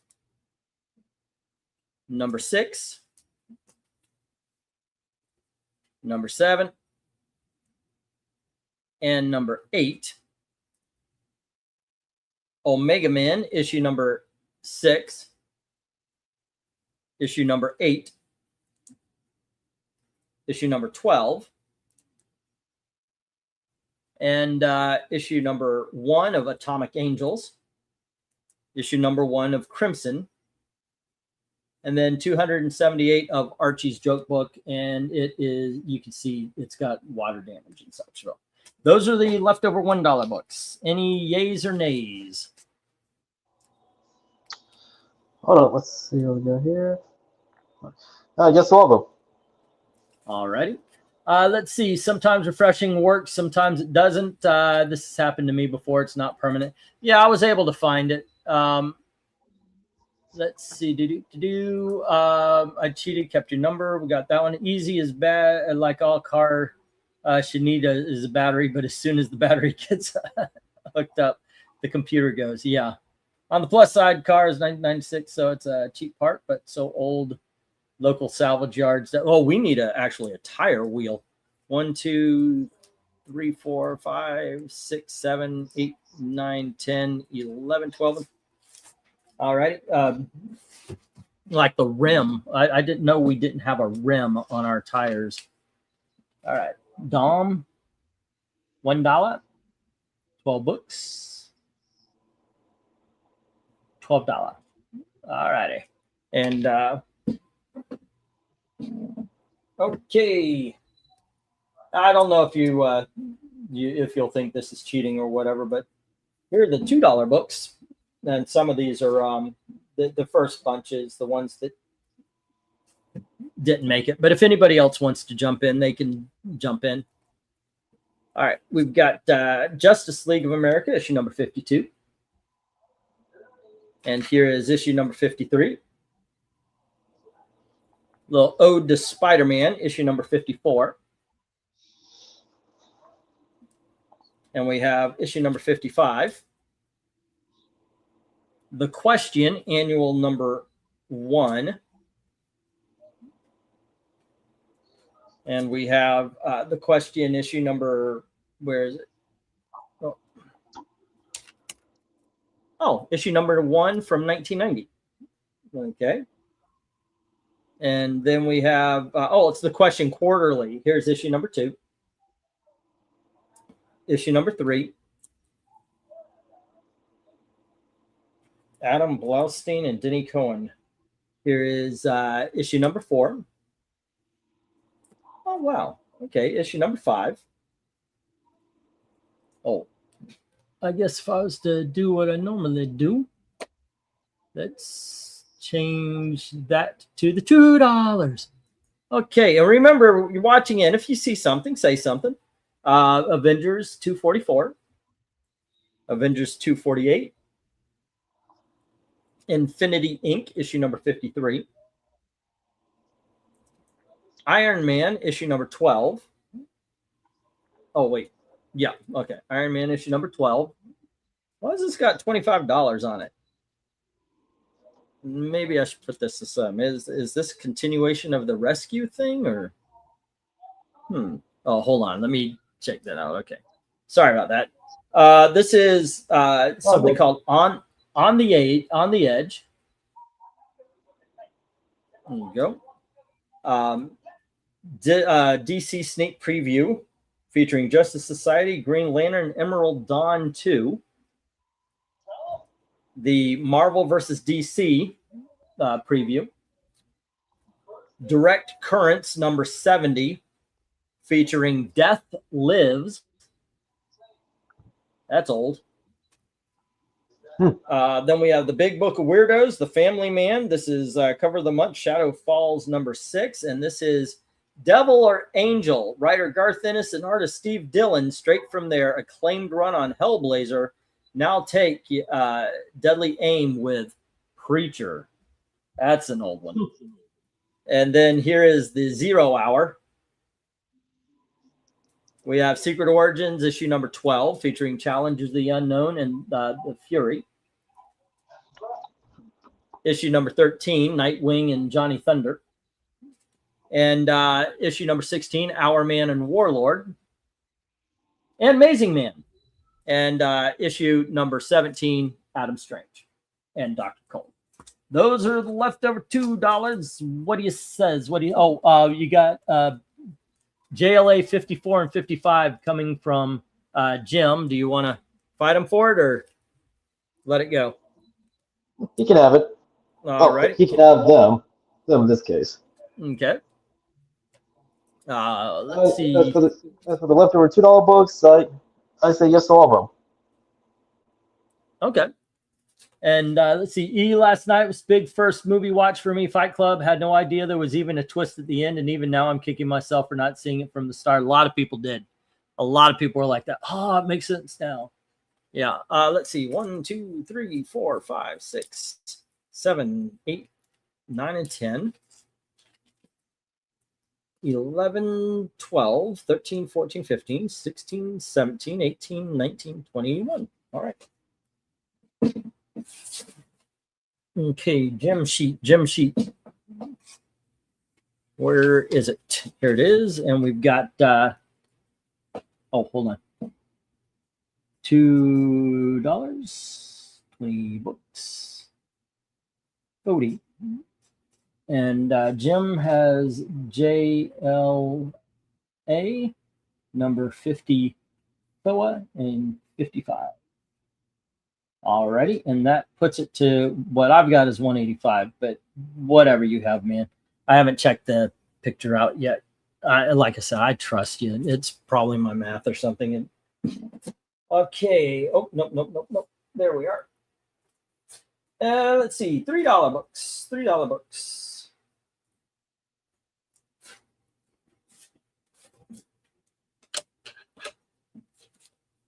Alrighty, the DC Superstars number 14, the Secret Origins of the Supervillains. And then we have Super Friends, issue number 16. And we have Super Friends number 24. Ghost Manor, issue number 10. Our Army at War, issue number 286. We've got Tarzan, issue number 240. And issue number 220. And here is issue number 212. And then we have Marvel's Greatest Comics featuring the Fantastic Four. That's issue number 51. We have Spidey Super Stories, issue number 35. Alrighty, just pointing out the reason it's in the $3 is it looks like it has tape on it, or it used to have tape on it anyway, on the top. And then we have issue number 37, same problem. There you go. And we have Marvel Tales number 132, 152, and 155, and 136. And those are the $3. Yays or nays? We need to wrap up our Daredevil readings first, but we'll definitely be on a Thursday night. Yes, it is not Lester friendly. What are we talking? We might be reading Spider-Man Noir on the channel. Oh, okay. All right. What do you say to the $3 books? I say yes. Okie dokie, sir. Do you know when it'll be? Or okay, talking to him. 1, 2, 3, 4, 5, 6, 7, 8, 9, 10, 11, 12, 13, 14, 15. Once again, guys, if you do see a book, you can challenge Dom. Usually he just says, go on ahead and get it, but there you go. All right. 15 $3 books. 35. That's 85, 97. All right, 97.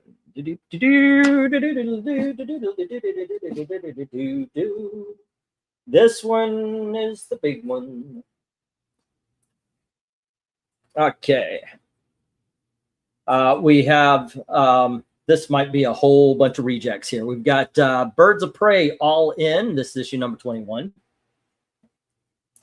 And we have issue number 25. Then we have Fantastic Four number 33, I believe he said. This is the Disney variant. Aquaman 80th anniversary. Penguin issue number 1. Thor and Godzilla number 1. And variant covers, number 1, they're Thor versus Godzilla. And the third of the variant covers, Thor versus Godzilla number 1.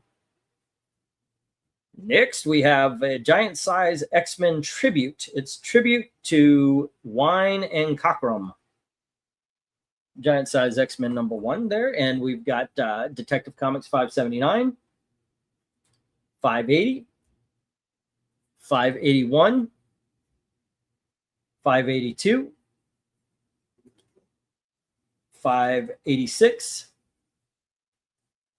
588. Let's see, and 589. There you go.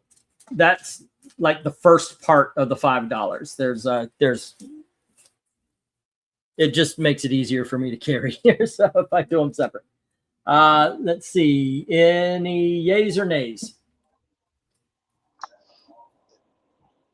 Everything except for the variant covers for Godzilla versus Thor. Okay. Really? I actually thought you would say no to the Birds of Prey. Godzilla and Thor are these Teeny Howard or something? Who's the writer for? Who's the writer for Birds of Prey All In? Oh, Birds of Prey All In. Let's see. Not seeing a Thompson, Richards, Bassar, and Lucas are the So it's Thompson. Kelly Thompson. Let me look. Oh, don't fall. The one and only Birds of Prey. Green Lantern has his magic ring. Fans of Batman, no. Brave and the Bold. Wasn't it Brave and the Bold that cartoon called? Yes. Yeah. That's that musical episode. Kelly Thompson, Cliff Richards. The Music Meister. Yeah, I love that episode. And that I got that song on a mixed CD and in my computer. Yeah, it is Kelly Thompson. Huh. I actually have not read her for. Actually, didn't even know that she's the writer for Birds of Prey. Okay. But I'm willing to give those issues a shot because Thompson, like, she can't. Thompson, she's not a terrible writer, like out of the bunch, but she is hit or miss depending on what series and characters she's working with. My take, and I get there's a couple of Kellys, and might get these. Maybe I'm thinking of Stephanie. You're thinking of Stephanie. Yeah, because I always say this every time we have this conversation. I say that ones like they do really good. They've got great ideas, and they started off really strong and end shitty. I think that's a Stephanie of some sorts. Yes, it's Stephanie. What is her full name? Well, you tell Stephanie Phillips. Okay, yeah. Well, yeah, that's one of the Stephanies. 5, 6, 7, 8. No, but that's a consistent like writing issue with Stephanie Phillips. Yeah. So Kelly Thompson. Great ideas, like, great beginnings. Yeah. So with Miss Thompson, like the last good work she actually had done, the last I read from her was Mr. and Mrs. X with Rogue and Gambit. Oh, I like that series. Yeah. And actually, funny enough, I know she is the writer for Absolute Wonder Woman, and she actually understands Diana as a character than Tom King.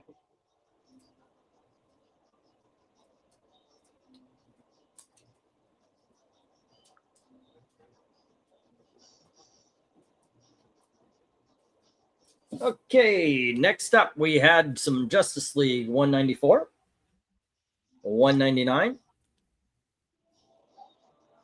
and 205, 202, and 207, 219, 221. You know what? I'll tell you what. These right here. All right. We have Archie's Valentine Spectacular. Dungeons and Dragons #1. Hollywood Special #1. Cover, I think it was B. And then Mars Attacks #1. And then Hollywood Special cover C. And we'll put those at $5. There you go. What do you say? I say yes to all of them, and Austin, dude, no, Rogue Squadron, it remains like one of the best novels that came out of the original expanded universe, and the Dark Horse comic adaptations did did a good job with the transferring them from from pros to sequential arts. That is. Yes. In the meantime, you didn't hear what I said earlier, did you? About Thompson? Me or him? No, you. Yeah. I mean, I heard it. Don't ask me to remember it now, but yeah. What were you said? Just repeat. I made a. I said, Kelly Thompson. Well, I know she. What I do, I know that she is the current writer or for Absolute Wonder Woman since issue one. Mhm. Well, but it's one of the better titles out of Absolute DC because she actually understands like Diana as a character, and like her characterization is actually reminiscent of Diana of the main universe, pre-New 52 that is. Okay. Now I want that. And I do think I'm going to give a try to the Absolute Universe. I kind of never, after I read Batman, I didn't get interested in it, but the way people are talking, I feel um, I should give it a try. Um, I suggest like only read Absolute Wonder Woman. okay. But because one of the reasons I'm not I used to be such a huge Wonder Woman fan, and I even like some of the Rebirth, but for some reason they steered her into this warrior woman where it's all about the fight rather than the compassion. Yes, which was more New 52 too with the Brian Azzarello Yeah, run of the character. that was a Whereas with horrible run. Rebirth, with Rebirth, it was supposed to be a restoration of who Diana was, and I guess that's just link books. It's supposed to be a restoration Okay. of who she is as a character pre New 52, and yeah, in the Rebirth run, like it undid her New 52 origin, but that's a big one.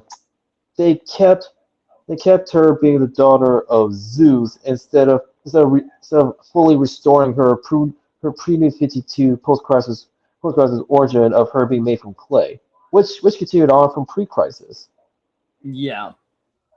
Um, she became Because very much one note to me, that was I don't know. I just didn't care for it. honestly, because like if there's a character who is the daughter of Zeus, that's Wonder Girl, Cassie Sandsmark. Okay. Gosh, I wish I had your memory, man. Ever since I hit 50, I mean, if you go back and you watch a lot of my older videos, I am so much more on the fucking ball than I am now. And I don't know. As soon as I hit 50, it's like you know what I started doing?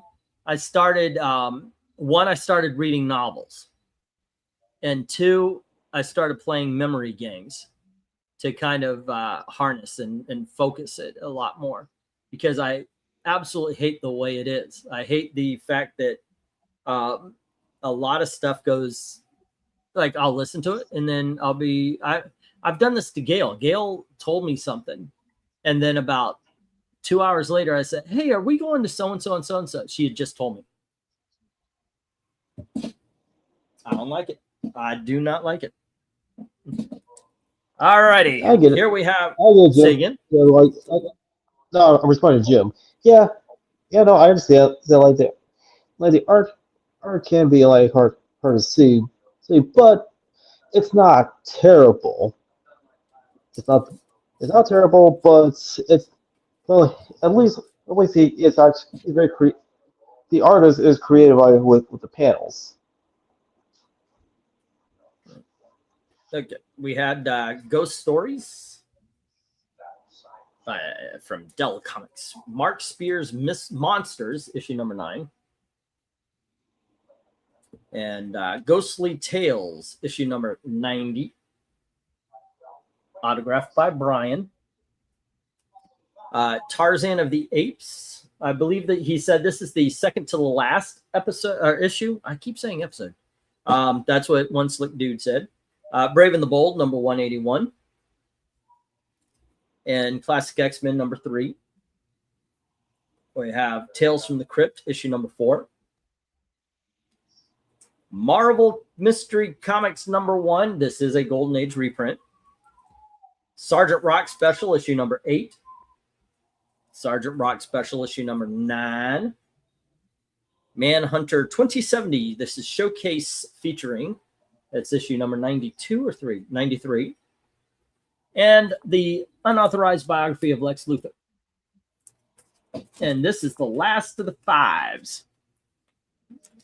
Yays or nays? Yes, except for Lex Luthor, because I already have a copy. You already have. You know, I might just put this on my wall. It is so good, and it's a great cover. And I know there's a trade paperback out there. It's I saw it on Amazon, and I think it reprints the unauthorized biography plus the President Lex Luthor stuff from 2000. Yeah, but I think I want to give a try to the Absolutes. Too many people say too many good things. So maybe my own bias about Batman being poor kind of blocked me. You know, I'm willing to give it a shot. Well, take those praises with a grain of salt. Okay. No, the only good absolute DC title is the absolute Wonder Woman. Okay. Now that's not what I heard, but yeah. Oh.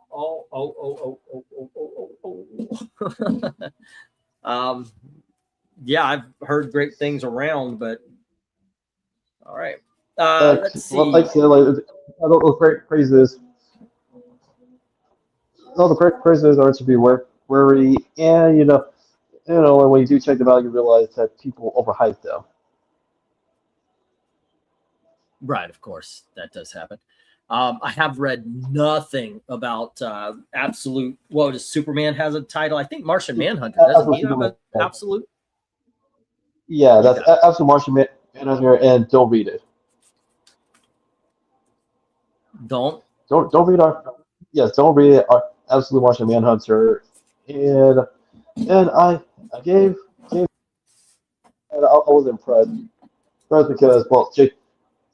because Jason Aaron, he's the writer of that title, and like how he is.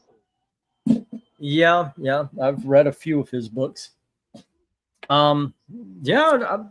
Gosh, what did I read today? I know I read a new comic book. It was a thing. Yeah, I can't believe I'm reading a new comic book. But for some reason, I cannot remember what I did. Yeah, Jim Morrison even said that Absolute Batman. He never heard it was good. It's the best way to describe it. It's dumb. It's dumb fun, but objectively speaking, it's not all that good. The reason why people why people give praise to it as well as Absolute Superman is because of the variant covers. Yeah, that's okay. You know what? I do hear more about Batman being worth something than I do hear it about being worth something. I hear more about its price value rather than its The reading content value of the book. Yeah. Exactly.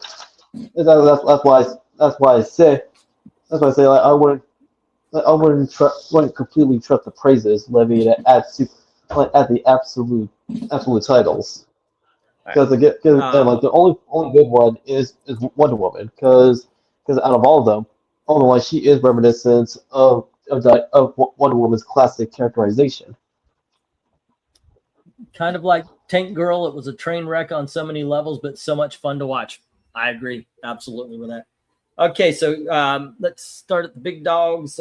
These are the modern day stuff, so you can go through and tell me what is worth it and what is not. Demon Days Cursed Web, #1. Demon Days X-Men, #1. Harley Quinn and Elvira, #1. All these are some sort of variant cover. Mark Spears Monsters, 3D, 8 Billion Genies, #1, blank. And then we have the foil cover Batman Year 2. Alrighty. Any of these?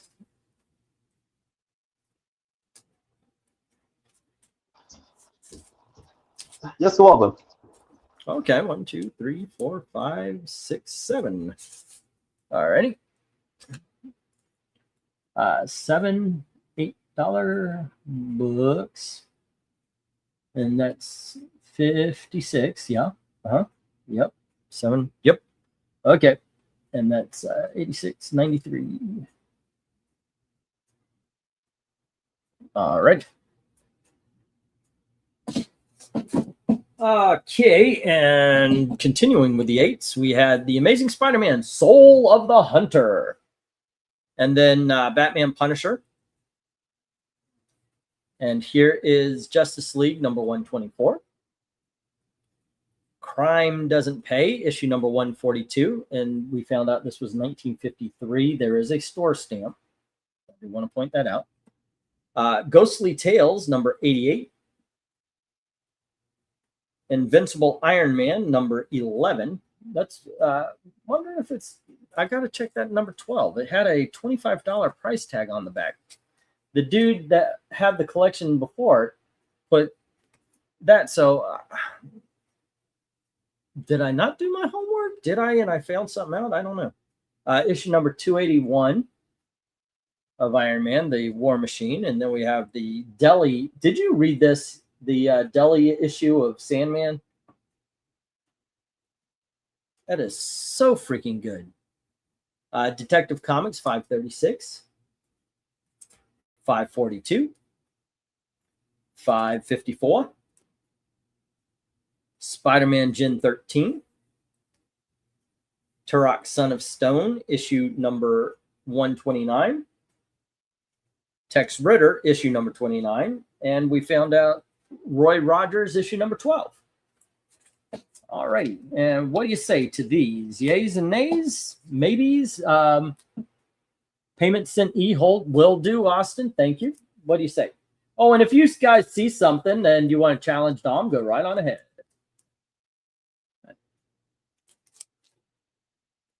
Go.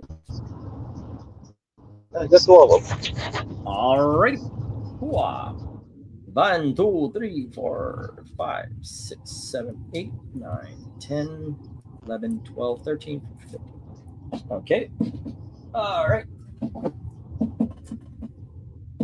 Started off the show with some magazines. We've got Hard Boiled by Frank Miller and what was the name? Jeff Darrow.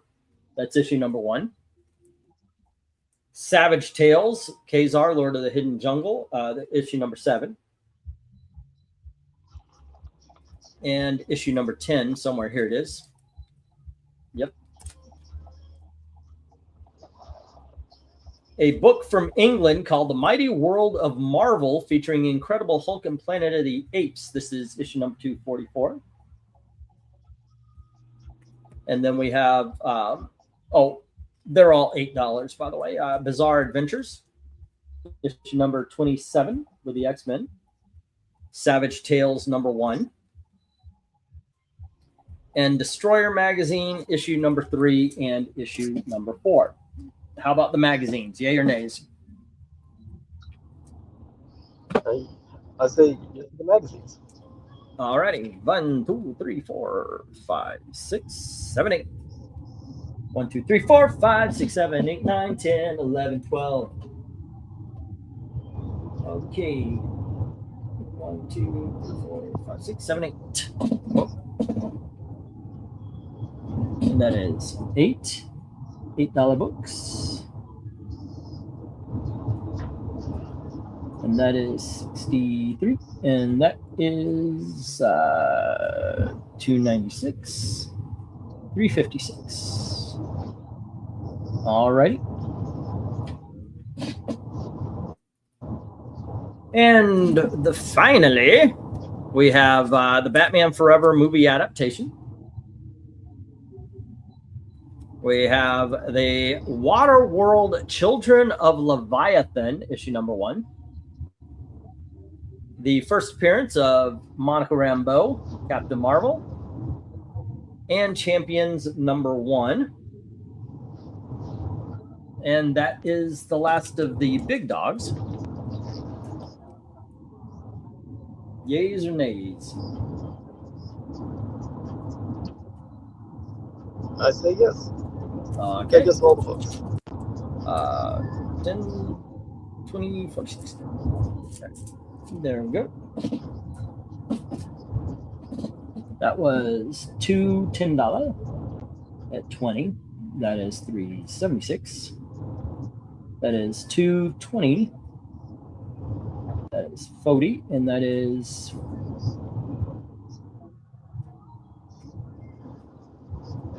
690.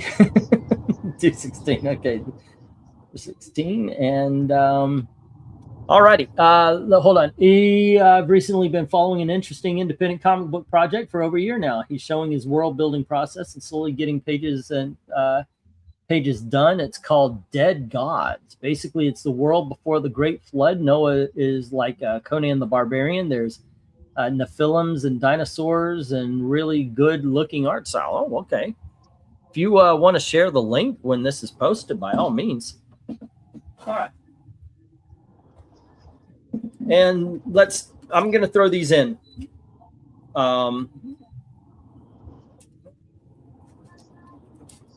Just going to throw these in, okay? And because I always put a discount on it anyway, and that'll be the discount. We have two more big dogs. And Tarzan.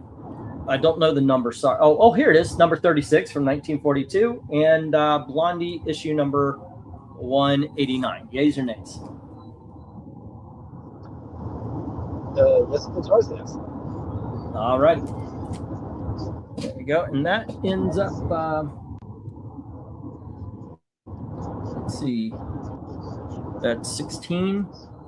Okay, so that is 432. All righty. And the rest of the Batman series and everything, that be a discount? That okay with you? Or Yeah. okay. There we go. And yeah, it's 432. There we go. Oh, come on, stay up. Oh, that's why it's on a lean. I didn't know about that. Sure. Great. All right. I'll go bigger on the next one. I promise. This is a rent weekend, but I'll go bigger on the next one, I think. I mean, I know you're not asking me to, and that's fine, but let's see. I want to see this. But yeah, it's 432. And I guess I'm going to ask, can you get it on Wednesday? Is that possible? Yes. Awesome. Basically, I'm just going to shove this off to Gail. There you go. All righty. Good times. Good times. No. Put it in because in the chat, it's going to disappear. But yeah, if you want to leave the link when it's posted, when this, like after we're done, it'll stick around and people can actually see it. And yeah, maybe, I don't know, maybe they'll find some interest in it as well. All righty. And we got Godzilla and Lex Luthor.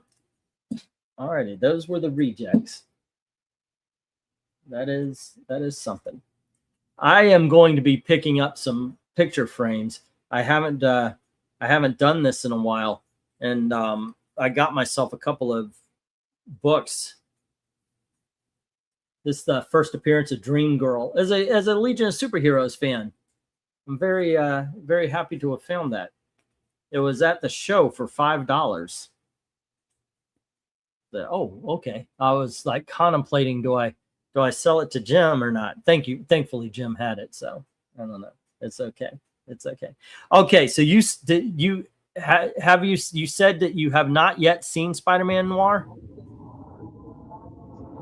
Yes. Yeah. Oh my gosh.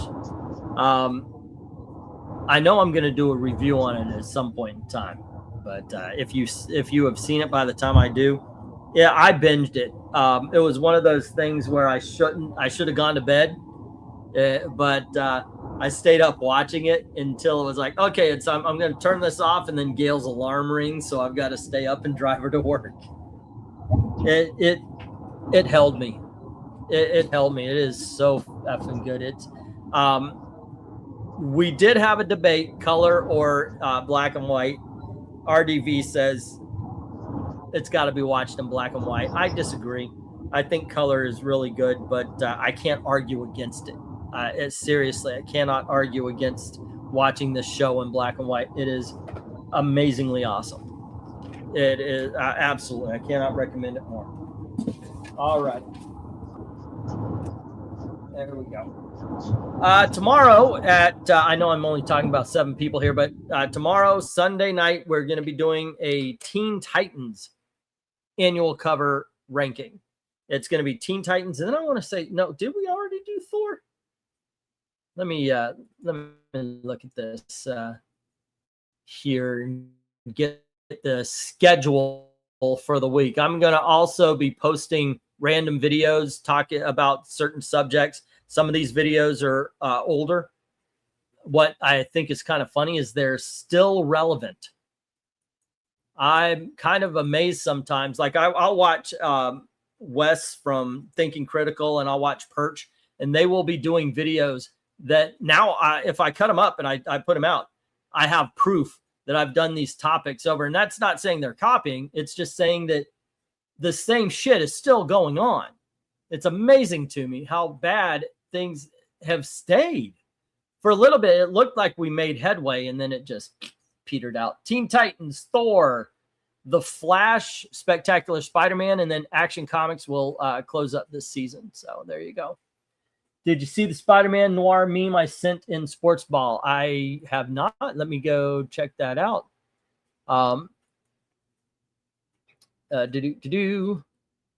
Okay.